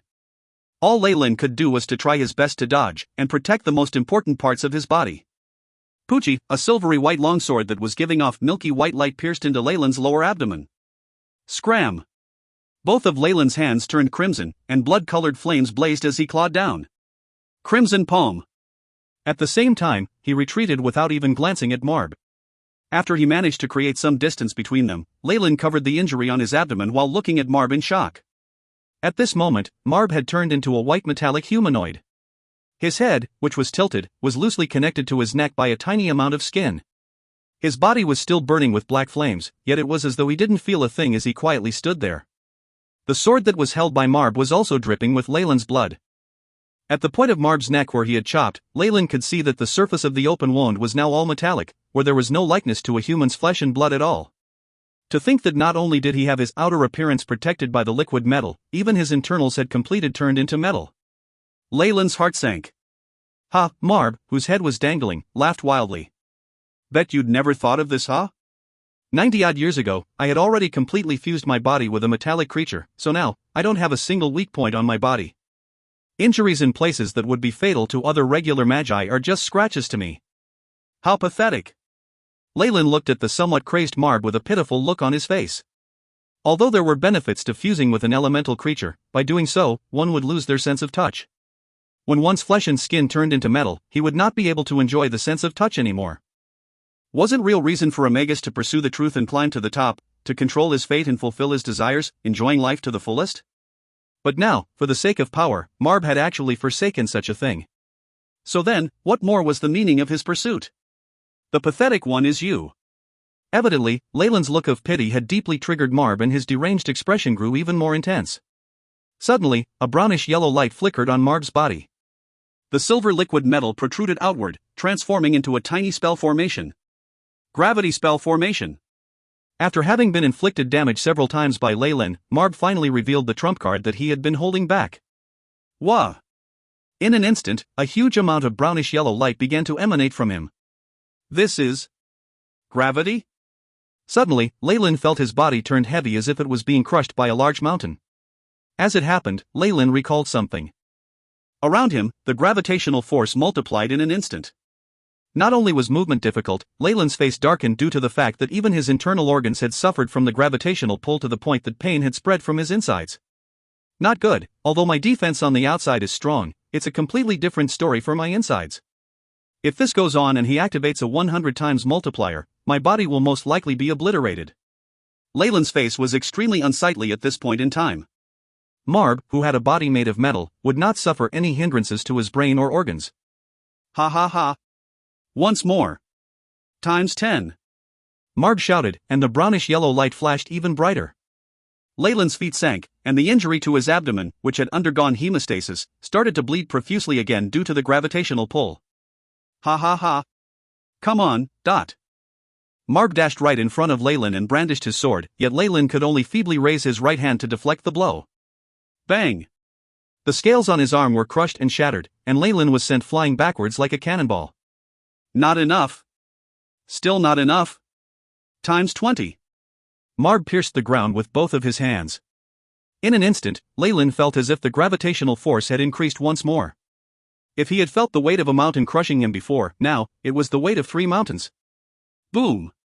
A huge crater was created on the ground the moment Leyland's body landed. Go to hell! Marb's right hand turned into a giant silver hammer. Ugh! You actually restored the ancient gravity spell formation. Leyland laid on his back as he smiled with a hint of admiration. Not bad indeed. This expression gave Marb a sudden yet very uneasy premonition. You're already going to die. What are you trying to act so tough for? Marb hammered down viciously. Suction spell formation. Activate. Under the shadow of the large hammer, Leyland rapidly chanted a few syllables. Wah! A reversed J-shaped rune suddenly appeared on Leyland's body. In a flash, Leyland seemed to be pulled back by a huge force and flew away from under the giant hammer, and into a distant place. Trying to escape? Times 30. Watching Leyland's retreating figure, the brownish-yellow light on Marb's body increased in brightness once more. If you find any errors, ads pop up, ads redirect, broken links, non-standard content, etc., please let us know. Report chapter so we can fix it as soon as possible. Chapter 225, Undo. Undo. Times 30. Marb bellowed in frustration. The brownish-yellow spell formation flashed, and then exploded.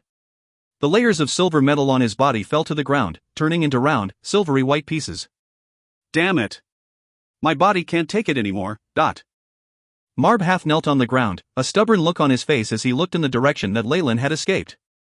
The gravitational spell formation had taken a lot out of him. With his strength as a peak rank 1 Magus, he could increase the gravitational force up to 20 times the normal amount.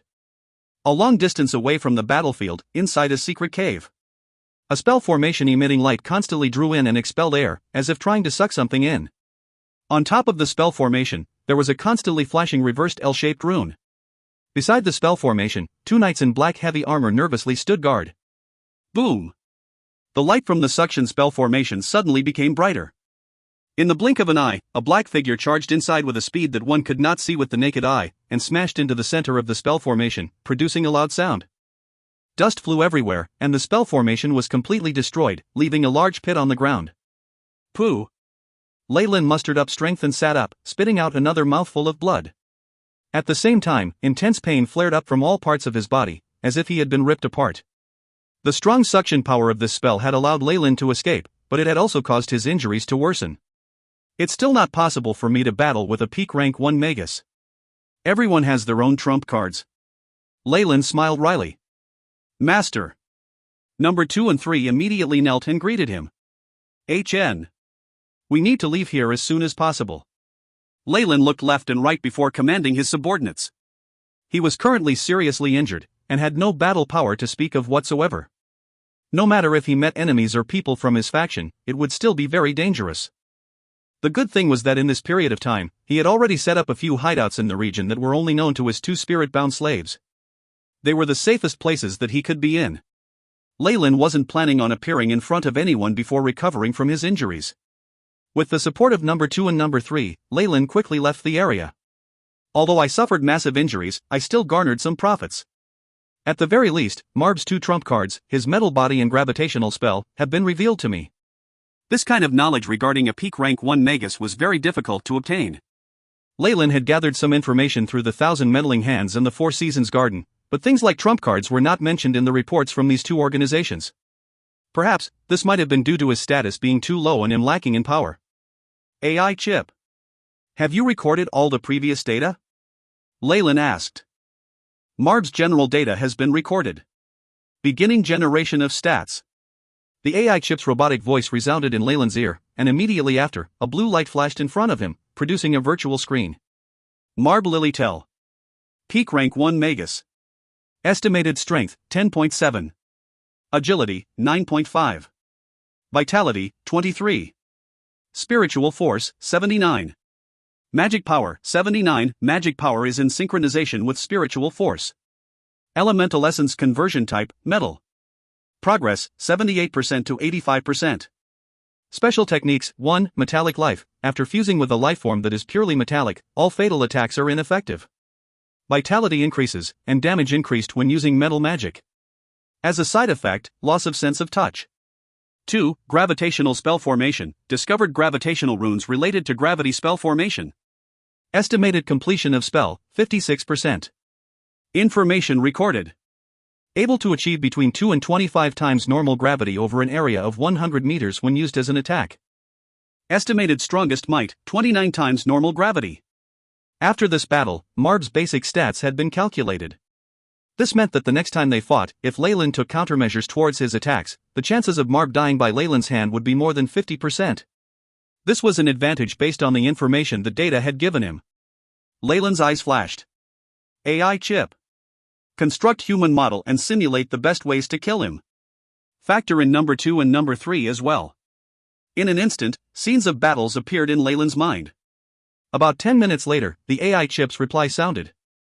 Based on the newest data recorded, result, death of target.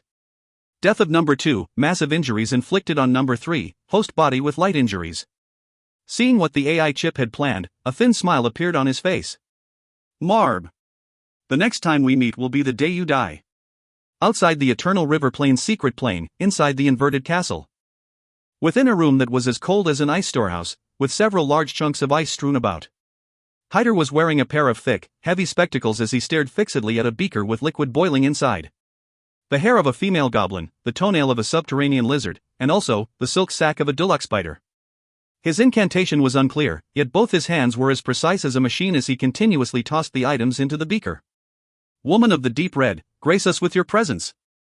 After the ingredients had completely fused within the beaker, Hyder raised up and opened his hands towards the sky, and chanted in a very bizarre incantation as if conducting a sacrificial rite. 1. The ground began to tremble, and the stench of blood began to permeate the tiny room. In an instant, Hyder seemed to have seen a deep, crimson sea surging towards him. In an instant, the blood-colored sea converged into the figure of a gorgeous woman that strangely had no face. Her ethereal body floated ever so beautifully in midair. Hyder chanted the final stream of the incantation, which was extremely tongue-twisting. The accent was extremely difficult to understand as well, it was filled with a primordial and barbaric aura. Chick-chick, after listening to Hyder, the woman finally spoke. Her voice sounded like the chirps of a little bird, yet, at the same time, it strangely sounded like the flapping of insect wings. Hurry! Bring it forward! Hyder said to the old lady behind him. The old lady clapped her hands, and 2 black-robed servants entered with a dozen feeble, trembling humans who had their heads covered by a black sack. Chick-chick! The woman in midair chirped in excitement as she immediately began to stretch her body forward. Poo, poo, poo, star dot. Countless large wounds split open on the bodies of these captives, from which blood gushed out like a fountain. As if seeing the plague, the 2 servants quickly retreated. Glook! The blood formed a tiny tendril of steam as it floated through the air towards the woman. A moment later, there were no longer any traces of blood on the ground. As for the woman, the color red was even more vibrant on her body now. After accepting the sacrifices, the woman nodded her faceless head and transformed into the shape of a flask. Drip drop. A tiny droplet of crimson liquid dripped from the flask directly into the beaker. Ka-cha! After the liquid entered the beaker, a flame emerged from within the beaker and engulfed it. As the flames blazed, the sound of wailing spirits occasionally sounded from within. As the flames continued to burn, the woman disappeared without a trace. Whether it was Hyder or the old lady, no one knew how she had left. How is it? The old lady's gaze was fixed on the flame, which was spreading, and she put on an expression that could make one feel anxious. Beneath the gleam of the flames, which reflected off of the old lady's face, there was an intimidating look. This is the most feasible method that I could come up with after many experiments. Moreover, through a sacrificial rite, I borrowed the power of a trace of blood from an evil spirit. Towards this curse, it should be the best remedy. Hyder looked at the subsiding flames, and his expression was extremely calm, his eyes showing signs of wisdom. I hope that is so. Jenna's curse is nearing complete activation, so time is pressing, the old lady muttered. Hearing this, a peculiar expression could be seen in Hyder's eyes. Although Jenna was the one who had inherited the innate talent of prophecy, Manla was also a relative of theirs. From the perspective of a light magus, this was somewhat going overboard. However, Hyder concealed his opinion well, not letting the old lady discover it. Bang! Several minutes later, the red flames completely died out, revealing a strange, congealed item in the beaker. It was an amorphous item, like a large lump of jelly, and was even squirming. It's a success! A smile surfaced on Hyder's face. Following which, his expression turned solemn as he said, "The old lady, madam, although this method of removal has a very high success rate, the curse is an extremely troublesome thing. Some dark magi also like to add various disgusting and poisonous elements inside, and if they are not treated properly, things could very well become disastrous. Hence, what I'm saying is that if there is a possibility, it would still be better to have a chat with the magus who laid this curse. No need for that. My family will never be threatened by someone else. Fate is watching over us." The old lady vehemently rejected the notion, and Hyder could only smile wryly in return. Due to the possibility of a chain reaction from the activation of the curse, during treatment, Jenna and Manla were held very far apart in their locations. Hyder wore white robes with many runes occasionally blinking on it. At this moment, he held onto a container with one hand, which contained the soft body within. Hyder looked at Manla, who was lying unconscious on the experiment table, and finally gave one last glance at the old lady. She nodded expressionlessly. Seeing this, Hyder sighed on the inside, and his face turned serious. "Then, I will begin. If you find any errors, ads pop up, ads redirect, broken links, non-standard content, etc., please let us know. Report chapter so we can fix it as soon as possible." Chapter 226, Commencement. Commencement. I wish you luck. Hyder looked at Manla as he prayed for him. He then picked up a gleaming silver scalpel and lightly cut the arm which had the curse. Sigh. The black curse runes came to life and continuously twisted, forming a tiny black snake that hissed with its forked tongue. Black gas immediately surrounded Manla's body, which was covered in bulging veins. The huge bloke broke out in cold sweat and gritted his teeth unconsciously, the agony on his face apparent. The first light in this world. Listen to my summons and lend me your strength to dispel this darkness. Hyder's lips moved quickly as he rapidly chanted an incantation. Wang Wang. In the surroundings of the operating table, countless rays of light suddenly appeared and flew above Manla as they converged into a rune. Unadulterated, without a trace of any impurities. It was as if the light that first set upon this world had appeared inside the rune. This milky white light shone on Manla's body. Chi, Manla's body suddenly arched as he clenched his fists. At the same time, a seemingly endless amount of black gas was emitted from the pores throughout his body. All of this gas was very quickly purified by the light. Hyder looked at the black lines on Manla's body as sweat rolled down the side of his cheek. His immense spiritual force had now turned into an extremely concentrated and tiny one which continuously scanned Manla's body and took note of its current state. He also had to guide the light in the cleansing process. This was a task that required extreme precision. If he made a single mistake, the curse on Manla's body would fully activate. It was very evident that this put a huge strain on Hyder. In only a dozen minutes, this old geezer began to pant heavily as his energy began to drop. However, it was at a time like this that the stability of Hyder's hands was even more pronounced. Just like a robot, his movements were fluid and without the slightest mistake. Finally, under the pressing attack from the light rays, the cursed runes made of darkness were continuously pushed back until they retreated back into the original wound. The light rays formed a halo outside the wound and confined it to a small surface area on the flesh. Hyder exhaled deeply as he wiped the sweat off his forehead.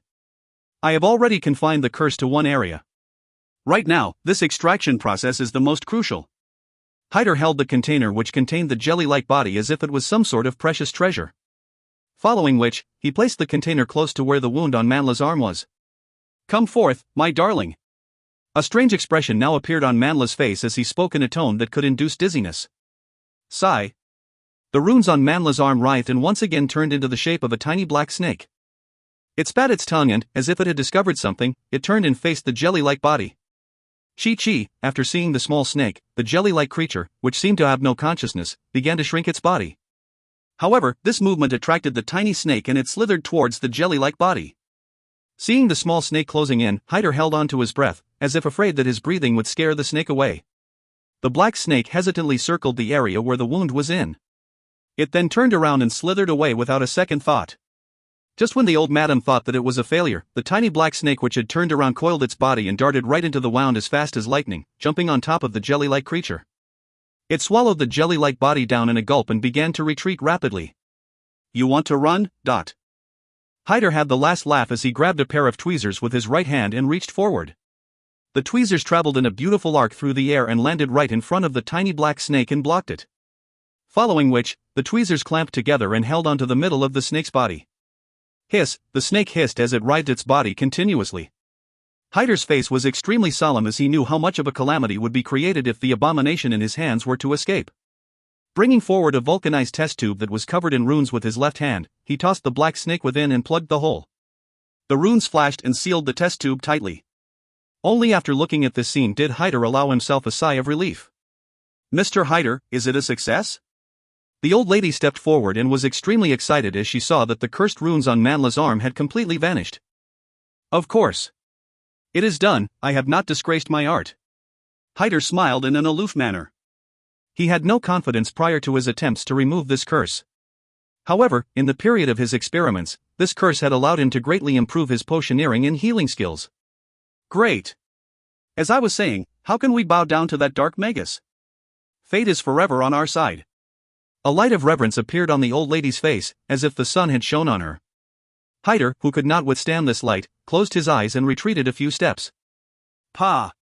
At this moment, a very crisp clap sounded from Manla's body and a mysterious black gas once again appeared. What is happening? The old witch was now like a duck which had its neck grasped, her voice hoarse as she asked. Damn it, a second curse. It's actually a model composed of a combination of curses. Regret and shame now flashed across Hyder's face. At the same time, a huge amount of black gas formed into many tiny black snakes as the dense smog engulfed Manla within. Chick chick, from within the black smog, a harrowing sound could be heard. Seconds later, the black smog dispersed and revealed a blackened skeleton which sat quietly before the experiment table. This turn of events was extremely quick and even Hyder had no time to react. Seriously. Hyder could only smile wryly and open his mouth to say something. Crack. The sound of glass shattering could be heard. As if recalling something, Hyder hurriedly tossed the test tube in his hands away. Alas, it was all too late. A black mist that was crackling with lightning exploded on his hands. A bright layer of light immediately appeared on Hyder's robes that repelled the black mist. After everything had calmed down, Hyder looked at his already blackened left hand and looked extremely resigned. Lyle, who was recuperating in a hidden location, suddenly opened his eyes, revealing a ponderous expression. These energy waves. It seems like one of my curses has already activated a reunison effect. Oh. It should be that bloke Manla who is now dead. I'm quite curious about the effects of the hidden mechanism I placed on the curse. Lyle grinned. Not only did he place a complex curse on both of them, but he also left behind many concealed mechanisms. The poisonous elements and malice hidden within was enough to let the magus who was healing them to suffer greatly. If the healer was not careful, he might even lose his life. Lyle was confident that after witnessing the prowess of his curse, the family behind Jenna would have no choice but to bow their heads down to him. Even if he was not certain of the unique meditation technique this family possessed, one could easily tell that a magus who was able to predict the future held an extremely high position, as such, he had many things that he wanted from that family. However, Leyland only toyed with the idea for a while before tossing it to the back of his mind. Right now, he was stark naked as he rested his chiseled body in a stone pool. In the center of the pool, there was a deep green fluid emitting the scent of plants and an enormous life force which continuously healed Leyland's injuries. This was the healing solution that Leyland had brewed before.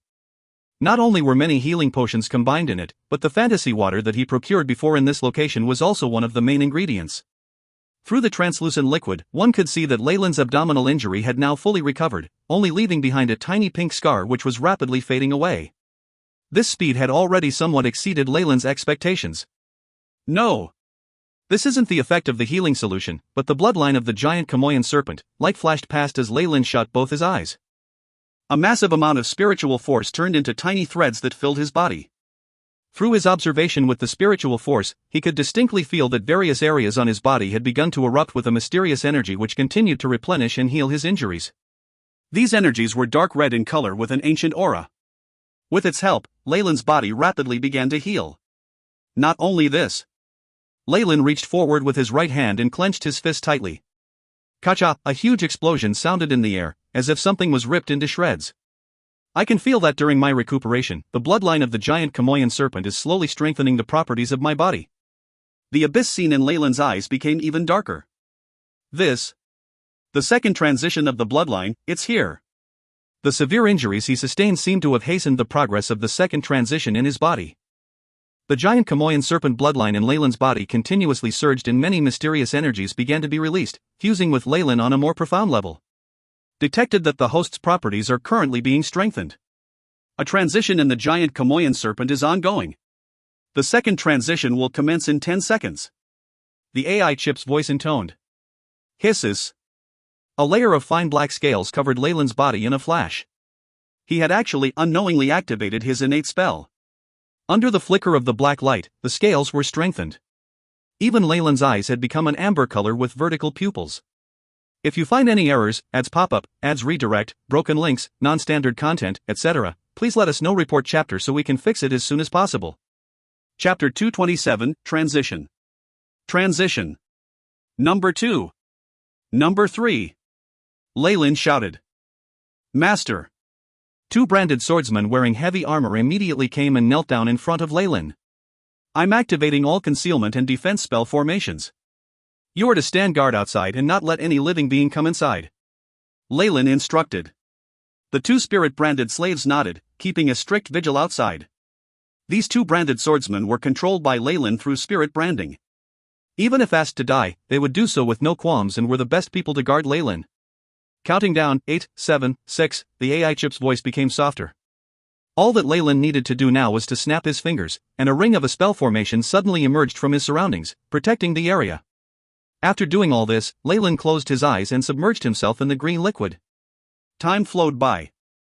10 days later, in this little cave, in the middle of the spell formation, dense dark elemental energy particles were mixed with flaming red fire elemental energy particles and they filled the entire pool. These elemental energy particles were so dense that they were immediately apparent in the external world. Different colors were visible on the rock wall around him due to the reflection of light on these elemental particles. At the heart of the elemental energy particles, black and red vapor converged, seemingly about to crystallize. In the pool, the original green liquid had completely disappeared, revealing a dried-up bottom. A large black cocoon lay still at the center of the bottom of the pool, constantly expanding and then shrinking back, just as if it was breathing.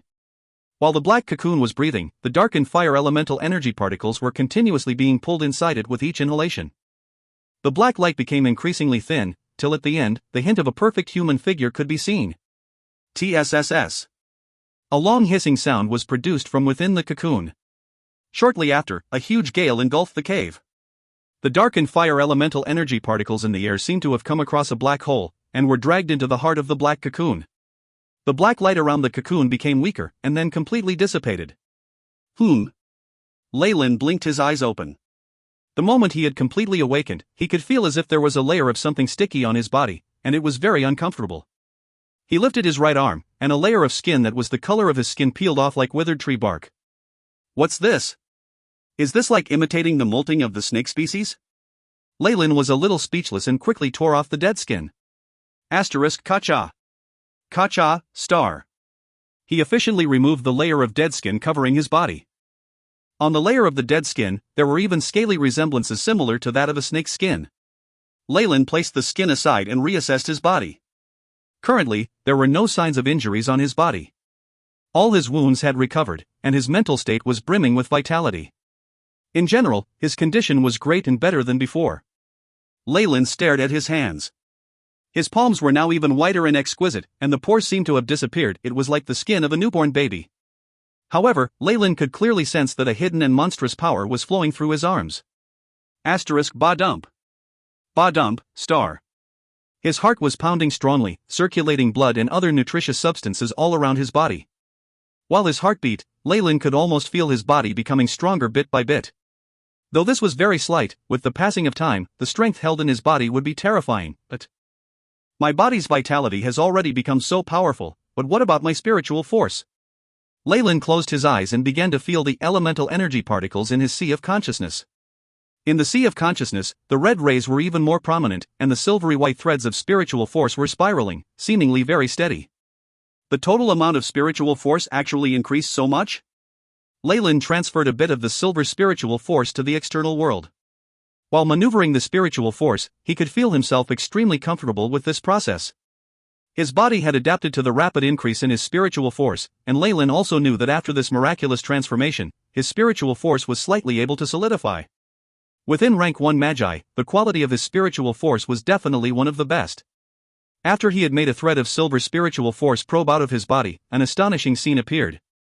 Blackness. Numerous black lights appeared in the sky like fireflies, rushing towards Leyland's spiritual force and clinging onto it.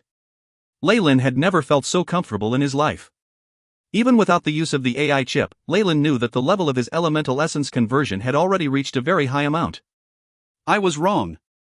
I got it all wrong. Leyland was dazed for a second, and then laughed wryly.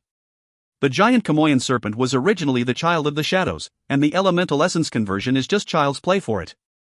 Rather than exploring the strength of my bloodline, I persistently tried to use crystallized dark elemental energy particles to break through the bottleneck. How stupid. Fortunately, it was not too late.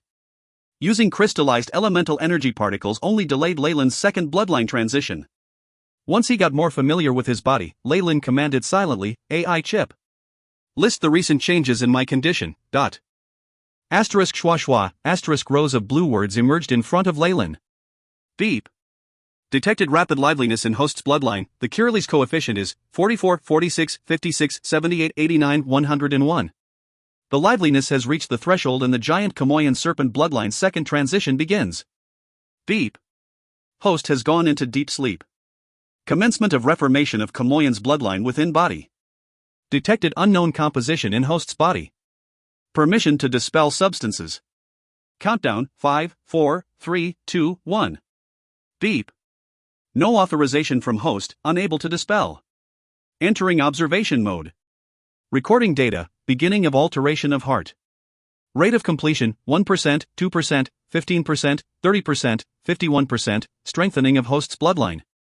Innate spell, Chamoyan scale strengthened. Chamoyan scales, forms a layer of defensive scales on host's body, has an instant effect. Physical defense, 35 degrees. Resistance to magic, 40 degrees. Consumption, 1 spiritual force, 1 magic power every 6 hours. Measured large rise in host stats in multiple areas. Collecting data, beep. Collection of data completed, converting into numerical values. Leyland found his stats being refreshed. Leyland Farlier. Rank 1 Warlock. Bloodline, Giant Chamoyan Serpent. Strength, 20.1, Agility, 13.4, Vitality, 25.7, Spiritual Force, 75.9, Magic Power, 75, Magic Power is in synchronization with Spiritual Force. Elemental Essence Conversion, 89%. Status, Heart Remodeling, Progress, 61%. The heart was an important organ that produced the blood of the giant Chamoyan serpent. Through the remodeling of the heart, ancient warlocks obtained vitality and the ability to produce blood as powerful as that of the Chamoyan serpent. With the scanning of the AI chip, Leyland could clearly see a purplish-red color constantly extending from his heart. Wave after wave of power and blood was transported to all parts of his body. Along with the throbbing of his heart, the last few digits of the numbers that represented his spiritual force, vitality, elemental essence conversion constantly increased. Even before my heart is completely remodeled, the rise in my stats is still increasing. How terrifying.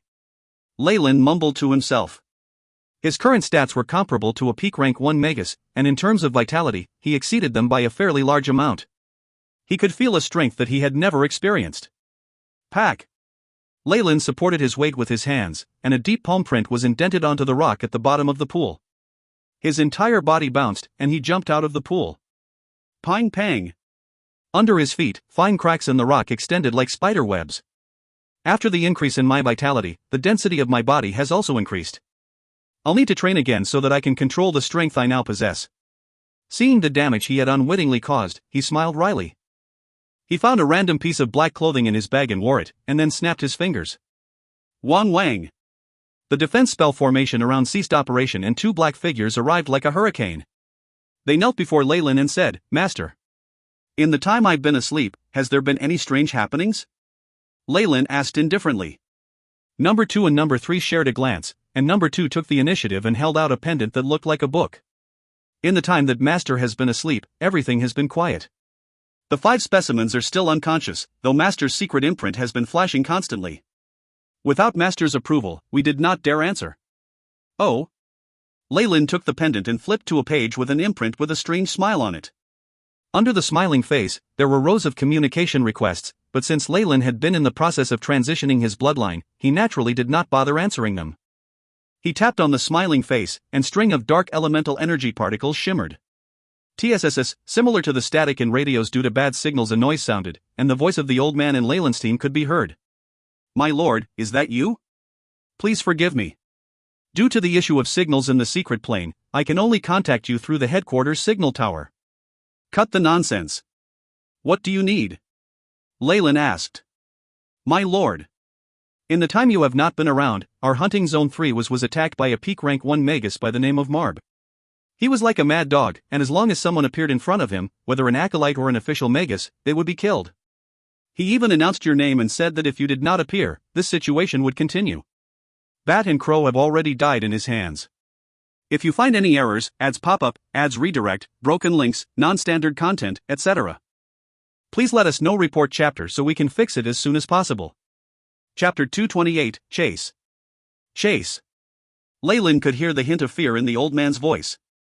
Bat and Crow were both Leyland's subordinates, and now that both had been killed, it would be hard to deliver this news to Four Seasons Garden. Lord Caesar has already spoken and given you a time limit of 10 days. Within that time, you'll have to solve this problem, or else. Or else. Leyland sounded very calm. The old man, on the other hand, was so terrified that even his voice trembled. "He will seize you on the grounds that you neglected your duties." Oh. He expected anger from Leyland, but all he saw was Leyland nodding slightly. "Tell him I understand." Next, Leyland closed the imprint's connection. "Marb, is it?" Behind his eyes, he seemed to see that crazy metallized old geezer again. That Marb must have received news about him being in charge of Hunting Zone 3 and had thus taken action. Leyland flippantly made a decision. Though Thousand Meddling Hands, the organization of which Giant was a member, wanted to solve the conflict between Leyland and the Lily-Tell family, he wanted none of that. From his perspective, since they had already become enemies, it was better to completely eliminate them. Besides, the current Marb thought nothing of Leyland. If, before the second bloodline transition, Leyland only had a chance to kill his opponent with the help of Number 2 and Number 3, he was now confident that in a fight, he could definitely destroy his opponent. Marb wouldn't even have the chance to escape. "Let's go." With a shake of his robes, he brought the 2 branded swordsmen out of the cave. "Awah!" Soon after, the silhouette of a huge venom wyvern soared up high from the cave. Zoom. On the plains, 2 figures flickered with light as they traveled at speeds that exceeded what could be seen with the naked eye. One chased, while the other fled. In front was a young woman wearing white robes, her hair slightly curled, and her chest was bursting out of her clothes. As she moved, her plentiful bosom would constantly jiggle, and paired with this woman's beautiful face, men had the urge to become lecherous wolves. It was a pity that her striking beauty had no effect on the Magus behind her. Shio, the sound of blades slashing could be heard, and the woman's face changed, instantly grabbing a chain bracelet around her wrist and flung it behind. Wang Wang. Luminous green light was emitted from the chain bracelet, and the light converged to form a large web which slammed into the 2 silver pikes. Rumble. Green and silver rays exploded, and the intense explosive airwaves struck the woman's back. Rip, half her robe was torn up, revealing her bright, clean back and delicate skin. "Stupid old man. I already told you I don't know any Leyland. Why did you keep chasing after me? The woman seemed to care little about how she was exhibiting a lot of skin as she produced a scroll. Chia, a pair of translucent, small wings grew behind her. Each was quite small and formed a semi-heart. They were quite cute and seemed like a decorative item. Hula, the wings shook, bringing with them waves of energy. However, this lady did not fly but floated gently, as if she had become more buoyant. With her wings flapping behind her, her speed increased, and only then did she have the time to turn back and scold. You're the light magus in this region, so you must be under Leyland's protection. How can you not know of him? The one that was chasing behind her was a silver-haired old man with metallic ornaments dangling from his forehead to his face. After having seen the woman using the scroll, a ring of silvery, metallic rays was produced. Hoo-hoo! Metallic rays constantly sprayed backwards like two silver tassels that drifted behind him. Asterisk crash, asterisk his speed increased sharply and was even slightly faster than the woman's, which caused the distance between them to decrease. The woman even felt like crying at this point. I'm just a wandering magus. Though this is Four Seasons Gardens territory, we're still allowed to go in. You've really got the wrong person.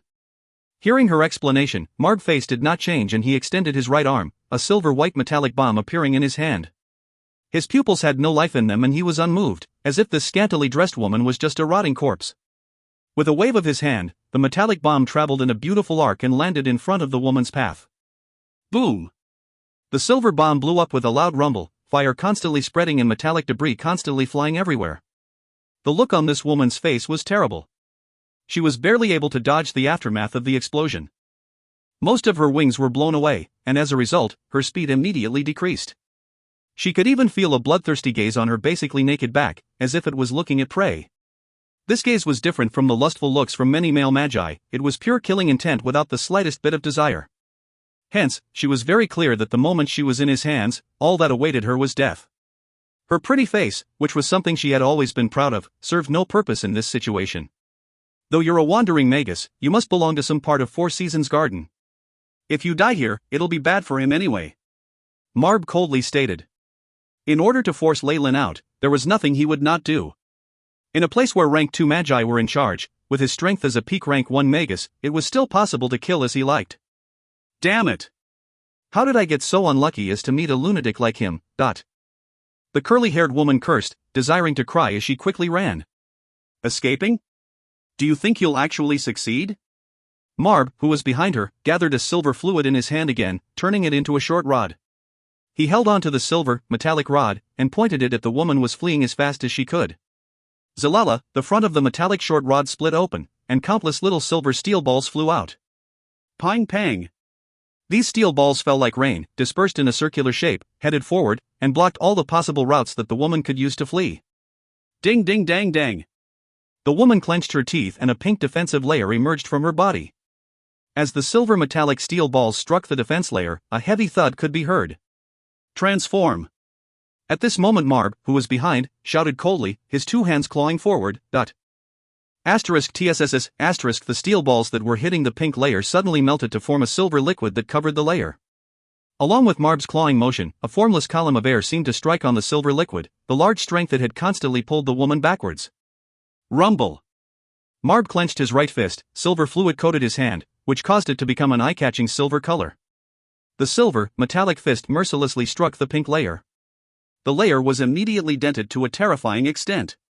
As Marb increased the power of his attack, terrifying cracking sounds could be heard. Finally, under the woman's desperate gaze, the pink layer was completely shattered by the silver fist, turning into shards that gently fell like butterflies. Pooh, with her innate spell broken, the woman paled and as if she had been struck by a hammer and collapsed. Damn it! I'm going to stay right here. Just do whatever you want now. She watched Marb and closed her eyes as if in resignation.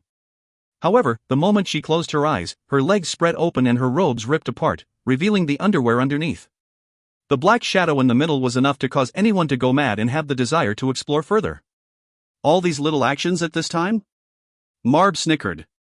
Most magi liked to enjoy themselves after they advanced and were open about their acts in this area. This was the case for both male and female magi. But Marb was different. He was already one with metal and had lost the ability to have children. This was why he valued Bossine, his only blood relative, so much. Shortly after, his right hand turned into a chopper. Rest in peace. Nobody will save you. After having heard Marb's declaration, hopelessness welled up. She was merely a semi-converted magus and was probably slightly competent when it came to fleeing. However, in front of Marb, she was like a frail child. Am I going to die here? Mentor, I'm sorry I couldn't complete the task you entrusted to me. As the chopper struck down, the woman mumbled under her breath. Really? Boom. The pain she anticipated did not arrive, and instead, a third person's voice rang out in the field. The female magus opened her eyes to the sight of a giant black serpent, scales flickering with black light as it broke the chopper with a single bite. After breaking the chopper, the serpent turned into black smoke and floated to the back of a very handsome male magus. It turned into a ring of black elemental particles and hovered over him like an aureole. What a familiar face! This seems to be the person in charge of hunting Zone 3. Leyland. The woman inwardly heaved a sigh of relief, though outwardly she appeared to be indifferent to the situation. The female magus then stood up as if nothing had happened and quickly rushed off, covering a large distance in a short period of time. By the way, do I know you? Leyland rolled his eyes inwardly. This was an area he had jurisdiction over, and all magi who were in the light faction or any wandering magi were supposed to greet him. However, Leyland was always indoors and rarely showed himself, so it was natural he did not know this woman. However, if she were to die here, it would put a mark on his record, so he decided not to bicker with her about it. Leyland's full concentration was now on Marb. If you find any errors, ads pop up, ads redirect, broken links, non-standard content, etc., please let us know. Report chapter so we can fix it as soon as possible. Chapter 229, Determination. Determination. After seeing Leyland, Marb's gaze, which was as sharp as knives, was fixed on Leyland. So? You finally appeared, Leyland. Marb spoke softly, but the coldness and determination were apparent in his voice, causing the female magus nearby to break out in cold sweat. In their previous battle, Marb had witnessed Leyland's power and the rate at which he grew stronger. Fear and regret crawled around and constantly gnawed at his insides like ants. He regretted it. He regretted not deploying more manpower to the Great Canyon Margaret and thoroughly eliminating Leyland there. Now, Leyland had already grown stronger and was quickly becoming the Lilytell family's worst nightmare. In the beginning, he had only just advanced to a rank 1 magus, but now, he was capable of fighting on equal grounds with Marb. In the entire magus history of the South Coast, this was a rate of improvement that only the cream of the crop had. Presently, Marb could still suppress his opponent, but even he himself had no confidence in being able to do so in the future. By that time, Leyland would definitely destroy the entire Lilytell family. Marb did not want to be one responsible for his family's death. Hence, in this period of time, he was like a madman, looking for traces of Leyland. He did not even hesitate to anger a rank 2 light magus as he slaughtered a large number of magi in the light magi zone. Finally, he had forced Leyland to come out. Marb stared straight at Leyland, as if afraid that at the slightest blink, Leyland would escape once again and disappear. It's been a long time. I've been looking for you for a long time, Marb mumbled under his breath. I've waited quite some time. This really has to end soon. Leyland clasped his hands behind his back and spoke. This indifference obviously caused Marb to become suspicious. The current Leyland's aura was even more difficult to make sense of, and even he was unable to accurately judge Leyland's strength. However, in order to force Leyland to make an appearance, he had no other choice. Die! Marb suddenly made his move as he roared. Asterisk Kacha. Kacha, star dot. In an instant, he turned into pure metal, rays converging in front of his chest in spell formation that emitted brownish-yellow light. Metal transformation. Gravity spell formation. Fully aware that Leyland was no easy target, Marb used his trump card right away. Wang Wang. A ring of brownish-yellow light extended across the entire area. Wave after wave of a tearing force from the core of the earth descended onto the area. Gravity times 20. Marb's eyes turned a pure silver hue as he roared. Rumble, the brownish-yellow color immediately spread, and a tearing force that was 10 times stronger than before exploded from beneath the ground. Asterisk Kacha. Kacha, star. The surface of the ground peeled off, and moles, ants, and other tiny animals were immediately ripped apart and turned into blood mist. Lunatics. They're all lunatics. That female magus was right at the edge of the spell formation, and she instantly lay on the ground, her skin constantly breaking. Blood flowed copiously, and she was quickly dyed crimson. Are you kidding? How can I die from the aftershocks of a magi battle? The female magus gritted her teeth and broke a pendant around her neck. This usually simple task was made much more difficult due to the times 20 gravitational force. In reality, if not for her being an official magus and having remodeled her body such that it became stronger, she would have been blown up into blood mist like those animals. Chie. After breaking the pendant, a green light engulfed the female magus body. All her wounds were instantly healed, and if not for the bloodstains that were left on her body and clothes, it would be impossible to tell that she had been injured. The green light traveled across her body, and she could immediately feel the effects of the increased gravity lessening. She quickly used her 4 limbs and crawled out of the area that the brownish-yellow gravity spell formation affected. Bo! After leaving the spell formation and feeling the gravity return to normal, she heaved a hefty sigh of relief and stood up. That was much too terrifying. As expected, it's impossible for a semi-converted magi to interfere in battles between rank 1 magi who are at the peak. Asterisk boom. Boom. Boom, star. At this moment, the sound of metal clashing against metal produced ear-piercing sound waves. As if bitten by a snake, the female magus took 7 steps back and glanced at the middle of the spell formation. At the center, there were 2 human figures that had slammed into each other. In their surroundings, whether they were large trees or rocks, all were reduced to powder once they were brushed past. This is too dangerous. The female magus' expression changed, and she immediately fled further until the 2 magi were on the verge of disappearing from her line of sight. Only then did she halt her steps. It should be fine here, right? Though this was what she told herself, the wind elemental energy particles around her feet did not dissipate as she made preparations to leave if she saw the need to. Bam! Covered in a layer of black scales, Leyland struck Marb's curved, metallic knife. Sparks flew, and the clash produced an ear-piercing sound, causing the area around them to quake. There were even some black cracks around them that slowly extended outwards. Ping-pang, at this moment, the sound of metal breaking sounded from the middle. The 2 figures that had been fiercely fighting quickly retreated. Leyland swung his arms, and in his hand was the sharp tip of a blade. In the fight just now, Leyland had actually used brute force and broken one of Marb's blades. At this moment, the tip of the blade was still wriggling about and had transformed into multiple metallic teeth that were biting at Leyland's palm. Ka-cha!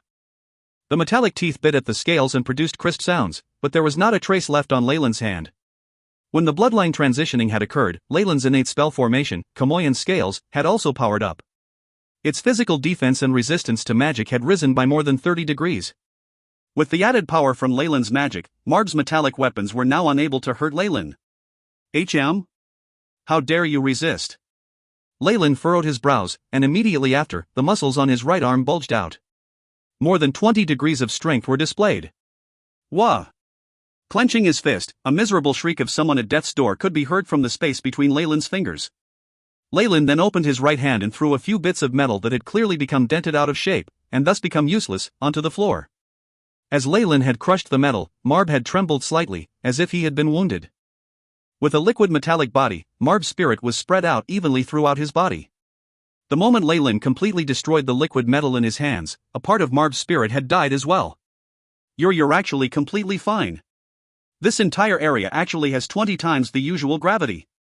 Seeing that Leyland was completely fine, Marb's face was filled with disbelief. Just 10 or so days ago, he had used this spell and caused Leyland to have no choice but to flee. However, currently, Leyland was actually so nimble even with the effects of the gravity spell formation. This situation caused Marb, who had recently experienced the pain of losing part of his spirit, to become terrified. Though he was aware of Leyland's talent, Marb realized that the rate at which he improved was far above his expectations. Gravity? Leyland looked at the brownish-yellow spell formation and smirked. Within his body, a transparent energy membrane emitted a faint purplish-red color, protecting the most vulnerable organs in his body. This was the defensive ability that the giant Kamoyan serpent's bloodline had brought to him. In addition, even if this membrane was not activated, just his vitality of 25.7 was enough to withstand this level of gravity. After all, the sturdiness of his body was working up to the same level of hardness as the body of the ancient giant Kamoyan serpent. Today will be your doomsday. Marb was stern and resolute. 29 times gravity. He roared fiercely, and his body was engulfed by a layer of brownish-yellow ring of gravitational force. Asterisk Ka-cha. Ka-cha, star. A gravitational force that was even more tremendous descended, and even Leyland could feel the pressure and the increase in his weight. However, the one who got the worst end of the deal was Marb himself. Right after sending out the attack, the sound of porcelain breaking could be heard from his body. Like a spider web, numerous cracks emerged all over his body. Even if I am to bet on the Lily-Tell name and sacrifice my life, I must kill you here. Marb looked slightly crazed as he spoke. A fight to the death? Leyland's expression became serious. Though he had already gone through the second bloodline transition and his strength had surpassed that of a rank 1 Magus, he was not yet a rank 2 Magus. Facing a Magus who was also at the peak, even he had to be extra careful. Asterisk crack. Crack, star. Chilling sounds were produced as Marb's metallic body suddenly increased in size, his muscles bulging as his body expanded. In the blink of an eye, Marb transformed from a regular old man to a metallic, burly man who was over 5 meters tall. On the surface of his body was a luster that was unique to metal. The cracks were even more massive, and it looked as if his new form might collapse at any moment. Leyland's eyes flashed as he felt the immense, unstable energy waves of elemental particles from Marb's transformed body. You want to take me down even if it means your own death? Dream on. Leyland quickly retreated, and at the same time, he chanted a few syllables. Rumble. Countless black fireballs emerged from the shadows on the ground, hovering in the air. The latent fireball, which had already been overwhelmingly powerful, now had an even more terrifying might of 60 degrees with the added bonus from Leyland's current elemental essence conversion. This was practically the limit of the power that a rank 1 Magus could possess. Under the might of the black fireball, the soil melted and turned into something akin to the crystalline particles of porcelain and glass. If you find any errors, ads pop up, ads redirect, broken links, non-standard content, etc., please let us know. Report chapter so we can fix it as soon as possible. Chapter 230, Slain. Slain. Latent fireball.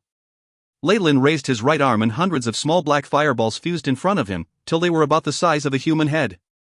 The black in the middle was even more intense, giving it a profound air as if it could suck in human spirits. Under the intense flames that were of a high temperature, even the brownish-yellow gravitational rays began to show signs of instability, constantly retracting and extending. Facing the giant in front of him, Leyland's expression was cold. The latent fireball soared through the sky as if passing through space, and it appeared in front of the metallic giant in an instant. The black fire's high-temperature force field caused the metallic giant to sway slightly, liquid metal constantly melting and dripping onto the ground. In the face of such a terrifying attack, Marb steeled himself and grabbed onto his right arm. Asterisk Kacha, star. The ear-piercing sound of bones breaking sounded, and Marb himself actually tore off his own arm. The half-complete metallic arm that he tossed away showed signs of melting into the air and then turned into an oval metal ball. It then collided with the black fireball. Rumble. Bright rays of light unceasingly spread out, and at the center, there was a black and silver-white light that was constantly squirming, devouring. Even though Marb had tried to increase the distance between them as best as he could, he was still affected by the energy waves. Kacha, the gravity spell formation at his chest immediately cracked. Pack. The brownish-yellow gravity spell formation simply collapsed, and the gravity immediately went back to normal. Asterisk boom. Boom. Boom. Boom. Boom, star. Explosions sounded one after another like beans exploding. Just 10 seconds later, the entire ground had been leveled, and even a large portion of the earth had been blown off. At the center was a gigantic pit that was so deep that one could not see the bottom. After the ash and dust had somewhat dispersed, Leyland came to the side of the pit. Seeing the black flames that were still burning, he asked aloud, "Dead yet?" Shwa! A silver-white figure immediately cut through the curtain of ash and appeared before Leyland. Marb? Producing an expression of pure shock, he quickly backed away. Ah! Ah! Ah! Marb's current condition was very pitiful. Not only had he lost his right arm, even his chest and thigh had injuries that were so deep one could see the bone. This was especially so for the injury above his waist. It looked as if he was on the verge of being broken into two. If this were an ordinary human or even an official Magus, they would find it difficult to survive, let alone go on the offense with such dangerous injuries. But Marb was evidently different. Liquid metal unceasingly flowed and covered several areas, forcefully patching up his body. Upon seeing Leyland, silver light that seemed to have turned solid shot out of his eyes. Bang! 2 metal bombs behind his back exploded, the force instantly acting on his back. Using this method, he was able to catch up to Leyland. We shall perish together. Marb pounced forward. While in midair, his entire body dispersed and turned into a silver-white curtain. The metallic curtain seemed to have a life of its own as it bundled Leyland within, leaving behind his head on the outside. An interesting attack. Is this your final attack? Leyland watched the silver liquid metal wrapped around him like a cocoon, his expression cool and not the least bit flustered. Asterisk Gulu. Gulu, star. A large amount of liquid metal gathered at Leyland's shoulder, turning into the face of an old man. For the family. For Bossine. Metal will ultimately be destroyed. The old man looked deranged and looked as if he was planning to die for a just cause. By the way, do you mean to die together with that puppet? Just as Marb was about to self-destruct, a voice lazily resounded from the other end of the battlefield. Marb turned around in disbelief, and immediately caught sight of another Leyland that had suddenly appeared. He looked to be mocking the old man as he sized him up. You must have forgotten, but I am a magus specializing in dark elemental energy particles. For us, making a shadow clone is a piece of cake. While Leyland spoke, the Leyland that Marb had bound began to transform in a bizarre manner. The entire body became black and turned into a bundle of black shadows. No! A pair of silver-white hands reached out from the curtain as Marb yelled, trying to get away from the clone. It's too late! Leyland exclaimed indifferently, with even some pity in his voice. Schwa schwa schwa. The large lump of shadows that had Marb surrounded suddenly produced countless black tendrils that engulfed Marb. Marb bellowed as large numbers of fine, rotating knives emerged from his body. Asterisk kacha. Kacha asterisk sparks flew as the blades and tendrils made contact. However, this time, the durability of the shadow tendrils had increased in might by a large margin, and the silver-white blades eventually got stuck. Some even snapped. Goodbye, Marb. His expression was strange as he watched Marb, who was completely bound by the shadow tendrils. Next, he raised his arm, and then clenched his fist. Boom! Is it over? The female magus from before had escaped far away due to her fear of the aftershocks from the battle.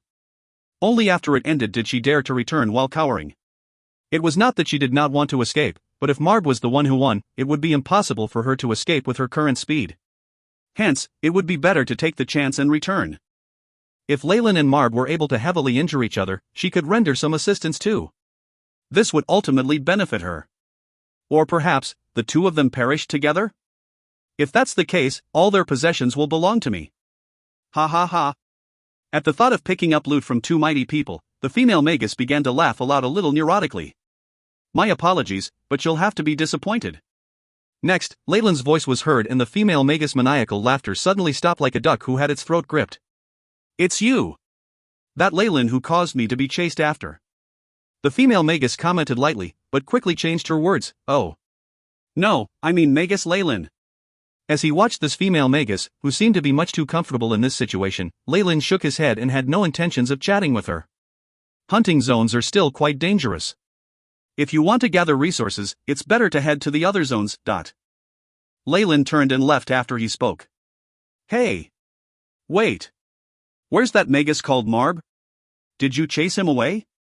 Only now did the female magus react. With the fear from before still lingering in her heart, she looked around as if afraid that Marb would appear at any moment. Marb? He's right here. Leyland waved, showing her the huge lump of metal in his hand. The female magus gazed at the item in Leyland's hand with astonishment. That was a large piece of silver, metallic ore. At the beginning, she had assumed Leyland had found some materials and ignored it. However, upon closer inspection, there were a few strange depressions and protruding areas on the surface, like a human face. After comparing the eyes and nose, the female magus fell back 3 steps. It's Marb. You killed him? Such an unusual reaction actually threw Leyland off. He's a dark magus. As a magus from the hunting team, isn't it normal to kill him? Were you dropped on the head as a child? I know. What? Too confused, she began to stutter. That's a peak rank 1 magus. Peak? No matter where you go, someone with that level of strength is definitely of a high status and has an extraordinary battle power. It wouldn't take more than one attack from him to kill off newly advanced magi. And you actually. She peeked at the piece of metal in Leyland's hand in disbelief, fear apparent while she glanced at Leyland. Leyland smiled nonchalantly. In the South Coast, rank 2 magus usually did not make themselves known. Hence, peak rank 1 magi were the strongest powers out there. Now, a rank 1 magus at his peak who was considered the strongest out there had died by his hand. If news of this traveled out, it would definitely cause a huge stir. If this was the Leyland from before, he might even try his utmost to conceal this matter. However, after his second bloodline transition and the sharp increase in his power, things had changed. This was an unrivaled confidence in himself. So what if news of his battle achievements was circulated? With his current strength, it was enough for him to take care of himself and cause anyone who had designs on him to suffer miserably. At this moment, a huge venom wyvern circled the area briefly and then descended. It roared loudly and then used its huge head and nuzzle Leyland, trying to get a good response from him. Is this the legendary venom wyvern? How valiant, I like it. Her eyes shone like stars, handsome. Can you give me a ride? Leyland shot her a glance. To be honest, this female magus did not look half bad, especially in terms of her figure. In addition, she had not mended her clothes that had been damaged while she was fleeing, thus revealing a whole lot of skin. Ordinarily, and in a situation where he had time to spare, Leyland was not against playing around with her. But this was the secret plane. He was still being pressured by both the dark and light magi factions. It would be a wonder if he was in the mood for this sort of thing. Boring. Leyland, indifferent, uttered a word and then jumped onto the back of the venom wyvern. Oh, the venom wyvern bellowed at the female magus as if trying to demonstrate its power and spread its wings, flying off. TSK. Such a petty man. It's not as if I'll die without you around. Waiting till the venom wyvern's figure complete disappeared into the horizon, she fiercely made a rude gesture in Leyland's direction. If you find any errors, ads pop up, ads redirect, broken links, non-standard content, etc., please let us know. Report chapter so we can fix it as soon as possible. Chapter 231, Nefarious Filthbird. Nefarious Filthbird. At headquarters, in the hunting team's administrative zone. Thump, a huge venom wyvern descended from the sky and created two large depressions as its feet touched the ground. A black shadow flickered, and a robed magus jumped off the back of the wyvern. My lord! My lord! An old magus saw the venom wyvern, his eyes brightening as he approached them. Old man! We'll need to have some words about you escaping at the last minute. Leyland couldn't be bothered to deal with him and entered the hall. Vice Team Leader. Lord Caesar is looking for you. Two hunting team magi came before Leyland and bowed slightly, their manners impeccable. Though Leyland had no real power in front of Caesar, ordinary members like them were small fry. Those who had offended him the other time were still in isolation. Hence, these members were extremely respectful to Leyland, or at least on the surface. Great timing, I was just about to look for him. Leyland nodded slightly. Kacha, the door opened, revealing Caesar's figure behind the office desk. The two magi who had escorted him here quickly left. Magus Leyland. You're just in time. Regarding the previous mission, before Caesar even spoke, a huge metallic piece was firmly thrown onto the table. It's done. On this huge silver-white metal, there were indents that formed an old, wrinkled face. Metallic life form? Caesar was slightly suspicious, but at the thought of something, his eyes suddenly opened wide. I need to inspect this. After speaking, Caesar took the metallic sculpture and jogged out of the office, leaving Leyland alone inside. Though Caesar had issued this mission before, not in his wildest dreams could he have expected Leyland to actually complete it. After all, Marb was a magus on the same level as him. However, Leyland had given him something that looked like Marb's head. How could this not astonish him? In that moment, Caesar even had the suspicion that Leyland had brought a random head to escape punishment. Creak, 10 minutes later, the door opened once more. Caesar appeared in front of Leyland, but his expression was dark, with even hints of shock in his face. I didn't think you would actually be able to do it. Caesar could not conceal the shock and curiosity in his eyes. If it's possible, could you share the process of your mission with me? You know, as the hunting team leader, it's necessary that I know about the entire process and then give rewards accordingly. Caesar spoke indifferently. It was very simple. Leyland unfolded his arms. After taking on the mission, I was going to look for you but coincidentally saw him heavily wounded, which is how I completed this assignment. Magus Leyland, Caesar's face darkened further. Please speak the truth. That's what happened. I even brought along a neutral wandering magus. If there's anything else you need, you can just ask her. Leyland was indifferent. In reality, as long as one was not completely blind, anyone could see this was an excuse. But so what? Marb was dead. If Leyland said he was heavily injured, that must be the truth. As for that female magus, she was just a semi-converted magus. How could she tell the state of a peak rank 1 magus injuries? Caesar's face began to flush. In that instant, he suddenly seemed to have thought of something and his entire body relaxed. No matter what, Magus Leyland, you have disposed of a peak rank 1 magus from the other faction, thus showing your loyalty to Four Seasons Garden. Your bravery will be known by all light magi, and you might even be recorded down in history. Caesar congratulated him with a fake smile. Thank you for your compliment, but I want to know more about the substantial rewards I will be getting. Leyland nodded nonchalantly and then spoke. For him, having a reputation wasn't all that important.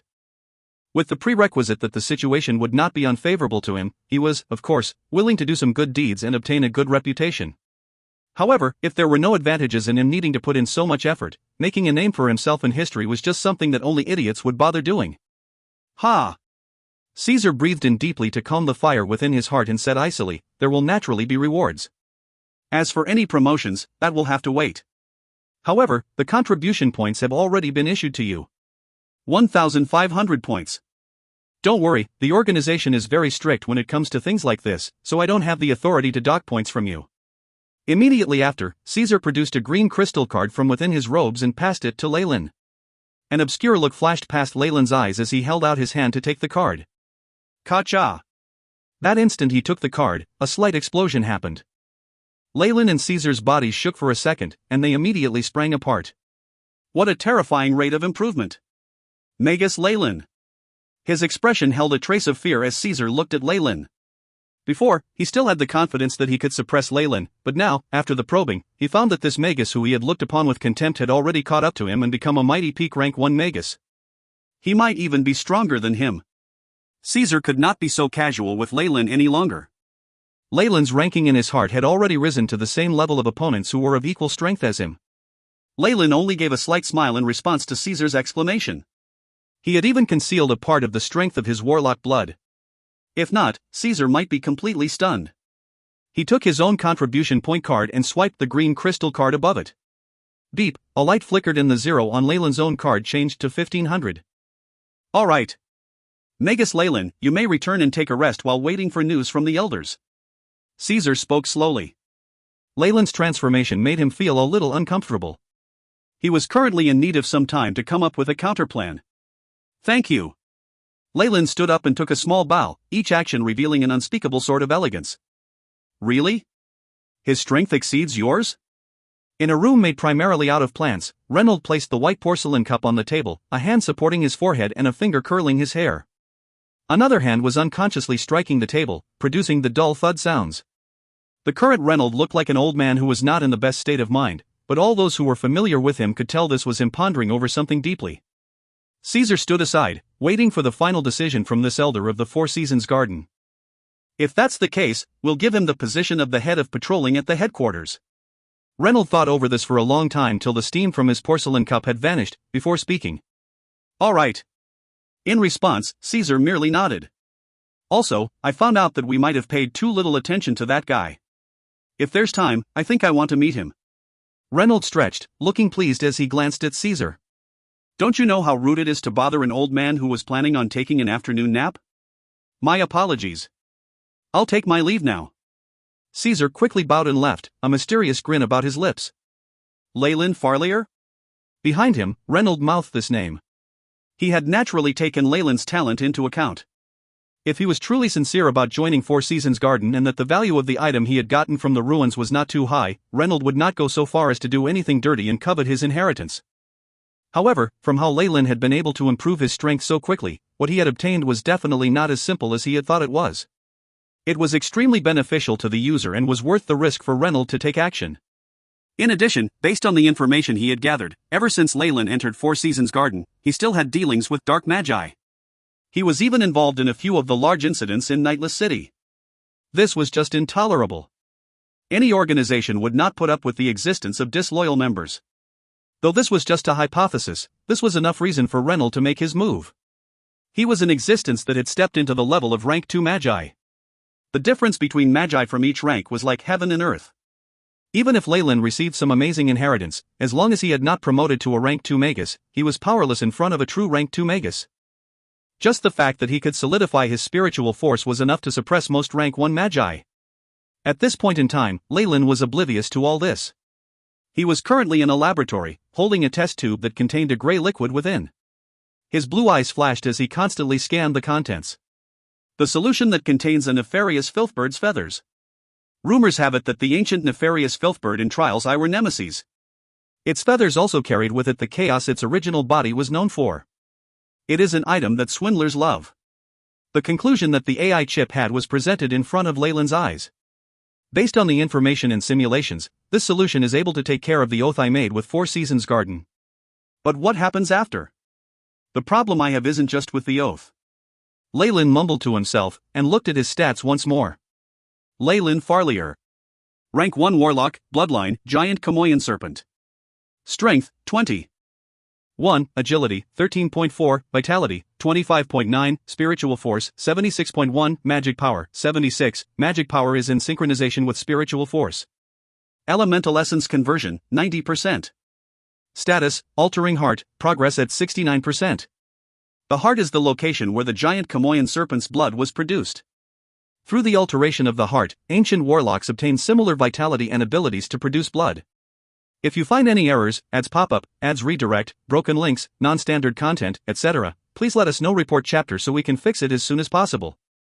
Chapter 232, Headquarters Patrolling Inspector. Headquarters Patrolling Inspector. A very large increase. Seeing that in his refreshed data, the progress of his strength and spirit and his elemental essence conversion all had a huge change, Leyland wore a pleased expression on his face. For an official magus, making any progress was exceedingly difficult. Even for a magus like Leyland who had a high-level meditation technique, they would need to accumulate a lot of time. But now, after the second transition of his bloodline, his average data had risen to that of a peak rank 1 magus. And after his heart had been remodeled, it was incessantly stimulating the potential of his body towards a higher evolution. Only in these past few days, his reformation rate had increased by 8% and this had brought about an amplification in his other data. This was absolutely terrifying. If it is like this, then maybe I can. Leyland quickly calculated in his mind, and after which, his eyes emitted a dangerous beam of light. This beam was very pure and immeasurable. Leyland's eyes, which were brimming with this beam, felt as if it could even absorb a person's soul. But, a split second later, Leyland had already hidden this beam deep inside. The solvent of the nefarious filthbird's feathers?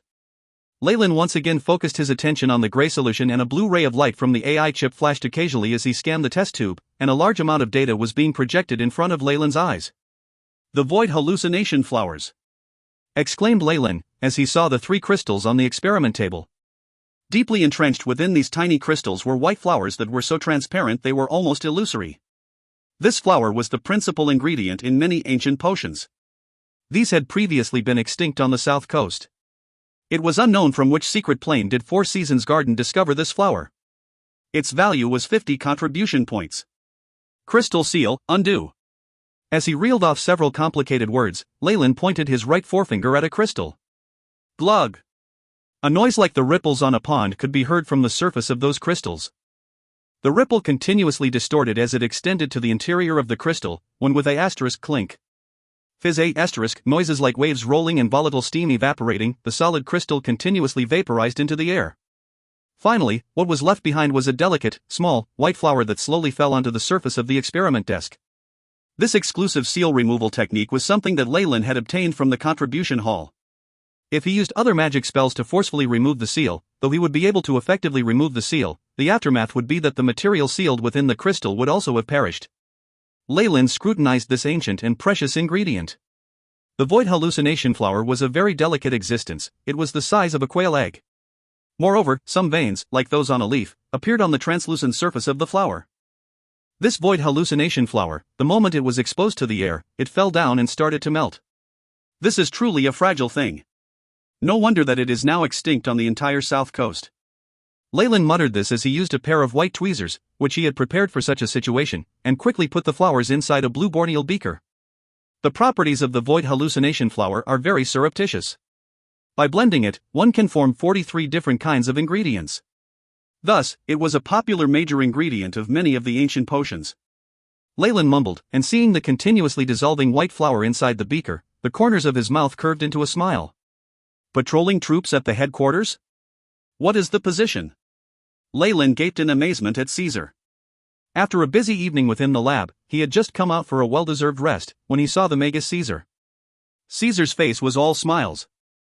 The vertical third eye in between his brows, which emitted a furtive radiance, now appeared to be gentle. This was a position personally drafted for you by Chairman Reynolds. Caesar laughed and gave an explanation. You know, during wartime, Four Seasons Garden's rule is that the elders have the authority to set up new posts, and this head of the patrol of the headquarters is one which Lord Reynolds has specially endorsed for you, Leyland. In theory, in the Eternal River Plane secret plane, regardless of the headquarters, every branch and hunting zone's magicians all will be under your supervision. Is that so? asked Leyland, expressing his skepticism. This was clearly a troublesome task. It had no clear-cut authority, and only had supervisory power. It seems that in this post, he could manage everything, yet do nothing at the same time, and also would be able to offend more people. After all the leading magi of every branch and every hunting zone were each powerhouses in their own right. How would they listen to orders given by a central supervisor? It was obvious that this Reynolds had thrown an annoying task towards him. Also, before I came, Lord Reynolds also made a private request. After handing over the appointment letter to Leyland, Caesar brought up yet another matter. A private request? What is it about? Leyland looked alert. A rank 2 magus was not someone his current self could contend against. However, the current him, even if he is unable to defeat his opponent, he still had his means of escape, and therefore, he was not particularly afraid. Lord Reynolds is trying to find some time to talk to you. Of course, this will be private, and is not in order. Seeing that although Leyland was beginning to get nervous but still managed to appear calm, a flash of amazement appeared in Caesar's eyes which he quickly suppressed. He meant to convey this to Lord Reynolds. A lengthy conversation? Leyland's heart throbbed. It seemed that his recent chain of high-profile actions finally came to the attention of this rank 2 magus. However, this was also a part of his plan, thus Leyland nodded and said, "Certainly. I can meet with Lord Reynolds. It is my honor to do so." "That is good. I shall immediately go and make some arrangements." Lord Reynolds was the overall commander for Four Seasons Garden within the Eternal River Plain's secret plane. He handled numerous matters every day, and if it were not for Leyland having performed such a meritorious deed, he would not have had the opportunity to see him. And this time, the meeting was of a private nature. There were many protocols for this. But Leyland need not pay attention to all this. Caesar could arrange for the time, and when Caesar calls him, he could go to meet Lord Reynolds. "Thank you very much." Leyland gave a nod of thanks. "Don't mention it. It is nothing." With his face full of smiles, Caesar, very quickly, left. Seeing Caesar disappear into the horizon and finally vanish from his sight, Leyland appeared more and more solemn. Finally, his expression turned as dark as ominous clouds. This Reynolds, a rank 2 magus, now seemed to him like a mountain, extending as far as he could see. "Everything will soon begin," Leyland whispered. Inside the Merit Points Exchange Center. "Hello, sir. May I ask if you need to do any transaction?" Behind a transparent glass window, an employee asked Leyland. Through the glass, Leyland could see shelves all over, covered with all kinds of precious objects and high-grade information. There were even many magic artifacts and single-use-only scrolls, and also some secret techniques used by magi. These secret techniques were the skills and application of spellcasting. These techniques could, often, only be learned by official magi. After having successfully learned them, they could be used to temporarily increase the magic power, or increase the might of a magic spell to the maximum and the sort. Leyland had viewed them as the next best thing after high-level meditation techniques. Even if a magus's degree of elemental essence conversion was sluggish, he could use these secret techniques and increase his magic power. This was no different to increasing the elemental essence conversion. Unfortunately, this was only an exterior item. The body's own strength is the most important. But even if the elemental essence conversion and secret techniques can amplify the magic power, this also depended on the original might of the magic spell. The foundation was sturdy and the growth rate was high. It was the most useful for a peak rank 1 magus, but if the foundation was not good enough, no matter how high the growth rate was, they would not be able to beat another magus with a low elemental essence conversion but solid foundation. All in all, among the spells that increase amplification, the most specialized magic spells can only amplify the basic power by 40%. And the most amplified power of elemental essence conversion was not greater than approximately 90%. Be it whatever type of amplification spells, up till now, Leyland hadn't seen any which was capable of providing a 100% or more of power. It was as if there was an invisible wall blocking the steps of the majority of the magi. "I am the new patrolling inspector from the headquarters. I believe there is a problem here with the transactions." Leyland took out the recently received appointment letter and flashed it at the employee. The magical radiance on the letter was a characteristic of a rank 2 magus and caused a blinding pain to the employee. "My lord, ... The employee was dumbfounded. After all, this position was really bizarre. It could inspect any activities, but in reality, the authority to actually execute anything was not that powerful. While stalling Leyland, the employee pushed a red button located under the desk. Leyland noticed this small act, but he smiled and did not do anything about it. "My lord, our transactions here are completely equitable and in keeping with the laws, and it is definitely not." While the employee was still explaining to Leyland, a translucent shadow took form in front of Leyland. "I am Bill. I am in charge of the transaction of merit points. Do you have any problem, the new patrolling inspector, Lord Leyland? The shadow's face, on the exterior, looked to be about 50 to 60 years old, a male. He wore an eyepiece on one eye, and his hair was combed carefully and well-groomed, and he wore a dark red-colored formal robe, which did not have even a minute crease upon it. This image caused Leyland to recall the land surveyors and gem appraisers of his previous world. And, the fact that he knew Leyland's identity so fast showed this in-charge Bill's capabilities of gathering intelligence and his wide network. I have my doubts that the exchange is here and the permissions. I need to examine, Leyland stated this matter-of-factly. He deeply understood this authority he owned had an expiry date tagged to it. It was all the more so, especially when it was a predestined rebellion. If you find any errors, ads pop up, ads redirect, broken links, non-standard content, etc., please let us know. Report chapter so we can fix it as soon as possible. Chapter 233, Swindling. Swindling. From this inessential role that Reynolds had assigned him as the headquarters patrolling inspector, Leyland could tell that Reynolds had designs on him. Even if it had nothing to do with the suspicion of him being a dark magi, the fact that he increased his strength so quickly had caused Reynolds to be wary of him. In this situation, no matter how hard he tried to keep himself low-key, it was useless. Since it was like this, why should he not use that bit of power he possessed and gain some benefits? After all, before Reynolds officially stripped him of his role, his cover as the patrolling inspector at the headquarters was still able to intimidate a great number of people. For instance, like this man in front of him, at the Merit Points Exchange Center. Are you trying to tarnish my reputation? Upon hearing this, the face of the apparition called Pierre darkened, eyes seemingly producing crimson rays. No. Not tarnishing it. This is just the usual procedural checks. Leyland smiled gently. The instant the words left his mouth, a ring of energy particles exploded between him and Pierre. Rumble. Though the two of them had tried their best to suppress the excess waves of energy from their battle, they still attracted the attention of several magi bystanders. Pierre took several steps back before rebalancing himself, revealing a shocked expression on his face, a peak rank 1 Magus. Seems like metal lunatic Marb really did die by your hands. This information had been proved right before him, and he could do little but be in shock. Just from that short fight, Leyland had revealed a strength that could rival a peak rank 1 Magus. Based on the information he had gathered, Pierre was almost sure that the metal lunatic Marb of the Lilytail family had most certainly died at Leyland's hands. Goodness! Even Pierre himself was but a peak rank 1 Magus. A peak rank 1 Magus, Marb, had died at the hands of Leyland. In a situation where a rank 2 Magus did not make his move, a peak rank 1 Magus was already the strongest in the South Coast. It was rare that they were taken down. Furthermore, it was only because it had been only a short time since Marb had died, so the news did not travel far yet. Otherwise, this would cause a huge commotion in the South Coast. Pierre, who was aware of this news, was even more fearful of Leyland. What do you want? Pierre did not look good. Nothing much.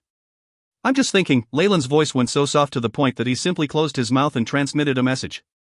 Upon hearing his transmission, Pierre's face changed, first flushing as if he had been humiliated to the extreme, and then turning into a look of pondering. Moments later, Pierre raised his head and glanced at the magi nearby. Due to the strange actions by Leyland and him, they had attracted the attention of many surrounding magi and acolytes. This caused him to come to his final decision. This isn't entirely impossible. Come with me. The apparition called Pierre disappeared, leaving behind red energy particles turning into various signs that showed him the way. Upon seeing this, Leyland grinned. He was aware that even amongst the light magi, there weren't that many people who were incorruptible. At the Merit Points Exchange Center, it was a trading place where one could obtain the most profits. It was definitely not a place free of bribery, but if Leyland really wanted something from this place, it would be his last day with his current role as patrolling inspector. However, he had not forced the other party to do anything. He had merely pointed out a few of his requirements and resulted in the other person making a concession. Uncaring of the strange looks from the Four Seasons Garden Magi, Leyland followed the signs came to a house behind the exchange center. In front of the door, a Magus who looked just like the apparition was already in wait. The one who appeared, this time, was a real body, rather than an apparition. You're here. Pierre's face was dark. Of course, regardless of who it was, nobody would be in a good mood if someone came up and tried to take advantage of them. HN. Leyland briefly nodded his head and did not speak further. Pierre gave Leyland a meaningful look as if trying to inscribe his appearance to memory. Come with me. Next, without waiting for Leyland, he simply stalked off. Leyland rubbed his nose, and with a smile he followed. On the way, various seals and defensive layers were seen everywhere, but with Pierre, who was familiar with this area, it was obviously a smooth sailing. Ka-cha! Pierre produced a black copper key and opened a large door, which was full of runes on the surface. Rumble, in an instant, the sparkles of various treasures and crystal balls, as well as the smells of many precious ingredients filled Leyland's eyes. In front of him was an impressive, huge storage warehouse. Various precious resources were placed in front of him, so much so that it seemed they were endless. With my authority, I can only open this secondary warehouse to you. Also, I can give you a 40% discount. That is the bottom line. Pierre was resolute. From his wounded expression, it was obvious that these were his limits. Hence, Leyland did not press on. All right. I won't be too difficult to you. Leyland spoke without sincerity and walked into the warehouse. The way Leyland treated this place like it was his own home had Pierre grinding his teeth in annoyance, but he did not dare say anything else. To be honest, there was something here that would result in him being apprehended if it was ever found out. He would be stripped of his position and would even face punishment. Compared to this, letting Leyland taking advantage of the situation wasn't much. Leyland walked past piles of potions and ingredients that were worth thousands of merit points, looking rather calm. For him, there were very few items that he coveted. In addition, what he was in urgent need of were methods to increase his battle power. Hence, a few offensive techniques were of more value to him. Leyland's footsteps did not stop until he came to the side of a wooden frame with an intellectual crystal ball on it. Research experiments, secret techniques. At the side of the frame, there were all sorts of detailed inscriptions that recorded all sort of intellectual type information and what they included, making it easier for Leyland to search through. He came in front of the column that had secret techniques. High energy eagle eye. Dog nose transformation. Liver transplantation. Fire elemental negative energy layering spell. All sorts of secret techniques, with some that even Leyland had not heard of, were displayed before him. He was almost getting dizzy with the sheer amount there was. Excuse me. Can you deactivate the defense formation? I want to take a look at the content. Though Leyland sounded apologetic, his actions were nothing but that. Pierre was speechless but still had it over, fished out a token from his robes and flashed it at the frame. Wah! A milky white magical light was emitted from the token, and soon after, the spell defense formation around the frame deactivated. With my authority, you'll at most be able to see the first 1/3 of the contents. Any more than that and the spell formation will start working again, and I have no way to do anything about that. Pierre spread his hands while he explained. That's enough. Leyland nodded, taking the information that recorded the way to have eagle's eyes and sped through it. On the surface, he was skimming over the crystal ball and trying to find the information he wanted, but in actuality, the AI chip was hard at work in his brain, recording down all the information he read through. There he only had access to 1/3 of the information. This was already enough for the AI chip. Based on that, it could deduce the rest of the information. It was just a matter of time. Half an hour later, Leyland had already looked through all the information in the intellectual crystal ball. The AI chip had benefited greatly as well, having recorded down a lot of precious information. Give me this projective technique, dire bear transmutation and bloodline modulation theory. Of course, the AI chip was not able to infer all information in its entirety. Behind the clauses that the AI chip came up with, there was a list of ingredients that could not be deduced. Leyland looked around and, based on his needs, asked for a few more items. Not counting the miscellaneous items, the total comes to 1,000 merit points. With the discount, it is 600 merit points. With this, he was able to save 400 merit points.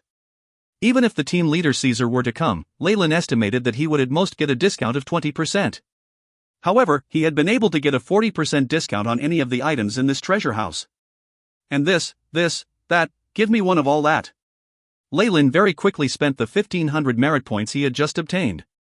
Hours later, Leyland left the area under Pierre's gaze as if he had met a calamity. What a great harvest! Leyland rubbed his sack that was full to the brim and sighed in contentment. If only I could come here once a day. Leyland was aware that this was just delusional thought. If he did this once more, it would backfire on him and result in a huge counterattack from those who had a vested interest in the items. He was so arrogant, and that was only because he had no intentions of sticking around in Four Seasons Garden.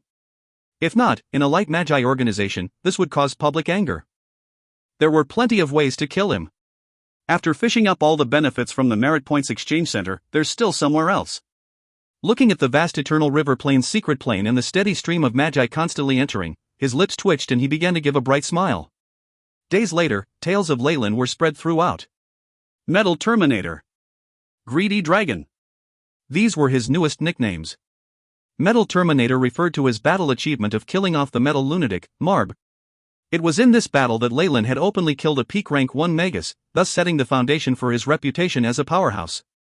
As for Greedy Dragon, this referred to the series of robbing activities he had done without restraint. Whether it was at the Merit Points Exchange Center, the defense team, garrison, and even a few Magi divisions and zones, they had all been places he had pillaged and extorted from shamelessly, but to be honest, the greediness of Magi truly exceeded his expectations. In all the areas he had checked on, none were upstanding people. No matter how well the accounts had been done, with the terrifying abilities of the AI chip, nothing escaped his eye. If you find any errors, ads pop up, ads redirect, broken links, non-standard content, etc., please let us know. Report chapter so we can fix it as soon as possible. Chapter 234, Using the Solvent. Using the Solvent. Under the circumstances, each division could do little but pinch their noses in distaste while they did as Leyland wanted. However, his reputation had gone straight to the gutters and had gained him the reputation of least welcomed at all divisions.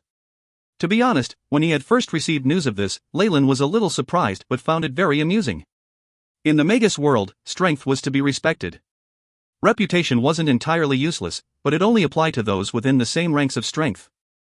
As long as he continued to improve his strength, after he advanced to become a rank 2 Magus, these people would stick onto him like dogs, wagging their tails and lamenting that they had not let Leyland taking more advantage of them. Magus Leyland. Greedy Dragon. Lord Reynold would like to see you tomorrow at 7 p.m. Please be prepared. Caesar expressionlessly announced in front of Leyland and left. This is a little earlier than expected. Have I finally angered the heavens? Leyland laughed without fear.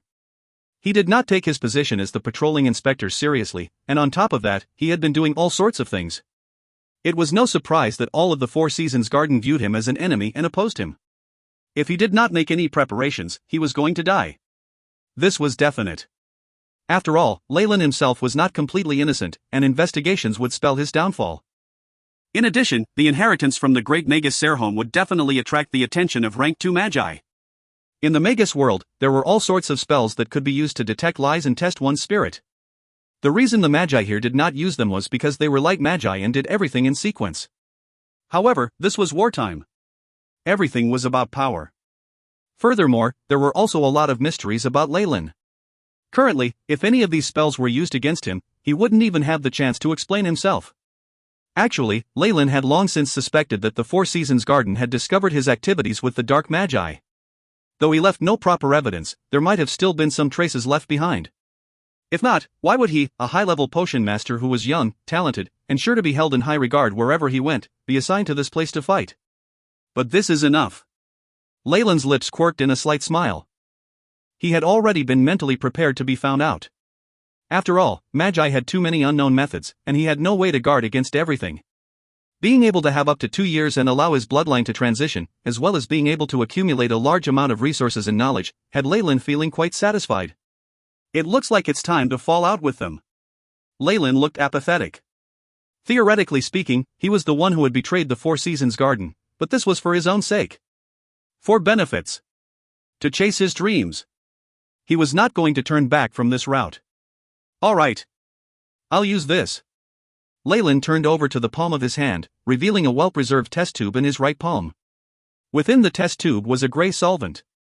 It was a type of gray that people would find disgusting, and just to glance at it would cause one to feel dizzy. The solvent of the nefarious filthbird's feathers. Tests have been conducted on it.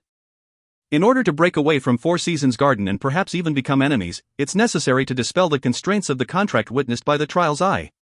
Leyland stared hard at the test tube in his hand, looking unusually excited. He snapped his fingers, and in an instant, the room was shrouded in a layer of faint yellow light. Leyland then carefully removed the covering from the mouth of the test tube. TSSS, a gray gas floated out of the test tube, and upon contact with the air, the solvent of the nefarious filthbird's feathers produced innumerable tiny bubbles and began to evaporate violently. Ugh! Leyland pinched his nose tightly. What a terrifying stench! He had taken in just a small breath, yet he was already on the verge of fainting from the smell. It was just too stinky. Even with his vitality of over 20, it was almost unbearable for him. The nefarious filthbird was originally a congelation of all of the filthy things in the world, and its feathers held traces of its filthiness. In actuality, the solvent made from the feathers did not get its power from the feathers themselves, but from the projection of the nefarious filthbird's strength onto this part of its body. The ancient nefarious filthbird was an existence that was the archenemy of the Trial's Eye. Not only had their battles affected the Magus world, it also several other large-scale areas. There were traces of them present everywhere in legends and myths. Filth. Chaos. How did these characteristics come about, and how did they work? A curiosity that could not be concealed appeared in Leyland's eyes. Whether it was the chaotic characteristic of the nefarious filthbird or the fairness of the Trial's Eye, they were very much different from the spells in the Magus world. They were more like a type or regulation, which gave Leyland the strongest urge to find out even more. Magi usually liked to research on all types of strange phenomenon and strengths, as well as to try to find ways to make that power theirs. In terms of trying to chase after the truth, Magi were similar to the researchers and scientists in Leyland's previous world. It's a pity that this sort of thing can only be approached by those who are at least Morning Star Magi. Whether it was the Trial's Eye or the filthy bird, both could traverse through the entire world and weave through terrifying beings. Their existence surpassed that of normal beings, and they had entered a level that Leyland could not hope to even reach for, much less understand. The current Leyland wasn't even an ant to them, he was probably a little smaller than a speck of dust. Even if he wanted to offer sacrifices and summon them, he would only see an apparition that lacked power. It wasn't possible to explore and find out more about them. Even though Leyland was a little disappointed, what he felt was, even more, the kindling of fire and a stronger desire within. One day, I'll reach the peak of the Magus world and make people take note of the other great existences, and chase after the truth and eternity they hold. TSSS. After the volatile gray solvent in the test tube finished its reaction, Leyland's body was engulfed by gray mist. This mist was unbearably smelly, causing Leyland to feel suffocated. The gray mist seemed to have a life of its own as it climbed onto Leyland's skin as if trying to find ways to enter his body. Rumble. Leyland suddenly felt faint, and his expression changed. Pack. As if provoked, several apparitions of the Trial's Eye appeared on his body. These apparitions were mostly only the size of his thumb, and the biggest was as big as his fist. There were a few mysterious threads connected to it that winded around Leyland. The power of regulation? Leyland extended his right hand, trying to touch those threads. Unsurprisingly, his hands went straight through the threads as if they were thin air. These must be the threads from the contract and regulations. The small Trial's Eye represents the agreement I had with the old witch, while the largest one is the contract I made that was witnessed by the rank 2 Magus, Reynold. The largest Trial's Eye had the thickest threads and was inseparably close to Leyland's body. Some part of him gave him the idea that if he went against the contract, these lines would break, and it would end in a result he did not want to even think about. TSSS. After witnessing the apparitions of the Trial's Eye, the fluctuations from the gray mist became more intense. Through an unknown channel, a mysterious piece of information was transmitted to Leyland. One feather solvent can only dissolve one contract? Leyland nodded, and spoke in the ancient Byron language, I choose this one. He pointed at the largest Trial's Eye. Not only was the ancient Byron language the basis of spellcasting, it even held a mysterious power that allowed all beings with spirits to be able to understand its intended meaning from its words. Hence, it was a language used throughout the Magus world and in other places. Chi. After receiving Leyland's answer, the gray mist quickly became denser, and the chirps of a bird were sounded in the middle. The coarse chirps of this bird was extremely unpleasant to hear, like the bawling of a woman. Along with the chirps, the gray mist spread out 2 wings and turned into a faint, large gray bird in the mist. Is this the actual body of the ancient nefarious filthbird? Leyland carefully took down the filthy bird's appearance. However, with the hindrance of the mist, besides the bird's main appearance, nothing else could be clearly made out. Judgment.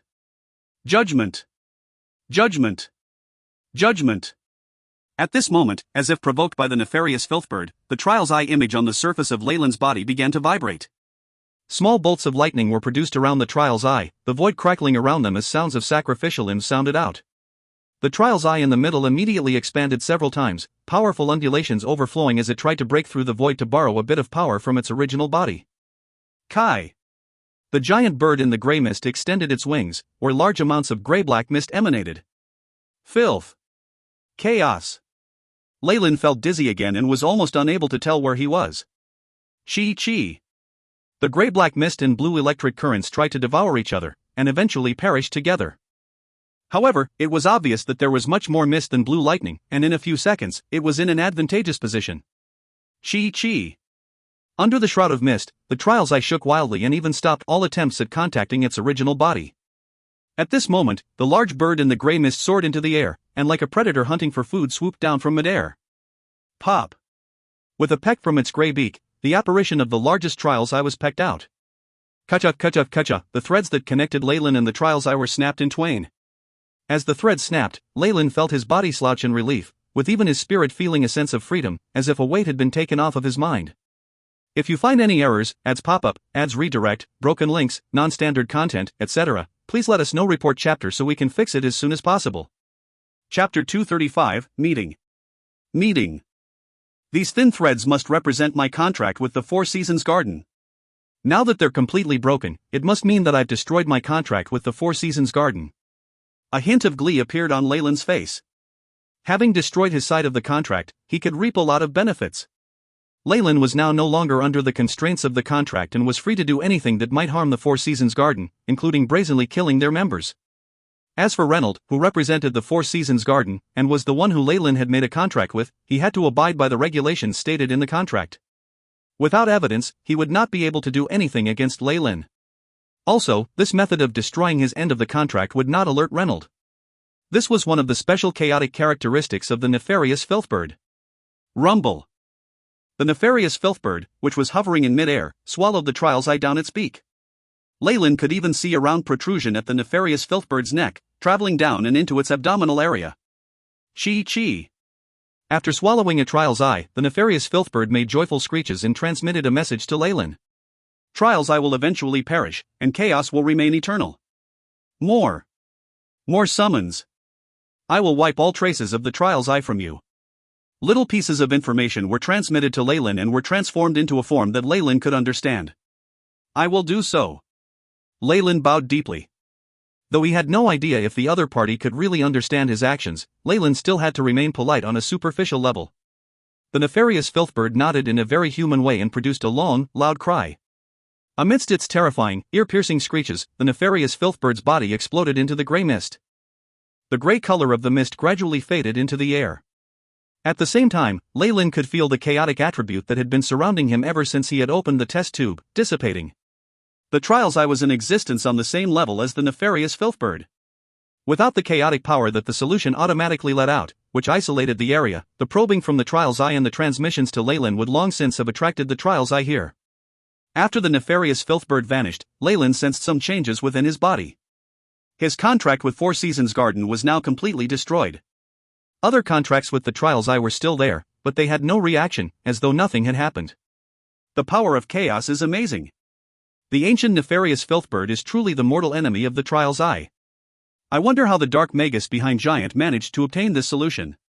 Leyland murmured to himself. In the South Coast, contracts made with the trial's eye were very common.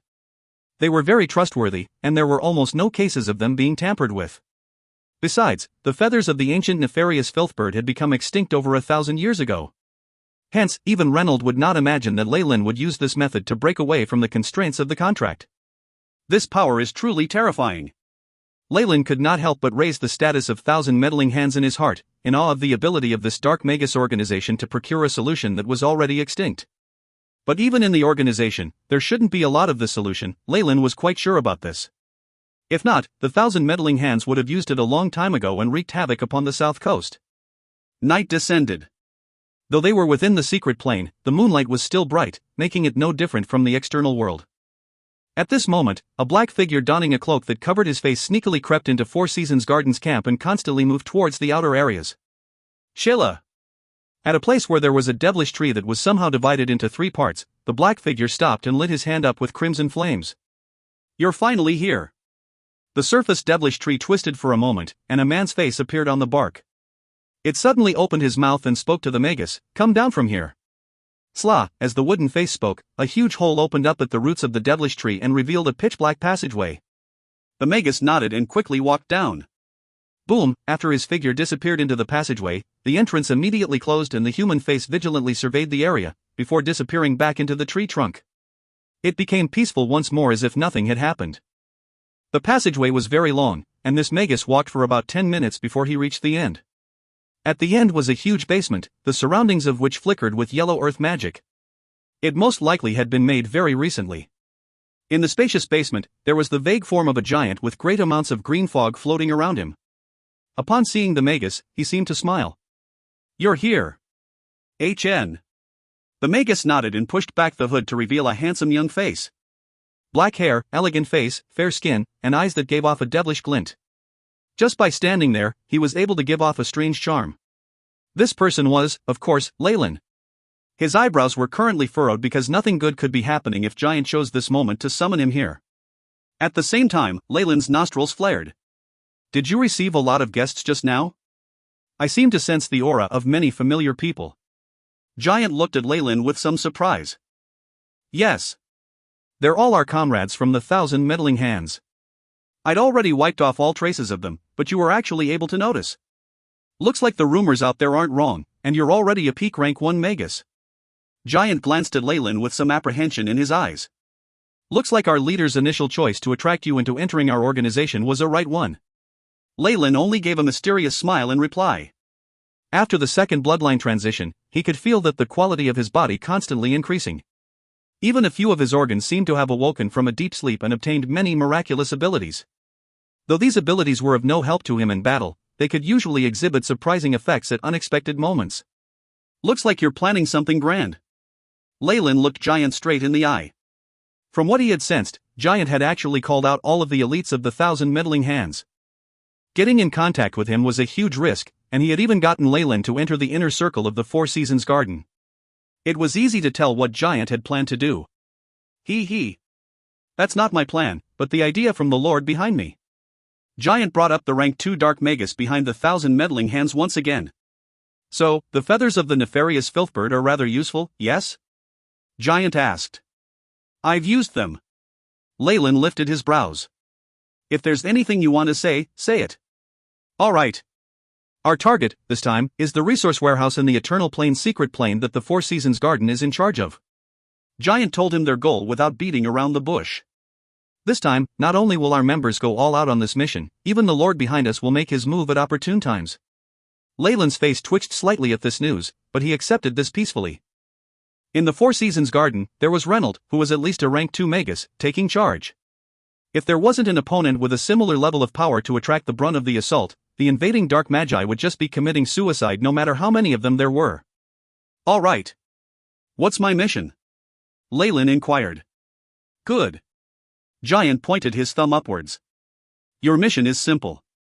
The time we make our move is tomorrow night at 7. Reynold is planning on seeing you, right?" Giant spoke matter-of-factly, but this made Leyland's heart turn cold. For him to know about even this, there must have been other spies from the 1,000 Meddling Hands in the Four Seasons Garden. "But putting your hands on everything will only expose your own identity." Leyland smirked inside. Giant had not noticed any abnormalities in Leyland and was still speaking. "At that time, we will lead Reynold away. Your mission is to pass through a spell formation inside his office and activate this spell design." As he spoke, he passed a fist-sized red crystal to Leyland. Leyland firmly caught the red crystal. "What is this spell design?" The interior of the red crystal was laden with tiny runes. When the runes connected together, they looked like a gold liquid constantly flowing inside the crystal. Though the AI chip had never recorded such runes before, Leyland was sure that this was a spell design specially catered to a specific spell formation or artifact. After all, how could something Reynold had placed in his own office and was personally protecting be anything simple? It's just a regular spell designed to lift a seal. It was obvious that Giant did not want to explain any further. Leyland stared at the Giant for a long time, and then spoke. "You want me to do something in the area where the Four Seasons Garden has the tightest defense, which is a rank 2 Magus office. Are you trying to get me killed?" As he spoke, Leyland's eyes turned into an amber hue. A powerful spiritual force with a depthless darkness quickly descended upon the area. Bloodlust and terror. Spiritual force that carried dense elemental particles with it formed a phantom of a black, giant serpent, which glided around Giant. Its eyes were fixated on Giant, as if it was looking for a place for it to sink its teeth into. Such an imposing aura and such bloodlust. How many people has he actually killed? Giant's heart went cold. He himself wasn't any good person and had taken the lives of countless people. However, compared to such a cold-blooded and strong bloodlust, he was still on a lower level than this person. What made Giant even more shocked was that Leyland's spiritual force had already reached an amount that only peak rank 1 Magi possessed. He might have even surpassed Giant himself. He actually dares to attack here. Gazing into Leyland's ice-cold pupils, Giant's heart suddenly chilled, feeling as if his opponent knew all of his secrets. If you find any errors, ads pop up, ads redirect, broken links, non-standard content, etc., please let us know. Report chapter so we can fix it as soon as possible. Chapter 236, Enchantment. Enchantment. Don't worry, we won't abandon you. Giant tossed a detailed map that had a route marked out in red to Leyland. After completing your mission, follow this route, and you'll definitely be able to leave safely before any other magi find out. The Lord behind us will divert Reynolds' attention, and will provide support as well. Giant spoke calmly, even going out of his way to mention the rank 2 Dark Magus supporting 1,000 meddling hands. It was obvious that he was trying to threaten Leyland. Leyland was silent for a while. I will try. If it was much too dangerous, he wasn't going to risk his life for this organization, but...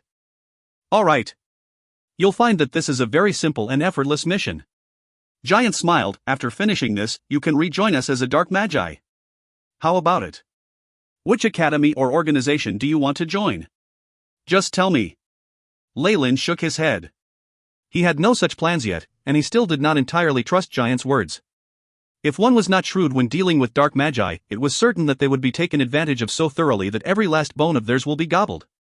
Alright. To ensure that things go well, you will need to sign this. Giant threw a black scroll to Leyland.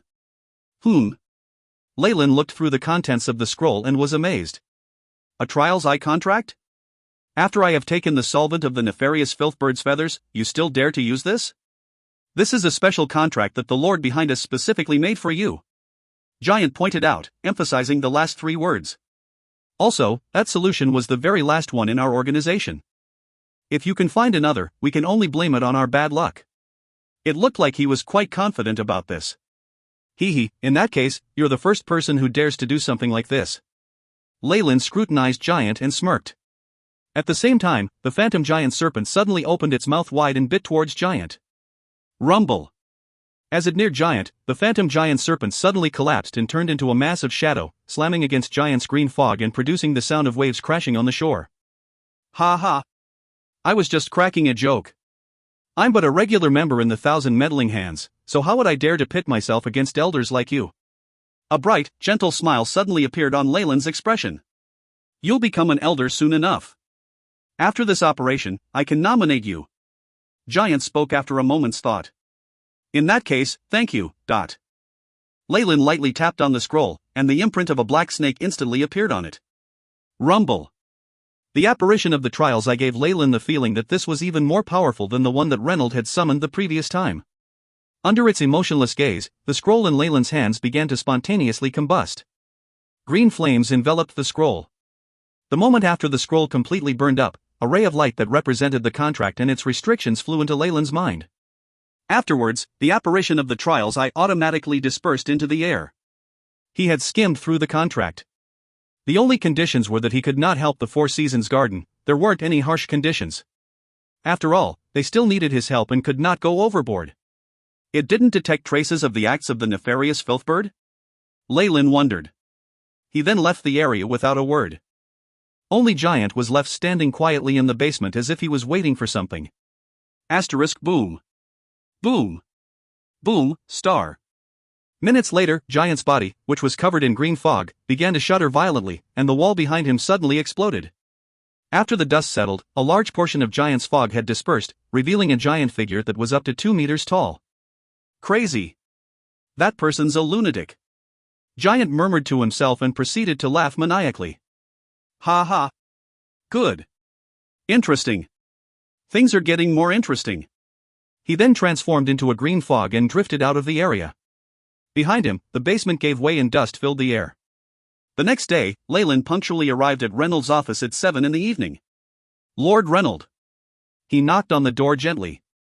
Come in. From behind the door, Reynolds' gentle voice was heard. Leyland took in a deep breath and pushed the door open. Reynolds was seated on a chair of vines, wearing a pair of spectacles as he drank a green beverage. Beside him was a little round table and a similar chair. Leyland, you're here. Take a seat. Reynolds pointed to the chair beside him. Many thanks. Leyland bowed once more and sat near Reynolds. Here. Try the juice of the jaded darrow flower. We're just having a private conversation now, so don't be too reserved. Reynolds seemed just like a hospitable old man. As if a little embarrassed, Leyland gave a slight smile and drank from the cup on the table. The refreshing scent of nature pervaded his taste buds and extended throughout his 4 limbs. Leyland felt as if warm water was rinsing his body and making him feel rejuvenated. How is it? It tastes pretty good, right? Reynolds asked with anticipation. The collections of an elder like yourself are pretty good. Leyland praised sincerely. Ha, like a child who had received a compliment, Reynolds laughed aloud brightly. Here, let us have a friendly chat. Leyland, you seem to be from the Chernobyl Islands, right? I went there once when I was young. Resources are scarce in such a barren land, and it's lacking in magi. Reynolds was a very entertaining speaker, and he began to chat with Leyland about his past experiences. As they spoke leisurely, time flew by, and in the blink of an eye, an hour had passed. All of a sudden, Leyland suddenly smelt something very sweet. What is this? It's a type of incense from the wetland gardens. It's said to be useful in replenishing one's spiritual force, and is a favorite of the Magi there. Reynolds explained lightly, his voice seemingly less and less discernible. A thread of silver spiritual force slowly extended. Leyland's expression became slacker and he could feel his eyelids becoming heavier. He eventually fell asleep. Seeing Leyland in a deep sleep, a smile appeared on Reynolds' face. He took off a ring on Leyland's hand and inspected it closely. Ring of sobriety? Looks like it has a few other effects that can defend against probings. There are 7 different potions smeared on it as well. Looks like you've prepared well, but it's a pity. Reynolds glanced at Leyland with a victorious smirk. The juice of the jaded darrow flower, as well as the pollen from the intoxicated dragon petals, are something even a rank 2 magus might not be able to withstand. What use is a mere ring and potion? These 2 items were a special combination that Reynolds had picked out specifically for Leyland. Some of them even had to be transported from the secret plane, and he had used up a portion of his allowance as the chairman to obtain the items. This had delayed his plans and allowed Leyland to have the chance to wreak havoc in the Four Seasons garden. Of course, since he had paid such a huge price, the effects were superb. A peak rank 1 magus was in existence that even a rank 2 magus like Reynolds needed to be careful of. Also, these magi also had special methods, and might have had a high resistance against hallucinations and enchantments. What was more troublesome was that Leyland was still a member of Four Seasons Garden, so without actual evidence, Reynolds could not do anything that might have severe aftereffects. As an experienced, veteran rank 2 magus, this was not a problem for Reynolds. Now, using a special concoction, he had made Leyland pass out. In addition, these 2 ingredients were not harmful to the body, and at most, they would cause Leyland to faint. His resistance to hallucinatory magic would be temporarily lowered, but after this, his body would ultimately benefit in the long run. Hence, Reynolds was not going against the contract with the trial's eye. Even so, the effects of this type of hallucinogen will not last for a long time. With his body, he'll awaken in about half an hour, so I have to be quick. The vine chair under Reynolds began to move until Reynolds was right in front of Leyland. Open your eyes and look at me. Reynolds spoke lightly, his voice having a strange effect that made one feel dazed. As he spoke, silvery white rays of light shot out of his eyes. This was the appearance of the solidification of his spiritual force. Upon hearing Reynolds' words, Leyland's eyelids flickered and then opened. Your name? Reynolds asked, the silvery white rays so intense that they seemed to be on the verge of piercing through Leyland's eyeballs. Leyland Farlier. Where were you born? Do you have any relatives? The questions Reynolds asked were quite simple at the beginning, and as time went on, he went deeper and increased the difficulty. Soon enough, after tens of questions, he got into the heart of the matter. Why were you wanted by the Lilytell family? Reynolds asked gently, with some tremors in his voice. It is because in order to obtain an inheritance from a ruin, I killed Bossine Lilytell. Leyland answered in a dazed manner, unable to control the words that spilled out of his mouth. What inheritance? The silver light in his eyes became more concentrated.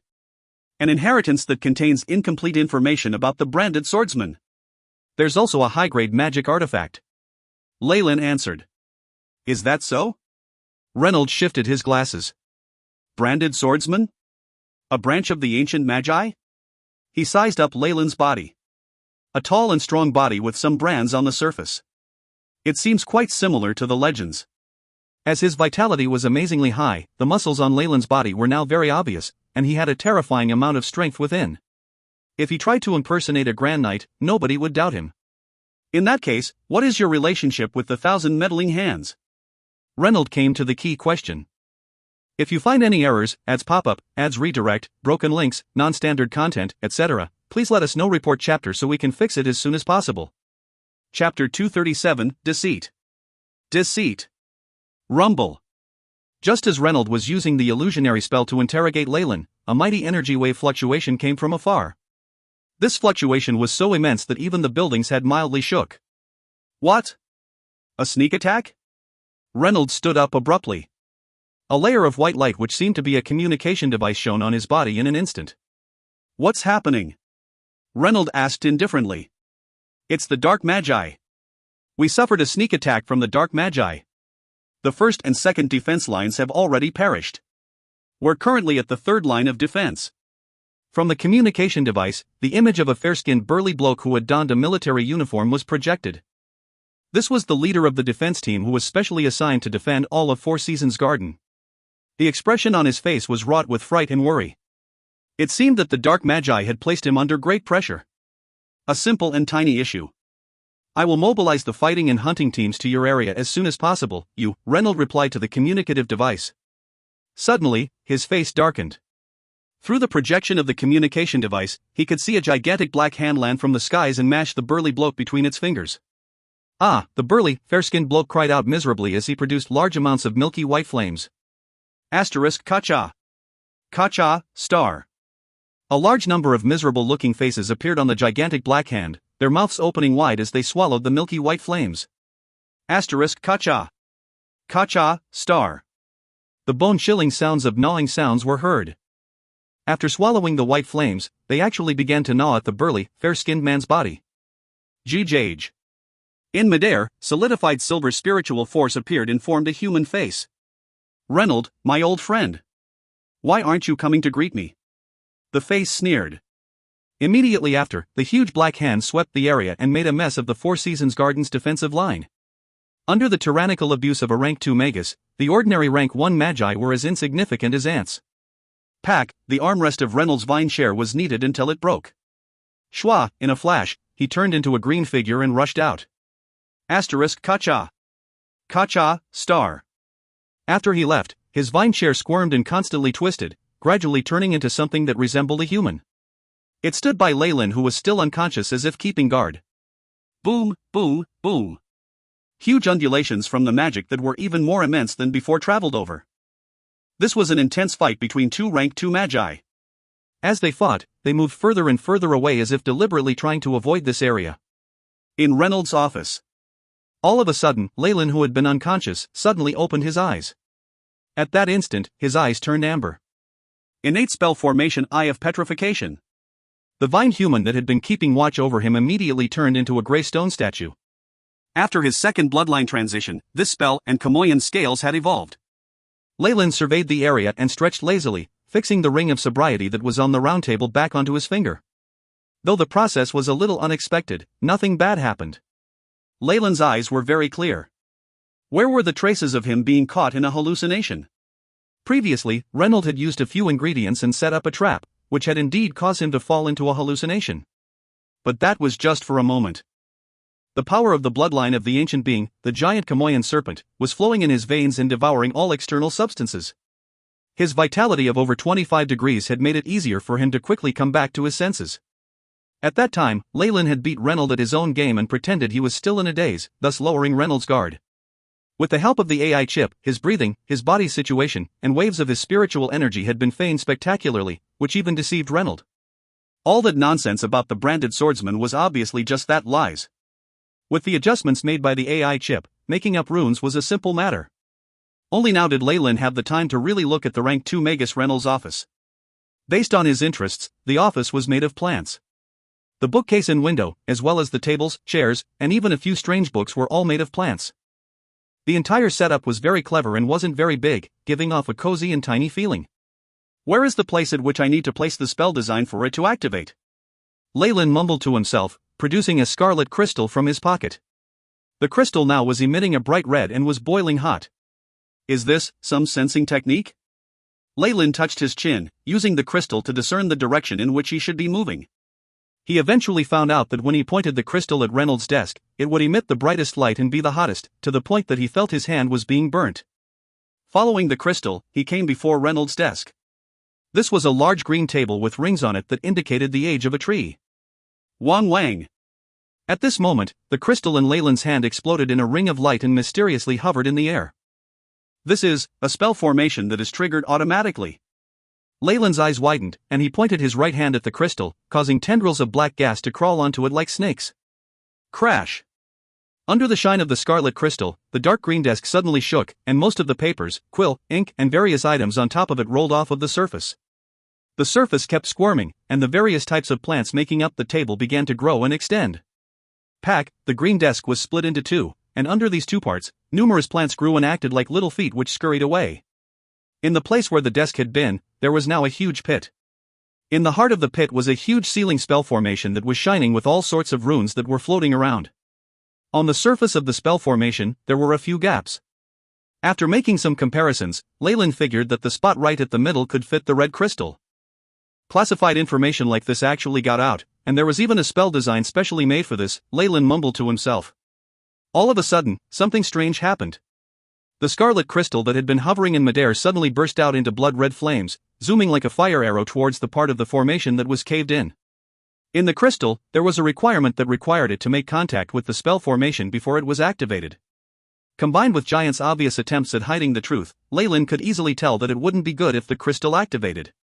However, there was no sense of flustering on his expression. Rather, there was a profound look on his face. I'd been waiting for this. He reached forward with his right hand. Snake binding. The little black snakes that had been crawling on the crystal immediately began to squirm and turned into a huge snake ball, securing the red crystal within. Black gas pervaded the area, on the verge of concealing the red light the crystal was emitting. Wang Wang. The red crystal constantly expanded, and Leyland seemed to hear a sound of unwillingness from within. As expected, there's even a backup plan. It's a pity. Leyland rapidly chanted incantations and sprinkled some light blue powder into the air. Freezing river.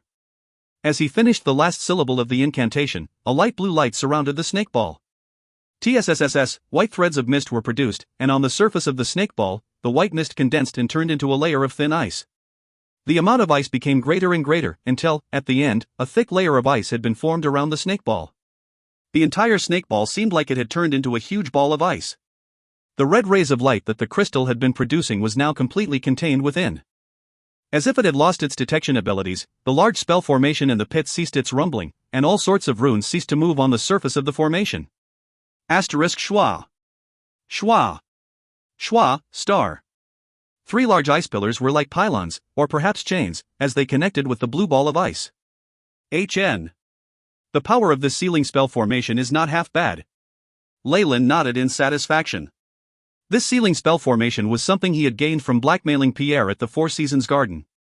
It was definitely something worth being kept safely in the warehouse as it was quite effective. It looked like Pierre had not given him inferior items to go against him. Leyland then shifted his attention to the spell formation that was caved in the middle. AI chip.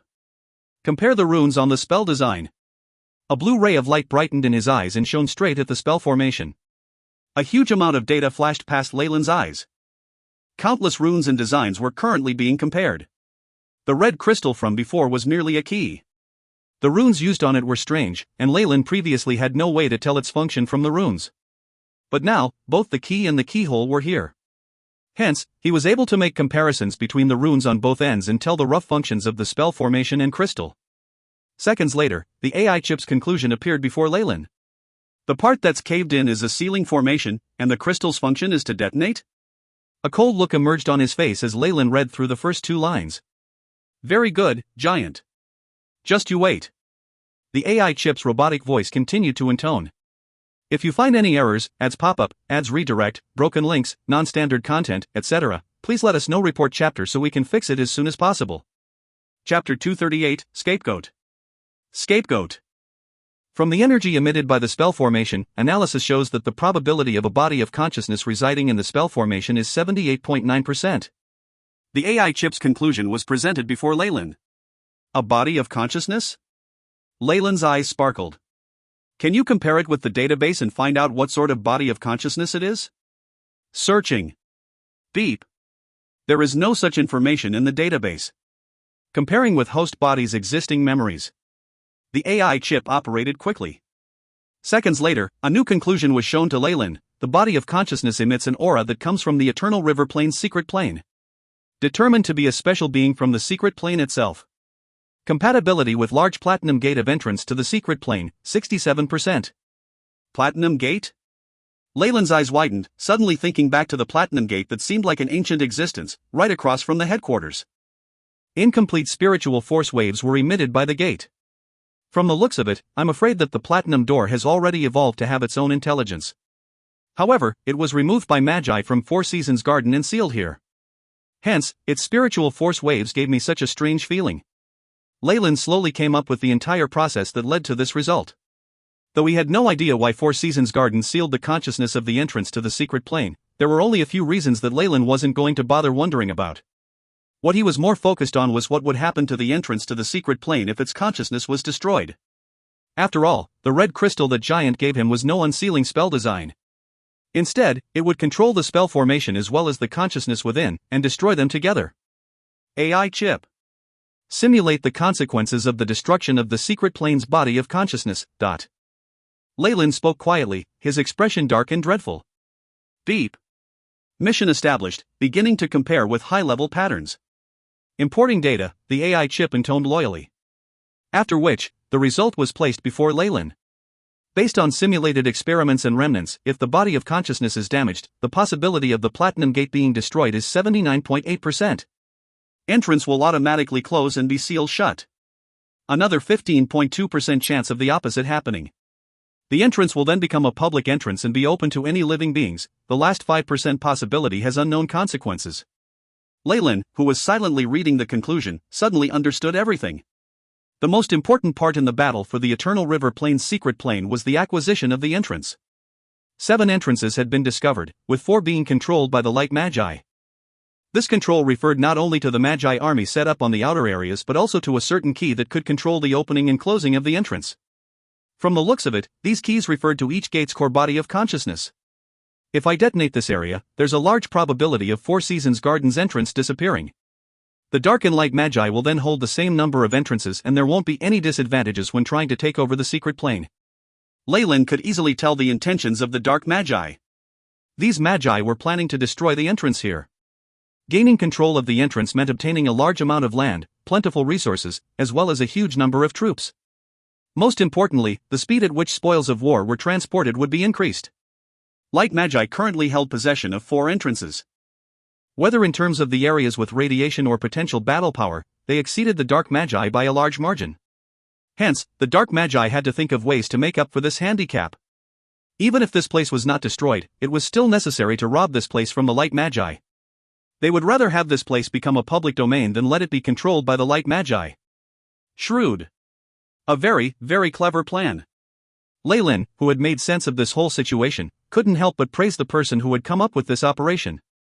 However, as the very last chess piece in this game, he was in a very difficult position. If he destroyed the body of consciousness now, the gate to the secret plane would immediately be damaged and perhaps permanently lose its abilities. This may or may not be a good thing. Leyland, who had completed this task, would be held in high regard by the Dark Magi, but the Light Magi would definitely not let him off so easily. This was a decision that he needed to think through carefully. Just for that little bit of merit, was it actually worth it to offend the entire Light Magi alliance? Is there still a need to consider any further? Leyland's eyes brightened. From this crystal and the extremely opportune timing, it looks like there's someone in the shadows controlling everything. This person also has to have a high position in Four Seasons Garden, or else it'd be impossible for him to do this much. I'm almost sure of who it is. Once this operation is over, he'll be the one reaping the most benefits. I might even be labeled as a traitor and be chased to death, while he will get the most merits for everything. Leyland's lips quirked in a cold smile. Since ancient times, a spy's position was the most difficult. Even if they succeeded, if the person who instigated the operation was not willing to tie up loose ends, the spy would be the one who would stand to lose the most. Besides, compared to a lowly spy like him, there was another spy with a higher position, had been in Four Seasons Garden longer, and was an even more loyal choice. If there were conflicts of interest between them, who would 1,000 meddling hands choose? This was a rhetorical question. Besides, the contract he had signed with Giant only specified that he could not help Four Seasons Garden, but the reason he was doing this was for his own benefit. With his own desire to get some benefits from Four Seasons Garden, it was evident that he would not suffer any backlash from going against the contract's terms. Afraid that Leyland would not agree, Giant did not dare to make the conditions too strict. If the conditions stated that he had to destroy specific things, then Leyland would definitely investigate further and could decide not to sign the contract at all. Shatter. Leyland clenched his fist while facing the blue ball of ice. Asterisk Ka-cha. Ka-cha. Countless shards of ice fell from the ice ball, and immediately after, innumerable cracks appeared on the surface of the ice ball. Asterisk crack. Crack. Crack. Crack, star. Finally, the entire light blue ball of ice cracked, and along with it, the red crystal dispersed into powder. This spell design that would cause the spell formation to implode was destroyed by Leyland, just like that. Leyland had thought this through. It was alright to betray Four Seasons Garden. At most, he would have become the enemy to one more organization, but destroying the gate of the secret plane would mean offending the entire Light Magi Alliance. The current Eternal River Plane secret plane was a huge chunk of flesh that Dark and Light Magi alike were waiting for an opportunity to swallow into their stomachs. The gate to the secret plane did not belong to just Four Seasons Garden, but the entire Light Magi Alliance. Four Seasons Garden was but one of the characters who would look over the entrance. The moment Leyland destroyed the entrance, all Light Magi forces would lose their advantage in this battle. Since ancient times, destroying a person's livelihood was akin to murdering one's own parents. For Magi, the secret plane was a huge gold mine where one could obtain a limitless amount of top-grade materials. If he pitted himself against the Light Magi like this, he would be chased to the ends of the earth and there would be no end to it. On top of that, all of the Light Magi powers would be working together to exterminate their enemy. The dangers of this operation were way above that of the times previously when he had gathered spirits and plundered brazenly. In the South Coast, Light Magi were at the top. If the entire Light Magi faction was against him, it was impossible for Leyland to stay alive. All he could do was find a deserted place and live a hermit's life. If he had connections in the Dark Magi Alliance, things would still be fine. This operation would be a huge gain on the Dark Magi side, and based on his huge contribution, he would have a comfortable life with the Dark Magi. It was a pity that Leyland had entered Thousand Meddling Hands halfway through and was not as trustworthy. Otherwise, he would not have been deceived into doing this. Besides that, he had no backing in the Dark Magi Alliance and rather, had some foes within. After all, Abyssal Bone Forest Academy was a member of the Dark Magi Alliance. He had brazenly killed off the elder of the Lilytail family, Metallic Lunatic Marb, which resulted in a blood debt. After considering the matter carefully, Leyland concluded that exploding the gate to the secret plane did not benefit him at all, and he would have actually become the scapegoat. Leyland was definitely not going to do something that would harm his own interests. Hence, with one last look at Reynolds' office, he ruthlessly left. Rumble. Within the headquarters of Four Seasons Garden at the Eternal River Plane secret plane, immense energy waves from spells exploding could be felt everywhere. Mixed within those sounds were miserable cries and maniacal laughter. The Dark Magi's attack, this time, was very fierce and they had quickly made their way to the center of the headquarters. Hence, Leyland found very few official Magi along the way. Nobody bothered to interrogate him either, so his whole journey out was very smooth sailing. Many Magi in black cloaks were freely venting their dark desires, and some Magi could be seen bursting into flames. The violent flames engulfed the area and turned the prosperous and busy trading center into a sea of fire. The official Magi of Four Seasons Garden were doing their utmost to hold back the Dark Magi while awaiting support. The Magi who had chosen no sides were around mostly to look on without lifting a finger, while only a few who were on good terms with Four Seasons Garden chose to participate in the battle. Magi were a bunch of cold people, and seeing that the Dark and Light Magi were participating in a large-scale battle, most of the Magi present chose to look after their own hide and observe. This was obviously the case for acolytes. While official Magi were fighting, they did not even have the chance to intervene. Usually, just a stray wave of magic from an official magus could cause a large number of deaths. Things seemed to be rather chaotic. Leyland laughed without care. Though he was wearing the attire that belonged to Four Seasons Garden, the expression on his face was very composed and as cool as ice, as if everything happening here had nothing to do with him. Magus Leyland, what are you doing? At this moment, a figure rapidly appeared before Leyland. It was Dalaran. This vice team leader of the defense squad cut quite a sorry figure, his white robes torn into shreds. If you find any errors, ads pop up, ads redirect, broken links, non-standard content, etc., please let us know. Report chapter so we can fix it as soon as possible. Chapter 239, Blood Rogue's Appearance. Blood Rogue's Appearance. Magus Leyland. In my authority as the vice team leader of the defense squad, you will temporarily be expropriated. Those darn dark magi bastards are plundering our headquarters and killing our family and friends. I need you. Let us go and resist the enemy. Dalaran looked as if he was in a frenzy and was burning with rage. It looked like he was truly loyal to Four Seasons Garden. As a large light magi organization, Four Seasons Garden had a very strong sense of unity. Hence, even under such circumstances, many official magi, and even acolytes, were willing to risk their lives and fight. My apologies, but I won't do it. Leyland unenthusiastically spoke. What did you say? Dalaran became wide-eyed, unwilling to believe what he was hearing. I said I won't. I am now the patrolling inspector at the headquarters. Just my position alone means that I have the same level of authority as the dead teen leader of yours. Even he didn't have the power to command me to do anything, much less you. Leyland squinted, causing Dalaran to seethe with rage. You dare, Dalaran gestured at Leyland, his finger trembling. Though his lips twitched, he did not say a word. Leyland's reason could not be refuted, and with his current position, he did not have the authority to order Leyland, who held a higher position, to do anything. Well then, Lord Leyland. Where are you going? Dalaran suddenly asked with his fists tightly clenched and his eyes fixed on Leyland. Are you trying to mind my business? Leyland spoke in a low register as he looked at this burly man. Of course not. It's just that an envoy just came down from the headquarters and is standing guard at Experiment Zone 3. I think you might want to see him? Dalaran lowered his head, though his words showed he had no intents of backing down. An envoy from the headquarters? Leyland furrowed his brows. This was a key position and represented the will of the entire Four Seasons Garden. This person obviously had a position that was much higher than his temporary role as a patrolling inspector. Why wasn't I informed of this? Who is it? Leyland asked on. It's Lord Reynolds' personal disciple, Lord Wade. The name that came out of Dalaran's mouth was unexpected, but at the same time logical. So it's him. No wonder. Leyland nodded. Wade was a magus who had been raised in Four Seasons Garden, from when he had been a regular human till he became an acolyte and then further became a magus. His entire being had a close connection to Four Seasons Garden, and he was definitely loyal. On top of that, the person in charge here was Reynolds, who was also his teacher. In terms of communication and connections, he had a natural advantage. It's going to be troublesome to have an envoy come down at this time, Leyland's heart lurched. Immediately after, Dalaran stared straight at Leyland. My lord, think about it. Since it's an envoy from the headquarters and the situation is somewhat dire now, I'll have to meet him. Leyland said indifferently. Surveying the area, he noted that the dark and light magi were immersed in battle and nobody had the time to pay any attention to him. Also, they were in a corner and there was little chance of them being seen from afar. After having noted this situation, the expression on Leyland's face became calmer as he tucked his hands into his sleeves. That's good. Ah.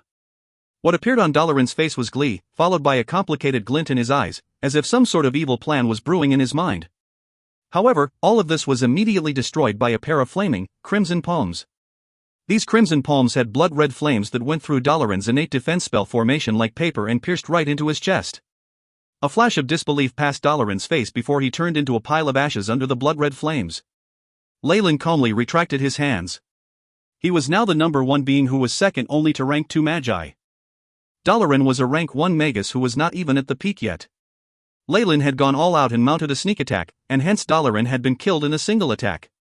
From within the ashes, a hint of grey light rose and turned into a grey skull that pounced towards Leyland. Oh! A secret imprint? I never expected Dalaran to have something like this. Blood-red glints flashed by his eyes and 2 crimson rays shot out of his pupils which landed on the imprint in a straight line. Large amounts of white mist rose, and under the crimson rays, the skull imprint dispersed. It turned into little grey spots that disappeared into the air. This was the same type of imprint that Bosine and Torash, who had both been killed by Leyland, possessed. This was an imprint that magi used to mark those they wanted to take revenge on. When Leyland was still an acolyte, it was exceedingly difficult to remove this type of imprint the moment he made contact with it. It was also easy for magi to track, which was why he had used the most direct and simplest way to kill those 2 acolytes. But this was now different. Leyland had advanced to a peak rank 1 magus. The imprint of a regular magus could easily be removed with a little spiritual force. He was only fearful of the secret imprint that rank 2 magi personally set up. A rank 1 magus imprint was not a worry to him. Shadow clone.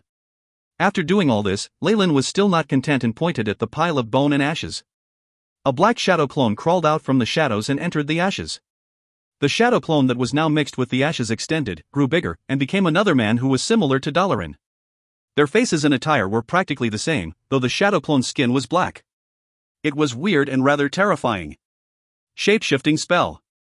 With a stretch of his hand, milky white light converged in his palm and shot to the clone's body. Under the effects of the shape-shifting spell, the clone's skin instantly turned fair, and even gave some color to its face. It looked just like Dalaran. Go! Show your face to the Magi in Four Seasons Garden, and then find an opportune time to die in battle. Leyland instructed. The shadow clone which had turned into Dalaran bowed towards Leyland and dashed off quickly. Trying to make me cannon fodder by getting me to see the leader at this time? Leyland glanced at the ground, where Dalaran had once been, a tranquil expression about his face. Whether it's killing dark or light Magi, none of this has any meaning. The real treasure is waiting for me. Time is running out and I don't have time to play around with you. Leyland's original intention was to take advantage of the chaos and seize some benefits, but Dalaran had schemed for Leyland to meet the envoy from the headquarters, hence Leyland had no choice but oblige. This was the complete opposite of Leyland's intentions. Hence, Dalaran must die. It's about time for Blood Rogue to appear. Leyland murmured to himself, rays of light appearing in his right arm and turning into a crimson mask. His robes also underwent some changes and turned into a shade of crimson, a stark contrast to the original white, and looked as if it had been stained by fresh blood. His aura also changed, reeking of bloodlust and evil. Just looking at him was enough to cause official Magi to break out in cold sweat.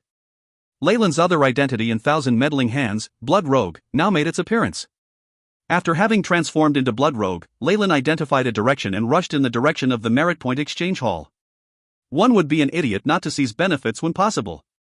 The battle at the Merit Point Exchange Hall was also the most intense, with various spells and energies flying all over the place. Within the rubble, Magi of the defense squad in the white robes of Four Seasons Garden and Magi in the black robes of Thousand Meddling Hands were now tangled together. All sorts of pieces and fragments of resources were strewn all over the ground. There was even an intellectual crystal ball that had been discarded in a corner within the rubble. From the corner of his eyes, Leyland discovered a few hidden black figures who emitted energy waves that belonged to acolytes. They must be incredibly reckless to even think of participating in a battle between Magi. These figures lay in wait at the sidelines of the battle, their greedy little eyes fixated on the items strewn all over the ground. Even if they were to pay their life for this, there was no guarantee that they would be able to obtain these items in their lifetime.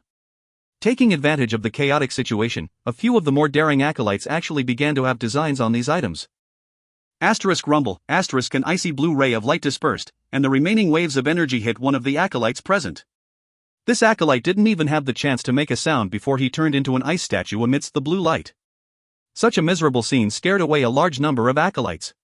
There were, however, a few lucky acolytes who successfully left the battlefield after retrieving some resources and ingredients. Though the official Magi present had discovered their presence, they couldn't be bothered with these existences that were as unremarkable as ants. Making use of the Magi's reasoning, these acolytes bet their lives and struggled towards this hint of an opportunity. They did this despite knowing that if any official Magus found them an eyesore, they would immediately lose their lives. Leyland suddenly reflected upon this and realized that a Magus path was full of blood and cruelty. He strode forth at a measured pace and entered the heart of the battle. It's Lord Blood Rogue. Lord Blood Rogue is here. The Thousand Meddling Hands Magi present immediately gasped. Amidst them was a huge black rodent-like Magus who quickly got rid of its opponent and bowed before Leyland. It's actually Lord Blood Rogue. It's been a long time. The huge rodent now had green eyes that were the size of Lungan fruits and looked ready to bootlick any given moment. Ever since Leyland had displayed his exceptional battle strength in previous fights, combined with Bald Venom's disappearance without a trace, this large rodent had analyzed the situation well and apologized to Leyland. It had also sent a large number of precious items. From then on, it would eagerly approach Leyland and greet him, acting just like his servant. If you find any errors, ads pop up, ads redirect, broken links, non-standard content, etc., please let us know. Report chapter so we can fix it as soon as possible. Chapter 240, Holy Angel. Holy Angel. N. When facing this large rodent-like dark Magus, Leyland only nodded slightly. You're just in time. There are some areas that require your natural talent. Stay beside me. Yes, my lord. A glint of glee appeared in the large rodent's eyes, and it quickly stood at a short distance behind Leyland. It was very clear that in this large-scale war, even for official Magi, the probability of death was not low. In order to protect itself, besides trying its hardest to raise its strength, the rodent magus also had to have strong backers to protect itself. This was a method of survival. Who is that? The opposing Four Seasons Garden Magi asked in suspicion, as they naturally could not recognize Leyland as he was right now. It's Blood Rogue from Thousand Meddling Hands. It's said that his crimes are insane, and in just the short span of a year, he's already committed 9 major crimes and has been labeled as a notorious criminal on the wanted list. But another old light magi stared hard at Leyland, eyes revealing an unspeakable fear. Leyland merely laughed gently and approached them, while the 2 dark magi respectfully backed off. I'm only going to say this once. Move. He spoke brazenly to the light magi. Are you crazy? Seeing Leyland actually dared to threaten a whole group of light magi, even a few magi from the Thousand Meddling Hands thought Leyland to be crazy. However, the large rodent and the rest who knew Leyland better could feel their scalps numb as they retreated a few steps. Once Lord Reynold returns, the whole lot of you insane dark magi will, ugh. A light magus stood out and spoke righteously. However, shortly after, a translucent, black, giant serpent seemed to travel through space and appeared in front of him. Extending its mouth, which was full of sharp teeth, it bit down upon his neck. ****, a piercing sound was produced, and this light magus innate defense formation was destroyed to pieces in less than a second under the snake's bite. After that, the python directly bit the magus' unprotected nape. The spinal cord was ripped to shreds, and flesh and blood flew everywhere. Honestly, are all of you deaf? The light magus corpse fell to the ground with a loud thud, and Leyland's blood-red robe seemed to produce crimson rays of light. He faced the light magi in front of him and spoke peacefully. Just what level of? This power far exceeds that of the semi-converted magus that he had been. Upon having seen Leyland kill an official magus in one blow, the large black rodent behind him couldn't help but be shocked. From what he knew, in Thousand Meddling Hands, there were only a few peak rank 1 magi, such as Giant, who could do this. However, another person had joined their ranks, Blood Rogue. It even went so far as to guess that Blood Rogue right now might have surpassed Giant and the other elders. At this thought, with a gleeful and an even more intense gaze that could be seen on its slender and hollowed face, it stared at Leyland's figure. Togo. He actually killed Togo. A female Four Seasons Garden magus looked at Togo's corpse, evidently in disbelief, and went insane. I'll kill you. With a crazed look upon her face, she was then wrapped up in a bundle of milky white light. Ka-cha. Under the shroud of light, her clothes split and revealed the curvy body of a young woman. At the same time, layers of clean white feathers sprouted out from her back, eventually forming a pair of large white wings. The holy form. Looks like she's going to go all out. The surrounding magi were surprised, and all of them had varying reactions. Some chose to retreat, others rushed in from the sidelines, and even more light magi came in and surrounded Leyland. Holy judgment. As if an angel had descended upon the earth, the female magus' face shone with a holy light. Her eyes turned pure gold as she pointed straight at Leyland. Light. Pure, clear holy light formed a knight's lance, accompanied by a holy chorus in the background. Along with a huge spurt of energy, it charged towards Leyland. Kill him. Let's kill him. Immediately after, the surrounding light magi produced their best spells, and colorful magic rays rushed towards Leyland like a wave. In the face of such an attack, the black rodent immediately retreated, while other dark magi had long since hidden themselves away. Leyland wasn't their superior and lacked the authority to command them. In addition, as a dark magi who had committed crime after crime, even if there was a leader who ordered them to go forth, they would disobey. At critical times, they're a bunch of unreliable fellows. It's good that I wasn't counting on any assistance from them, Leyland raised both arms and loudly chanted a few syllables. Walala, a bright crimson color stained his hands, the red was so concentrated that it looked like fresh blood on the verge of dripping down. It's appeared. The magic that gave Blood Rogue his name, Crimson Palm. A few dark magi who were concealed a distance away yelled in awe. Die. With a cold glint in his eyes, his 2 hands mercilessly scratched forward. Boom. 2 blood-red phantom claws emerged and charged towards the holy lance and the wave of magic. Rumble, on the surface of the crimson claws, large amounts of blood-red flames rose to the skies, virtually turning the sky crimson. Rumble.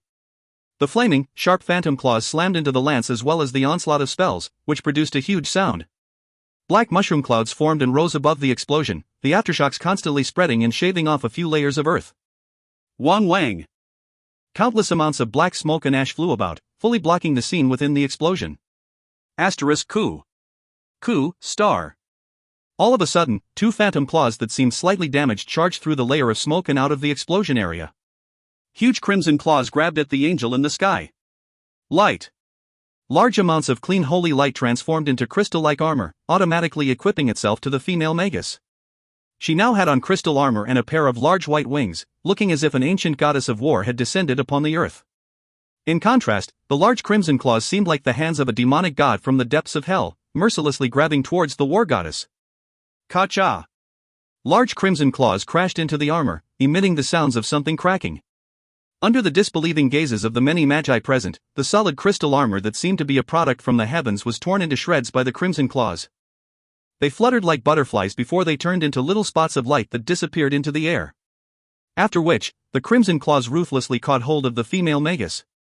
The wings behind her back were forcefully ripped off, where pieces of pure white feathers drifted to the ground as if it was snowing. The huge crimson claws immediately gripped her fiercely. Like a watermelon that had been gripped so tightly that it exploded, the female magus burst into pieces, blood flowing unceasingly. The liquid was absorbed by the huge claws, which caused its appearance to become more terrifying and evil. Beep! Power of Crimson Palm has reached the limits a second time. Layering effect achieved. 1. Crimson Flames. The Crimson Flames from Crimson Palm can be used as an area of effect attack. 2. Blood Leech. Every time Crimson Palm is used to kill an opponent, the power that is consumed will automatically be replenished after absorbing the opponent's blood. The AI. Chip's voice sounded in Leyland's ear. Oh. Does that mean that every time I kill someone, Crimson Palm has the ability to automatically replenish its power and that the magus doesn't have to do it himself? Leyland was astonished. This spell was something he had obtained from the great Magus Serholm's Book of Giant Serpent. It looked like the great Magus Serholm truly was deserving of his rank as a Morningstar Magus. Just a random rank 1 spell had such frightening effects. After having absorbed the female magus blood, the phantom crimson claws that had begun to turn dull and start to dissipate seemed to have received some powerful nourishment, and suddenly burst with crimson light. The flames that had already died down began to burn furiously upon the claws. Boom! The crimson claw pressed down. A huge palm imprint appeared on the ground, with flames burning around it. The giant claw slapped a few magi from Four Seasons Garden, and due to the crimson flames, they turned to ashes. 1 strike. With just 1 strike, Leyland had killed countless official magi. If such battle achievements were to be spread, his name would be known throughout the South Coast and even go down in history. Blood Rogue is actually so strong. Has he advanced to a rank 2 magus already? The dark magi of 1,000 meddling hands were startled by Leyland's ferocious strike and were also stunned into silence for a long while. Shwa shwa shwa. Upon seeing Leyland's attack, innumerable light magi completely lost their confidence. Using various types of spells, they transformed into wind or giant birds, amongst other animals, and rapidly left the area. Leyland merely stood where he was, not bothering to give chase. For him, killing light magi was useless. What was more important was to steal resources. Boom! Yet another large claw was sent out and uncovered a passageway from the rubble. Leyland went on a wild rampage, like the fiercest animal in ancient times, and based on the memory of the route that Pierre had taken, he destroyed all the traps and spell formations along the way. In just a moment, he came before the huge resource warehouse from before. Under his fierce flames, the huge metal door was melted into a liquid that flowed freely on the ground. With his hands clasped behind his back, he brazenly walked into the large resource warehouse. My lord! After you!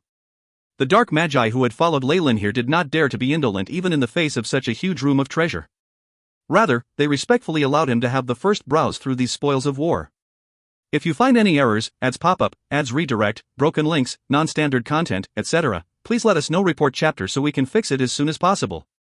Chapter 241, Killing Pierre. Killing Pierre. Leyland unceremoniously began to search through the large resource warehouse as the smallest and most valuable items all disappearing into his robes. The rodent who was following him took advantage of Leyland's high position and managed to obtain quite a few valuable items. Once he was satisfied with his loot, Leyland returned to the doorway and spoke to the rest of the magi who were anxiously waiting. The rest is all yours. Many thanks to Lord Bloodrogue. After the magi present bowed to Leyland, they cheered as they impatiently dashed into the warehouse, plundering as they liked. What a pity! If I had some magic artifact that could store items in another space dimension, you wouldn't be getting anything from here. Watching the large storage warehouse get ravaged, a feeling of pity overcame him. Even if he couldn't use these things, they could be exchanged for magic crystals and the like. However, time was short and he could not afford to keep many items on his body, so they were able to benefit from this. Rodent! Come here. Leyland spoke indifferently. My lord, what may I do for you? Upon witnessing Leyland's battle achievements, this Magus, rodent, was already fully in awe of Leyland and was even ready to sell its body to him. You specialize in detection, right? I remember the last time while we were surveying the entrance to the secret plane, you were the first one to discover it. Leyland spoke matter-of-factly, but from the sharp glint in his eyes, it seemed as if he had already seen through Rodent's entire being. It's just an effect from the shape-shifting spell, Rodent's heart chilled as it smiled dryly. Good. Find me the current location of this smell. Leyland raised his index finger, and tendrils of blackness were emitted and turned into thin little black pythons. They quickly appeared before Rodent and bit onto its nose.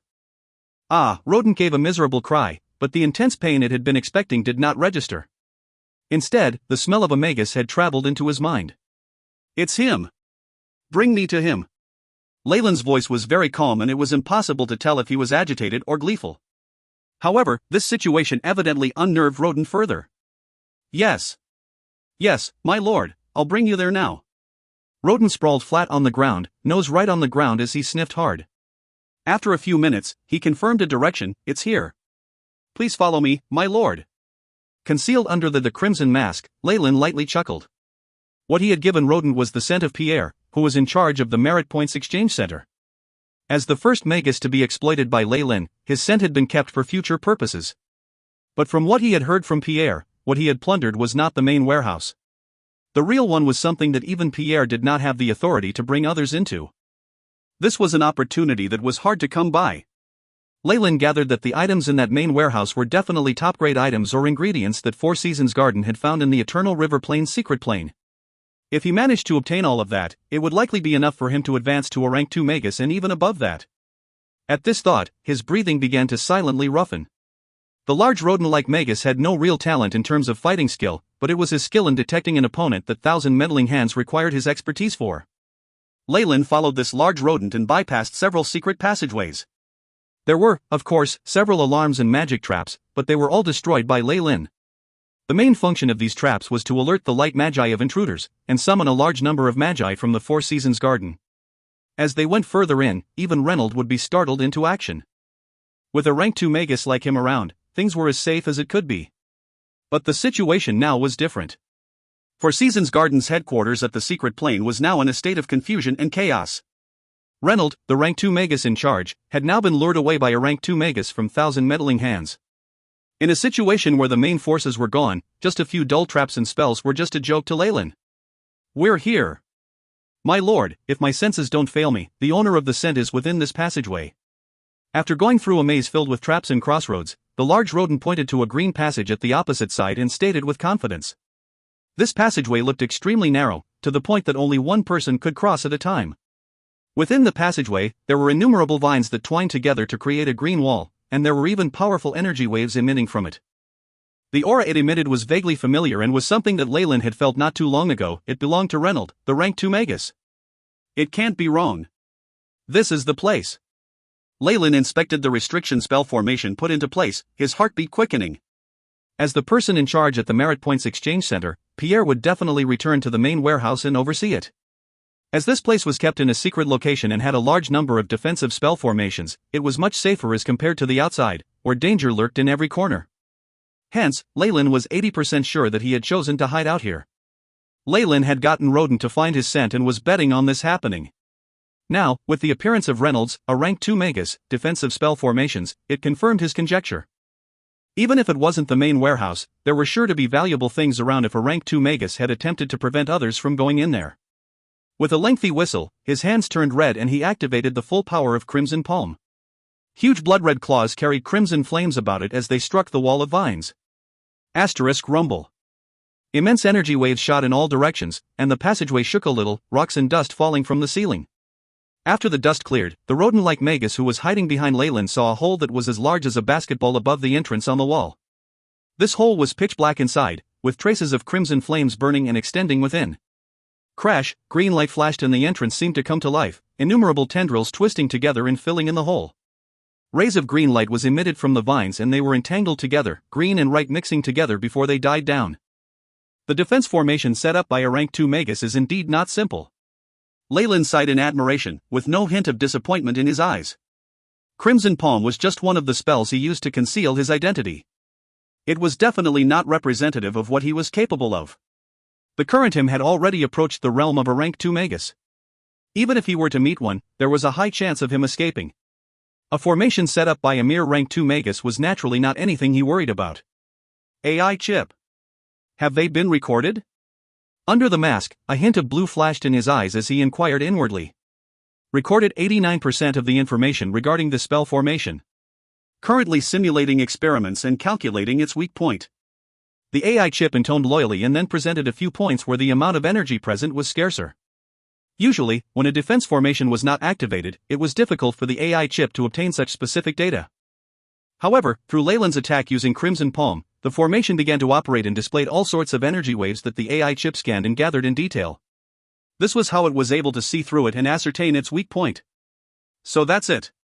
Leyland peered closely at the diagram, pointing out the places where energy signals were weaker, and the crimson rays were produced from his hands once again. Crimson Palm. The giant blood-red claws struck again. Sharp, large flaming apparitions hit the entrance amidst the vines, 3 centimeters below the center of the door. Bang! The entrance began to shake fiercely, and large numbers of vines devoted their energies to repairing the harm caused. Ha! Leyland's arms did not stop moving as the crimson claws were used again, striking a few areas on the door. Asterisk creak. Creak, asterisk the door could not bear the abuse and even the veins began to slow in their movements. Now! Blood-red light flashed in his eyes. Asterisk rumble, asterisk the areas on the door that had been hit began to burn fiercely with crimson flames, forming straight lines and converging. Wang Wang! A huge crimson fireball appeared, and with a specific frequency, it bombarded the very middle of the vine entrance. TSSSSS. As if someone had torn countless pieces of parchment, the green vine entrance crumbled in pieces. The original healthy green turned into a wilted yellow as if its life force was drained as each piece fell to the ground. Kacha, the whole entrance was in shatters. Leyland's footsteps did not stop and he immediately entered. Following behind him was the rodent Magus, who seemed to be struggling with its decision to follow. Its foot raised several times, but in the end, it took a huge breath and left this place. You actually found this place? After going through the passageway, Leyland came into a place that seemed like a small warehouse. The first thing he saw was someone dressed like an appraiser. He even had on gilded glasses and was standing there silently. At this moment, the expression on Pierre's face was strange. He looked as if a weight had been lifted from his shoulders.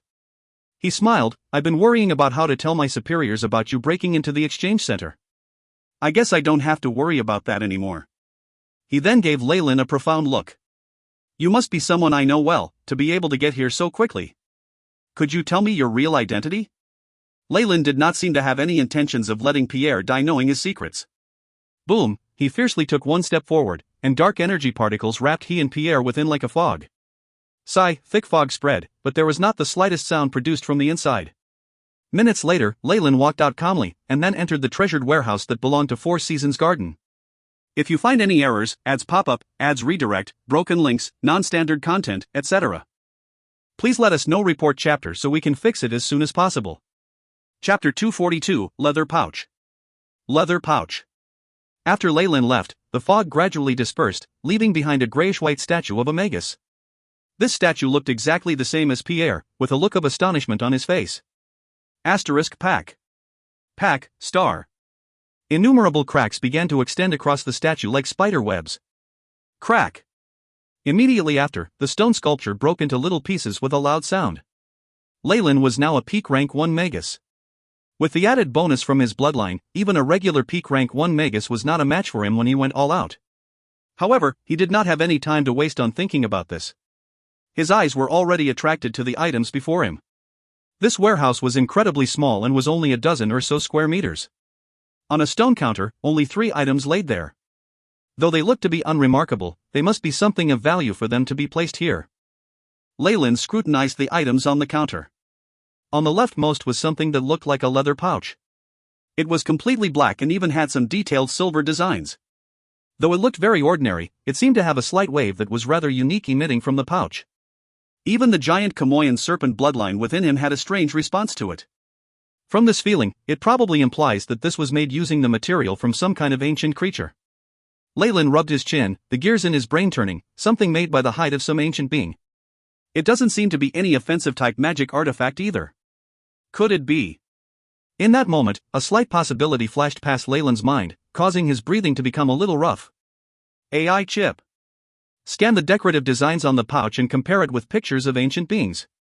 BEP. Mission established, initiating scan. The AI chip loyally intoned. Now, with a specific catalog to refer to, the AI chip immediately found an answer.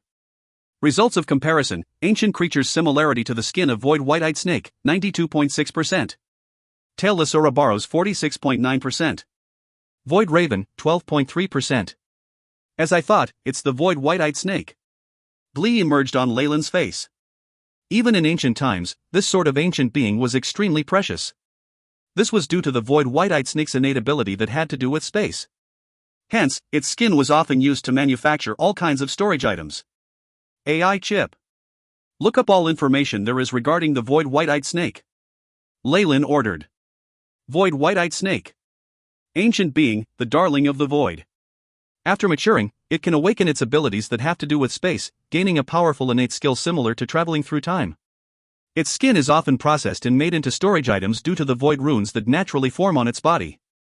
Able to contain items that are 1,000, or even 10,000 times the size of its main body.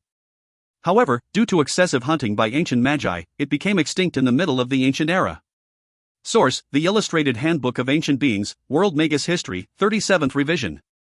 As I thought, it's the legendary space-type magic artifact. Leyland's eyes were fixed on the black pouch with a fiery gaze.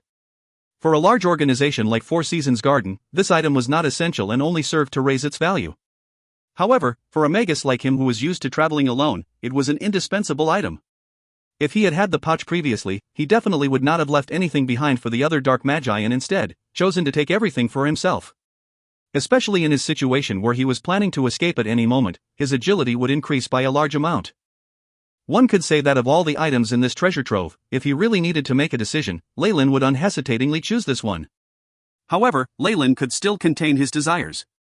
Suppressing the impulse of making his move immediately, he glanced at the two items beside the black pouch. In the middle of the stone counter was a very thick, black volume that looked like a dictionary. At the side, one could see it was tattered.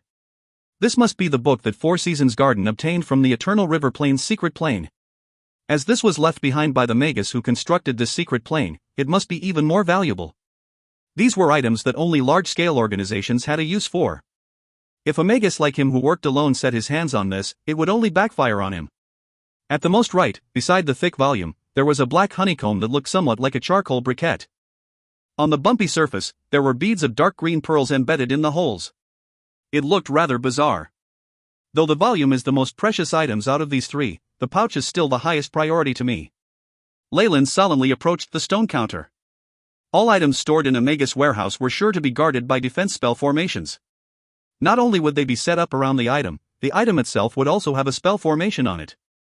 These spell formations usually had the ability to self-destruct, and the moment the method of approaching it was wrong, the item would be destroyed and cause the thieves to leave with empty hands. However, dark magi like Leyland were used to these situations and all had talent and skill in unsealing these spell formations. Leyland, who had been in the other warehouse, had used dark magi's unsealing techniques and successfully obtained a few treasured items. However, the setup of this spell formation was evidently more complicated than that in the other warehouse. This was especially so for these three items, which definitely would have additional spell designs on it. With runes that bound the items to the counter, even Leyland, who had help from the AI chip, could feel a headache coming on. It's a pity. This is the main warehouse and even that dead man, Pierre's token and his authority is useless here. Leyland heaved a sigh and, from a small pouch, carefully poured the purple powder into his hands. Whoosh! Gusts of wind suddenly blew in the room, and little purple drafts were produced from Leyland's hand, gathering at the surface of the stone counter. This was an unsealing spell design he had obtained from 1,000 meddling hands, specially designed to deal with these sort of self-destructing seals. After modification from the AI chip, its effectiveness had increased many times over. However, along with the AI chip's modifications, the difficulty in using this spell design had risen over 10 times. One needed to be very precise and strict, and one could not be even a millisecond too late. In other words, it was a zero-error precision technique. Hence, on the south coast, perhaps only Leyland was able to use this unsealing method. Purple gas flowed like water, coating the counter. The runes on the counter merely flickered a little and then died down, not detecting any abnormalities around. Waiting until the moment purple enshrouded the counter, Leyland's eyes flashed resolutely. Now is the time. Magic transformation. He fiercely chanted a few awkward-sounding syllables, and strange ripples suddenly began to flash upon the counter. Wang Wang. The purple streams of air solidified in a moment, turning into black, sticky liquid that surrounded the counter. Only at this moment did the runes on the counter react, and it struck back with its more powerful and violent attack. A series of lights exploded, almost breaking through the thick black liquid that shrouded it. Cover. Under Leyland's instructions, the black liquid was like oil and completely covered the counter, rays of lights from various runes completely disappearing under it. Now. Leyland produced thin blue threads from his right hand, which flew out like silk, and bound the black leather pouch.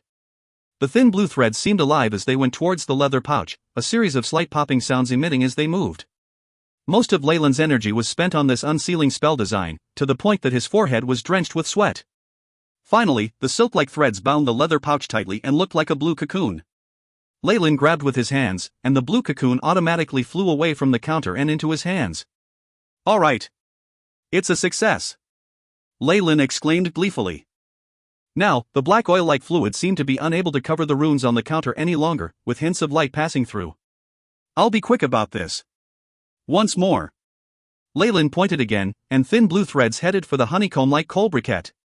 For Leyland, the book in the middle was likely the diary of the ancient magus who created Eternal River Plain's secret plane. If he obtained it, it would only cause him endless troubles. Rather than fighting for that, he should take a gamble on something else. The thin blue threads were soft and yet firm as they edged towards the honeycomb-like coal briquette. All of a sudden, the counter trembled, and much of the black liquid was flung off. A series of yellow rays from runes were revealed. Wang Wang, yellow runes flew into the air, pouncing on the two remaining items on the counter. Go! Stealing his expression, the black oil that covered the counter began to boil, transforming into a small black shield, situated atop the coal briquette. Ka-cha! The yellow rune slammed into the little shield and, seemingly having gone against a firm hindrance, it bounced off. At the other side, the yellow rune flitted into the black volume due to the lack of obstruction. Voila! The surface of the black book flashed and began to split bit by bit. Within a few seconds, the entire book automatically turned into flying ashes. Pack! At this moment, the blue threads finally bound the coal briquette and it flew into Leyland's hands. Rumble! Immediately after, the entire counter crumbled before Leyland, turning into dust. If you find any errors, ads pop-up, ads redirect, broken links, non-standard content, etc., please let us know. Report chapter so we can fix it as soon as possible. Chapter 243, Protection. Protection. Looking at the self-destruction of the stone counter and the black volume, Leyland's expression did not contain even a trace of pity. As far as he was concerned, the biggest reward was already in his hands, so even if he was not able to get the other treasures, he felt no regret. Asterisk bang. Bang, star. Two blue cocoons disintegrated right in front of Leyland's eyes, exposing the two items that were within them. Leyland calmly took them both. The void white-eyed snake's snakeskin used to make the black leather pouch felt soft to the touch, and continuously spread a warm feeling to Leyland. The silver designs upon it felt as if they were alive, they continuously moved about on the surface of the leather pouch, emitting a brilliant and dazzling radiance.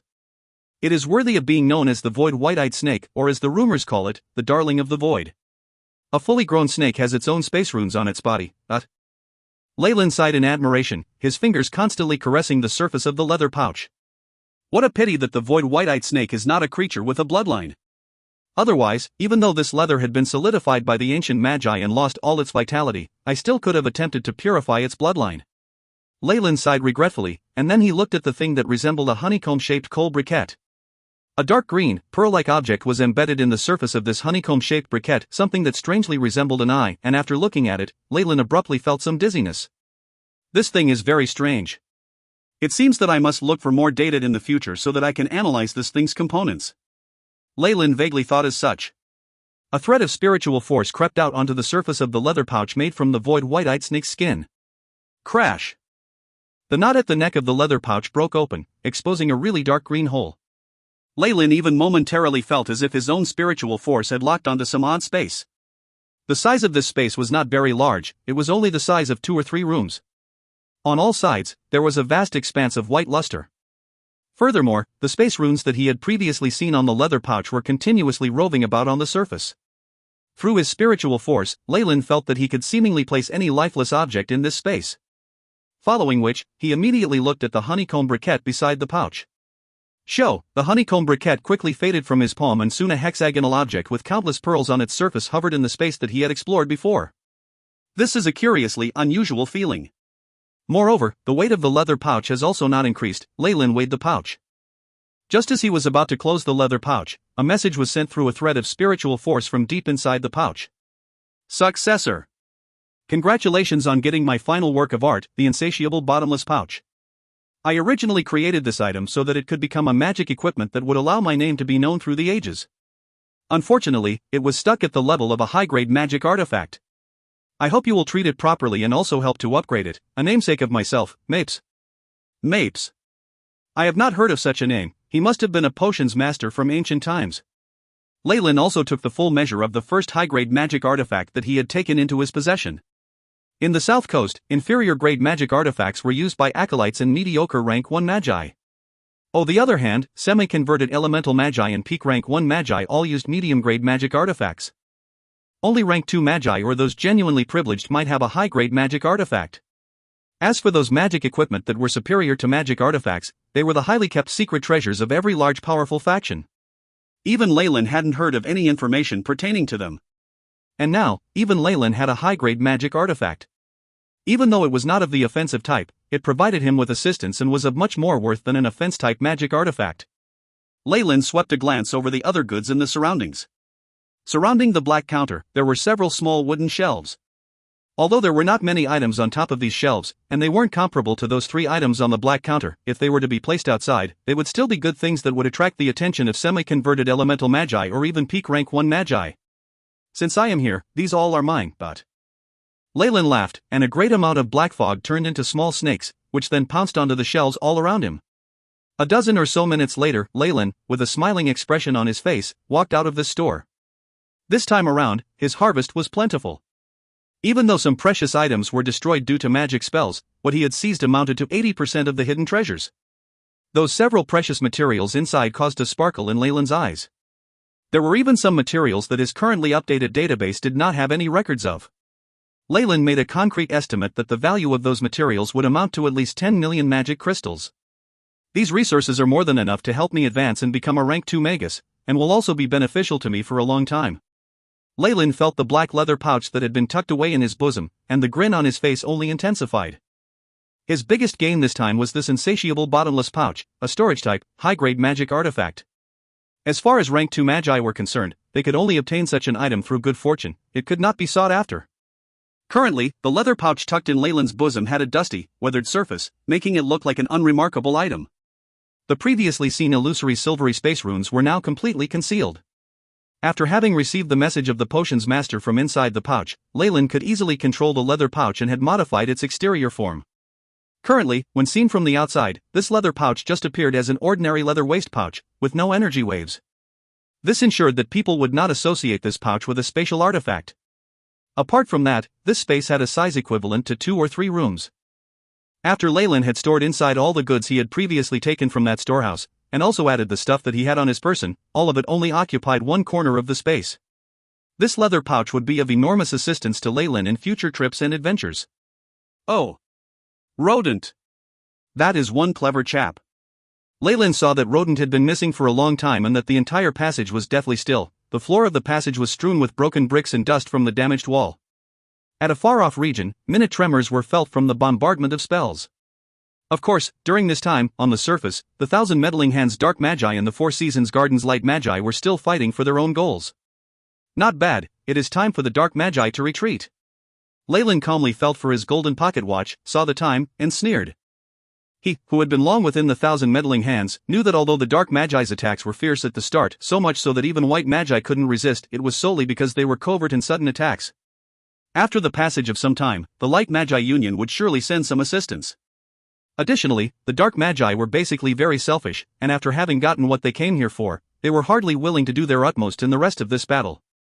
Anyways, Giant and the boss behind him must be wondering why I haven't yet destroyed the huge Metal Gate's consciousness. The Eternal River Plain's secret plane was a very stable land, especially around the 2 regions' huge metal gates. Leyland perceived that the runes on the metal gate alone were very problematic. Moreover, the huge metal gate had been made from some kind of recovery metal. It had the ability of automatic recovery. Unless that entire metal gate was destroyed in a split second, or an attack that was an unusually high degree of power was used to bombard the gate, it would automatically rebuild itself. According to AI Chip's estimations, only rank 4 Morningstar Magi or Magi of higher levels could destroy the entrances to the secret plane. However, in the current South Coast, it was unknown whether Magi of these ranks still existed or not. Leyland shook his head, and then chose a path, before vanishing into the darkness. Sigh. A whirlwind of green fog spiraled forth, tearing down on the building, and causing large noises as it eroded the building. There was an occasional magic radiance that flashed past, and all under the green fog was turned black until the building crumbled. Afterwards, the green fog turned into a green liquid. Within the center of the green fog, Giant was crushing the heads of the Four Seasons Gardens Magi with his palms. What is going on?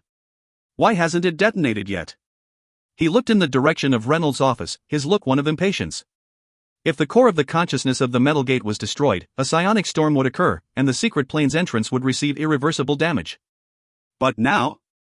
Giant looked in the direction of the metal gate, where it was still standing majestically at the core of the Four Seasons Gardens headquarters.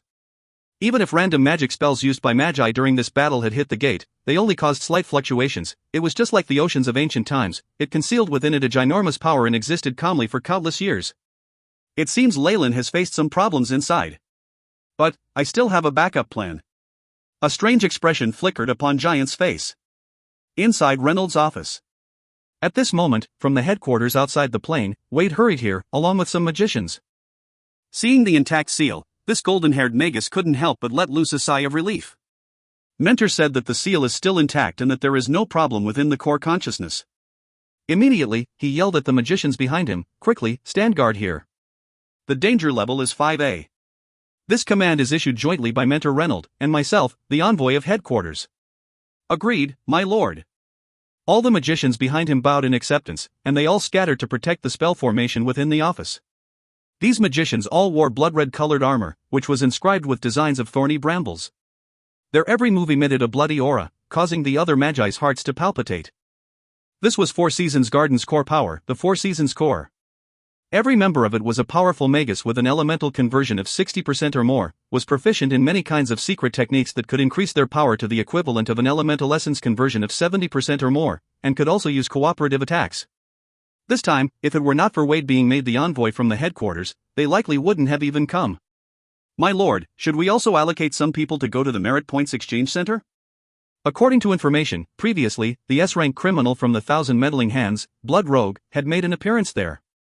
If you find any errors, ads pop-up, ads redirect, broken links, non-standard content, etc., please let us know. Report chapter so we can fix it as soon as possible.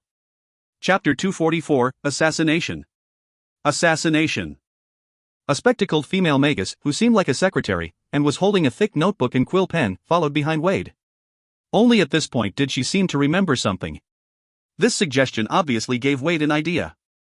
He glanced at the members of the team he had brought from the Four Seasons Garden, took a look at Reynolds' office, and eventually rejected the proposal, though he looked as if he was struggling with the idea. "I can't do that. The things here are more important." Even if it were Mentor Reynolds, he would choose to defend this area as well. Wade gazed out of the window.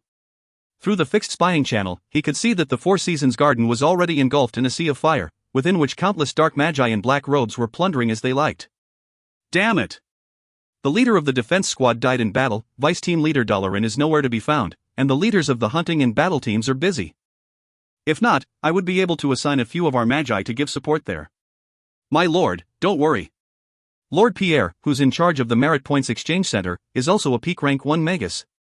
Blood Rogue won't be able to pass through so easily. Beside Wade, that secretary with an hourglass figure adjusted her glasses, trying to console him. It's too late. Pierre has already died in battle. Our warehouse is going to fall into the hands of those wretched dark magi. Wade slammed his fist onto Reynolds' desk, leaving behind a deep imprint of a fist. Teacher! How great would it be if you were here? All of a sudden, weak thoughts began appearing in Wade's mind. Shortly after, he couldn't help but laugh at his moment of weakness. However, his hands were still trembling within the sleeves of his robes. Due to their superior spiritual force and senses, compared to the regular man, Magi's premonitions were quite accurate. Though they seldom appeared, it was a real possibility that such premonitions would actually come to pass. What? Pierre died in battle? How can that be? He's a peak rank 1 magus. Could it be that there's another rank 2 Dark Magus fighting here? The surrounding Magi became restless at the thought. Peak rank 1 Magi were, in normal circumstances, the most powerful beings in the South Coast. In a situation where rank 2 Magus did not appear, they were the rulers, goals, and idols of most Magi. However, what they had thought to have been a sturdy mountain they could count on had collapsed, leaving the Magi present in shock. No! Calm down, everyone! The moment the words left his mouth, Wade realized that he had misspoken, and quickly tried to steer the conversation away. Though the Dark Magi have a very aggressive approach this time, thus leading to a huge loss in our members and resources, please believe in the Four Seasons Garden. Believe in the elders, and believe in my mentor, the rank 2 Magus, Lord Reynold. Just hang on for 15 more minutes. The lightning fury from the Light Magi Alliance will arrive, and once that happens, we'll make the Dark Magi who killed our friends and family pay the price. Each word was dripping with blood, arousing feelings of hatred from the Magi present. Faced with a common enemy, the Magi calmed down. Upon seeing that the situation had stabilized, Wade could only sigh. The Light Magi of the Four Seasons Garden were similar to a few scientific researchers that Leyland had known. For them, their main work was to experiment, not to kill, and when they engaged with Dark Magi, these official Magi performed very poorly. Besides the few small teams that were in charge of battling and defending, most of the other Light Magi who were in charge of exploring the secret plane and taking care of the plants had died. At this thought, Wade glanced at the teams from the Four Seasons Garden who were clad in crimson armor. They looked extremely calm, not even revealing the slightest change in expression even after hearing the news of Pierre dying in battle, and of all of their resource warehouses being taken over by the enemy. They were still loyally going about their duties. Fortunately, the Four Seasons Garden still has a trump card. With the members of the Four Seasons Corps here, at the very least, the core of the gate to the Eternal River Plain's secret plane will be safe. Wade consoled himself. As long as the core body of consciousness was in their hands, the Light Magi of the Four Seasons Garden would still be in control of the gate to the secret plane. In that case, even if they suffered a devastating loss, all could eventually be regained. It was with this in mind that after seeing the formidable attack by the Dark Magi in Experiment Zone 3, Wade had chosen to pull back his forces and relocate all his men to this place. Everything was in preparation to defend the core body of consciousness to the death. This type of core body of consciousness could only exist within the Eternal River Plain's secret plane. It could not be too far away from the Platinum Gate, and it was for this reason that a few Light Magi organizations were stationed nearby to protect it, rather than simply bringing it back to the headquarters for safekeeping. Ka-cha! Ka-cha! All of a sudden, the crisp sound of bones breaking was heard twice. 2 Magi fell, shock still apparent on their faces, while they still had their eyes on the comrades that they had fought alongside. Matt, Ernie. What are you doing? The surrounding Magi quickly retreated, fearfully roaring at the 2 Magi whose hands were dripping with blood. Asterisk schwa schwa schwa, asterisk what was even faster was Four Seasons Corps, who were in the blood-red armor. They turned into a few red streaks and encircled these 2 Magi. Hee. Every time I see you pitiful Light Magi, I immediately connect you guys to make little lambs crushed in a lion's mouth. Amidst the sneers and taunting, the bodies of the 2 Light Magi underwent a very bizarre change. Pieces of skin floated to the ground like leaves, revealing 2 foreign figures. One of them was bald, spare a few pitiful strands of hair at the top of his head, while the other was short and obese, with incisors that were unique to mice. These 2 supposed Light Magi were actually impersonators. It's them. 1,000 Faces in Shadow. They're rank 5 of fugitives, and are on the wanted list. Be extremely careful. It's said that they are experts in shapeshifting, and can disguise themselves to resemble multiple different Magi within seconds, and without being caught. Out of all the Light Magi present, someone recognized the 2 Dark Magi. Of course, the real Matt and Ernie had long since been killed. As for when this had happened, none of the Light Magi had any clue at all. Hee. The trump card of the Four Seasons Garden, the Four Seasons Corps? I've long since heard of this name. Even while surrounded, the bald 1,000 Faces did not seem nervous at all. His tiny eyes calmly scanned the area, and then snickered, "What a pity.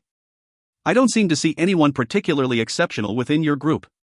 In response to such taunts, the members of the Four Seasons Corps gave a single answer. Voila!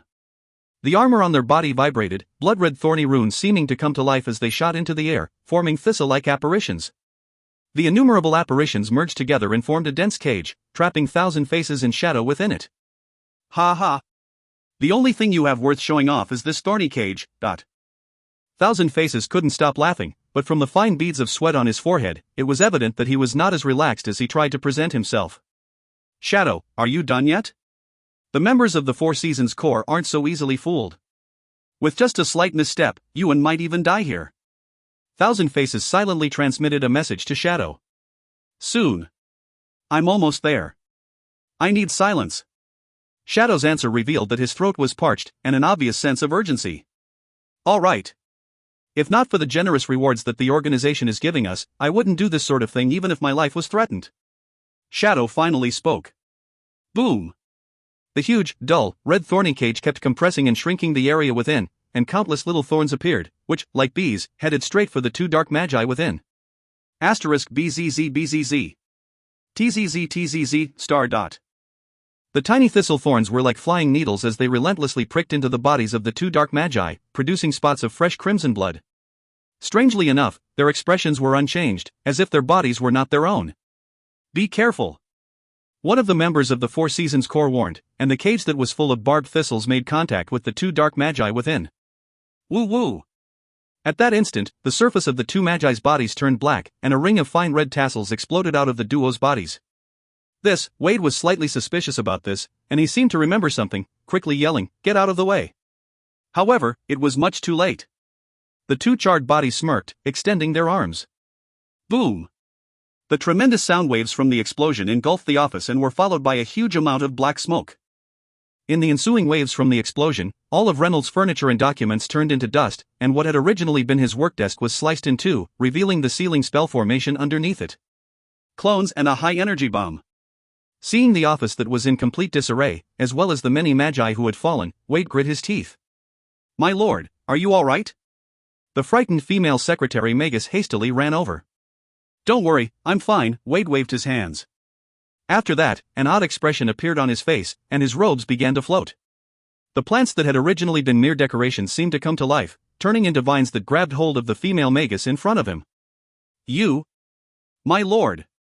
What are you doing? The female secretary had been held in such a position that her legs were spread wide apart, presenting a humiliating pose in front of Wade. She still held traces of embarrassment and confusion in her eyes. Thousand Faces. Don't try to swindle me.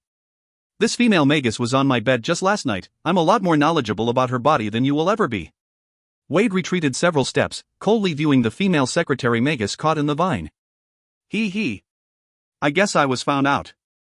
A maniacal smile appeared on the secretary's face, followed by a fluctuation that revealed a bald head. It's a pity that you forgot about me.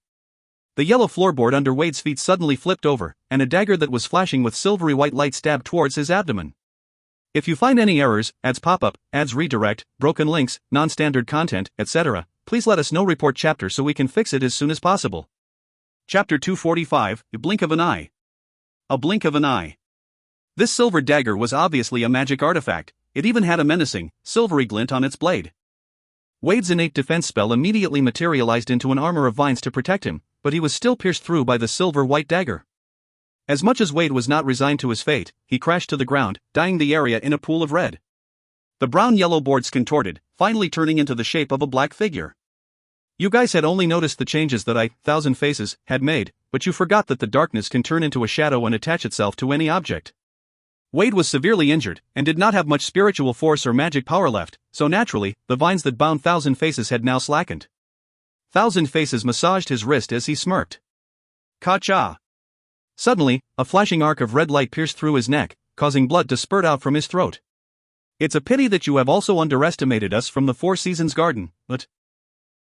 Pooh, a member of the Four Seasons Corps, who seemed to be a team leader, retrieved his blood-red sword and pointed it at the location where the shadow was. With another flash of red light, the thorny prison appeared once more, encircling Wade. Not only could the prison of thorns be used to ensnare and kill enemies, it was also used as a form of a barrier for allies. Protect the Lord. Leave him to me. This team leader exclaimed. Shortly after, forlorn, blood-red shadows pierced the skies, appearing outside the prison of thorns. Thousand Faces died just like that. Shadow looked around in disbelief. In accordance with the current mess in the office, many magi had lost their ability to move after that high-energy bomb. However, with the protection of their blood-red armor and innate spells, the members of the Four Seasons Corps did not receive serious injuries. They had already moved and completely blocked Shadow's escape route. Damn it! Damn it! Damn it! Damn it! Shadow constantly surveyed his surroundings and roared with rage. Despicable! I was deceived. What happened to the support that the organization promised me? Where is it? Based on this situation, it seemed that 1,000 meddling hands had issued them missions, but hidden a lot of important information. They had probably also promised some false rewards. Humph. They are truly dark magi. When it comes to this sort of situation, they'll only care about themselves. The leader of the Four Seasons Corps snorted and then pointed at the place with the seal. Team 2 is to guard that area. Do not let anyone get in there. A small group from the Four Seasons Corps immediately dashed to the seal spell formation, and a red circle of light brightened again. The leader waved his blood-red longsword, aiming it at Shadow. You make me angry. In the 50 years that I've been carrying out missions, it's the first time that my target has been hurt. Are you ready to pay the price? Energy particles constantly shimmered around his body as a formidable spiritual force emitting from his body and engulfing Shadow.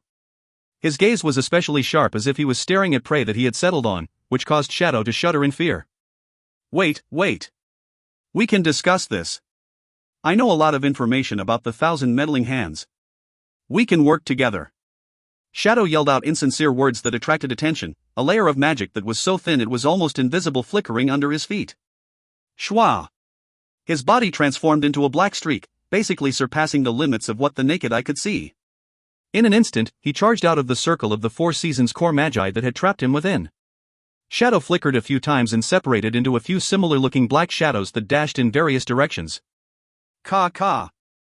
In response to this, the team leader merely laughed condescendingly and fiercely stabbed his blood-red longsword into a wooden floorboard in front of him. Ripples that were like ocean waves extended throughout the area. A brown human figure sprung out of the ripples. Rumble, the leader, quickly came before Shadow, his blood-red longsword slashing across and forming a bright arc. Kacha, the transparent armor and pendant at Shadow's chest shattered just like that. The longsword then ruthlessly sliced into his chest, spilling fresh blood everywhere. Pack, Shadow fell heavily, and the leader of the Four Seasons Corps approached. With his right foot, which was clad in a metal shoe, he stepped on Shadow's chest. Run! Why are you running? Kacha. Kacha, star. Tiny, and yet piercing, sounds of bones breaking was heard from Shadow's chest. Large amounts of foam and blood spilled out of the corner of Shadow's mouth as if he wanted to say something. That round of intense battle had happened so quickly. In almost 10 or so seconds, all of this had happened, and the magi who had fallen were unable to react at all. At this point, the faint black mist had yet to completely disperse. Wait, no. The leader who was stepping on the chest of Shadow suddenly turned, his expression changing to one of alarm and anger. Then, he simply gave up on Shadow and rushed to the front of the seal spell formation. Blood restraint. The leader's large hands grabbed forward into the air. Shortly after, a light green human figure was snatched out of thin air. This figure was very slender and small. It was like a child, with green mist surrounding it. Hee, what keen senses. It seems you're just one step away from becoming a peak rank 1 Magus. The person shrouded in green praised with a little boy's voice. Pack, star. A bunch of crystal balls that shimmered with light were thrown out. Crash. Intense explosions sounded in front of the leader one after another, the immense shockwaves causing him to retreat.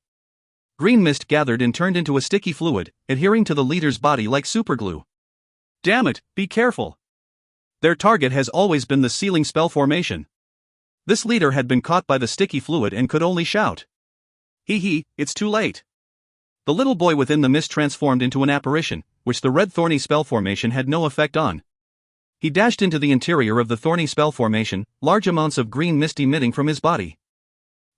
Boom. Boom. Boom. Boom. The 4 members of the Four Seasons Corps in charge of defense fell to the ground, green mushrooms and spots growing on their faces. What a bunch of idiots, this leaves me no choice but to take action myself.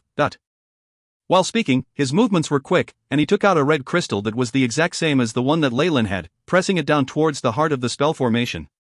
This was a self-destructing spell design that completely matched with the spell formation. The moment it was activated, the whole spell formation would destroy itself, along with the body of consciousness that it was attached to. The moment the core body of consciousness self-destructed, the Platinum Gate, which was the entrance to the secret plane, would collapse. The situation had become extremely dire.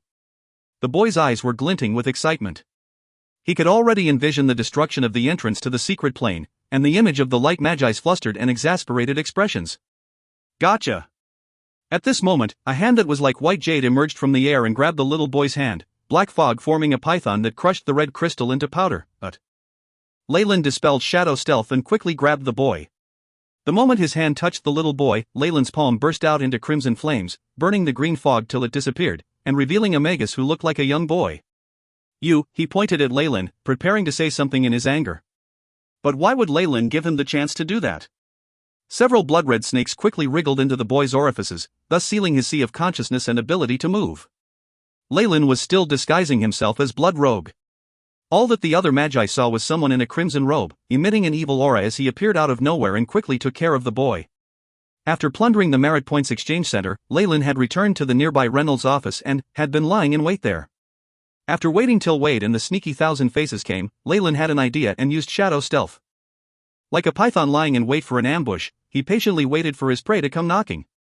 After seeing Thousand Faces killed, Shadow severely injured, and the Four Seasons Corps' attention diverted away, the little boy could no longer wait and took a chance and acted.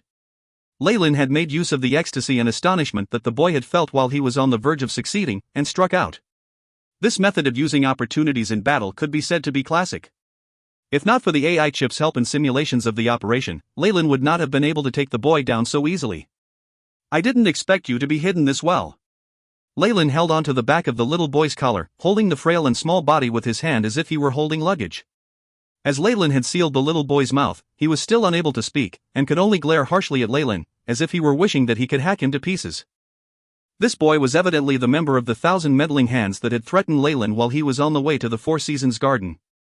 At that time, he was not even a semi-converted Magus and had almost killed off Leyland, as well as causing him to lose a magic artifact. But now, Leyland sized up the little boy. From the energy waves emitting from his body, in that short period of time, the boy had not only passed through the bottleneck of being a semi-converted Magus but had advanced until he was just one step away from becoming a peak rank 1 Magus. This rate of improvement was something that made even Leyland, who had the help of the AI chip, gasp in awe. Blood Rogue? It's 1,000 meddling hands Blood Rogue. Why did he stop his own comrade?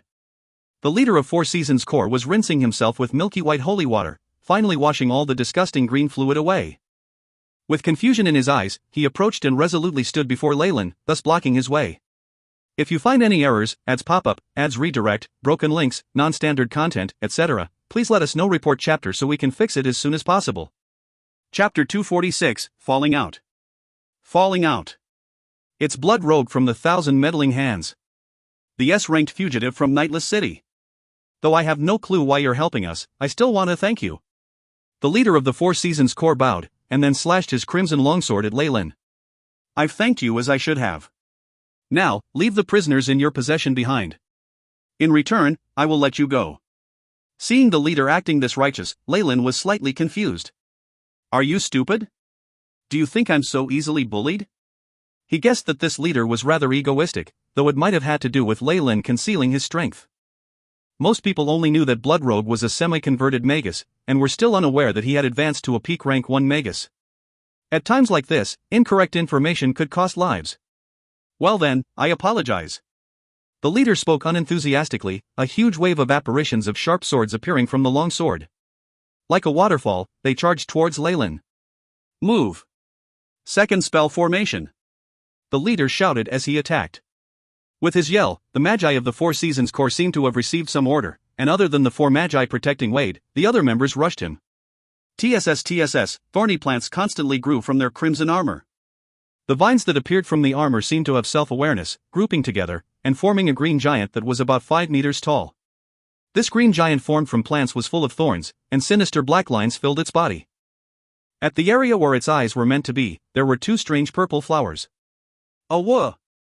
The green giant snarled, opening its large hand and grabbing towards Leyland. Is their ignorance to the truth causing them to be so fearless? Leyland glanced at the leader of the Four Seasons Corps with a pitying look. Next, a black ring emerged from under his feet, climbing up his robes and seemingly draping black armor on his body. Asterisk cling clang. Cling clang, star. After images of red swords struck the black armor, sparks flying everywhere as they produced the immense sounds of a metal sword and armor crashing against each other. The apparitions of the crimson sword kept falling apart, but the layer of black armor on Leyland's body became increasingly thick, to the point that it began to produce multiple black tendrils. This is bad. That level of strength, the leader's eyes widened and he immediately thought to warn his subordinates, but it was much too late. Whoosh, before the green giant's massive thorny palm had reached its destination, the surrounding air fluctuated and a powerful airstream was generated, blowing so hard that the furniture in the office was strewn apart. You don't know when to stop. While facing this green giant's huge palm, Leyland raised his right hand clad in a black gauntlet, and gently gestured downwards. From an outsider's point of view, the situation right now was not the least bit balanced. Leyland was like a child in front of the giant, and yet he had raised his slender arm to meet the giant's palm. However, the green giant seemed to feel extremely threatened and kept roaring, the green rays of light in its hand constantly flickering as its speed increased by 3 times. Bang! Finally, Leyland's little fist met with the giant's fist that was the size of a water jar, a wave of immense vibrations spreading out in all directions. The surrounding air seemed to distort, and then all went back to normal. Kacha. Kacha, star. One after another, the thorns broke off of and fell from the large hand. This disintegration quickly reached the entire arm, and eventually the large body of the giant. Bang. Bang. Bang. Bang, star. Thick plant roots and vines slid off the body of the giant, black cracks constantly extending until it was on the verge of tearing the body of the giant apart. Bang, finally, after a rumbling loud noise, the green giant's body was broken down into tiny pieces that flew in all directions. Boom. Boom. Boom, star. The massive shockwave created extended miraculously to the bodies of the Four Seasons Corps members that were surrounding Leyland. The crimson armor on their bodies shook, and then broke apart. The Magi completely paled and retreated a few steps, some of them coughing up large amounts of blood. Peak Rank 1 Magus. You've already reached the peak of Rank 1, but... The leader of the Four Seasons Corps stared fixedly at Leyland's mask, as if trying to carve his appearance into his memory. In a situation where Rank 2 Magi seldom appeared, peak Rank 1 Magi were the most powerful beings in the South Coast. The rise in the power of Blood Road was much too fast and too astonishing, this leader definitely could not let his guard down. At this moment, fear was apparent in the leader's gaze. Sigh. Some things will be only resolved through violence. Leyland still maintained his pose where he held the little boy, and his other hand formed a mysterious hand seal and tapped against the ground. Shadow Domain. A pitch-black shadow emerged from under his feet and quickly formed a dense, black sphere, crazily spreading to the surroundings. In that instant, black shadows engulfed the Magi who were in the office. Schwa, within the darkness, there seemed to be the sounds of someone moving quickly, and the low, miserable human moans that one would make before they died. Enshrouded by the shadows, where even light magic was useless, the Magi of the Four Seasons Corps were basically blind. Thankfully, this was only sustained for a short period of time. Several minutes later, the dense darkness dispersed from the office, revealing the figures of a few Magi. As for Leyland, who they had encircled previously, he was now nowhere to be found. Leader. What should we do? Magus struggled to stand and came to the leader of Four Seasons Corps. However, he found a very strange expression on his leader's face. There were hints of terror, as well as disbelief. Leader. Leader. What's with you? This Magus suddenly began to feel slightly afraid, extending his right hand, and thinking of shaking his leader's arm. Just as this Magus hand touched his leader's clothes, his body turned into black ashes like a bubble that had been popped, dispersing everywhere. Pack, as if triggering some chain reaction, some of the Magi around him also exploded, leaving behind black mist. As the surviving Magi gazed at the mist, a suffocating sense of dread weighed down on their hearts. Schwa, while still holding the little boy, Leyland's body transformed into a black hurricane that traveled around the headquarters, which had turned into a battlefield. As he was moving at a very high speed, the Magi of both domains could only see a flickering black figure, which then completely disappeared. Pack. Upon finding an empty area that was far from the battlefield, he threw the little boy to the ground. Blood Rogue, what are you doing? The little boy rolled a few times, body covered in soil and mud. However, he seemed to have regained his ability to speak and spoke coldly the moment he stood up. Stop with your nonsense and get Giant to come here. Leyland exclaimed. It's a very crucial time now, and even I can't contact him. A strange expression appeared on his face as he explained. Immediately after, however, he was kicked aside by Leyland. Though Leyland had allowed the little boy to regain his ability to speak, he had evidently not unsealed his sea of consciousness. The little boy's frail body spun in midair several times, and then fell. Crack, from the sounds of bones breaking produced from within his body, it seemed as if a few ribs had been broken. Looking cool and collected, Leyland advanced, and like holding a duck, he grabbed the boy by the neck and lifted him up.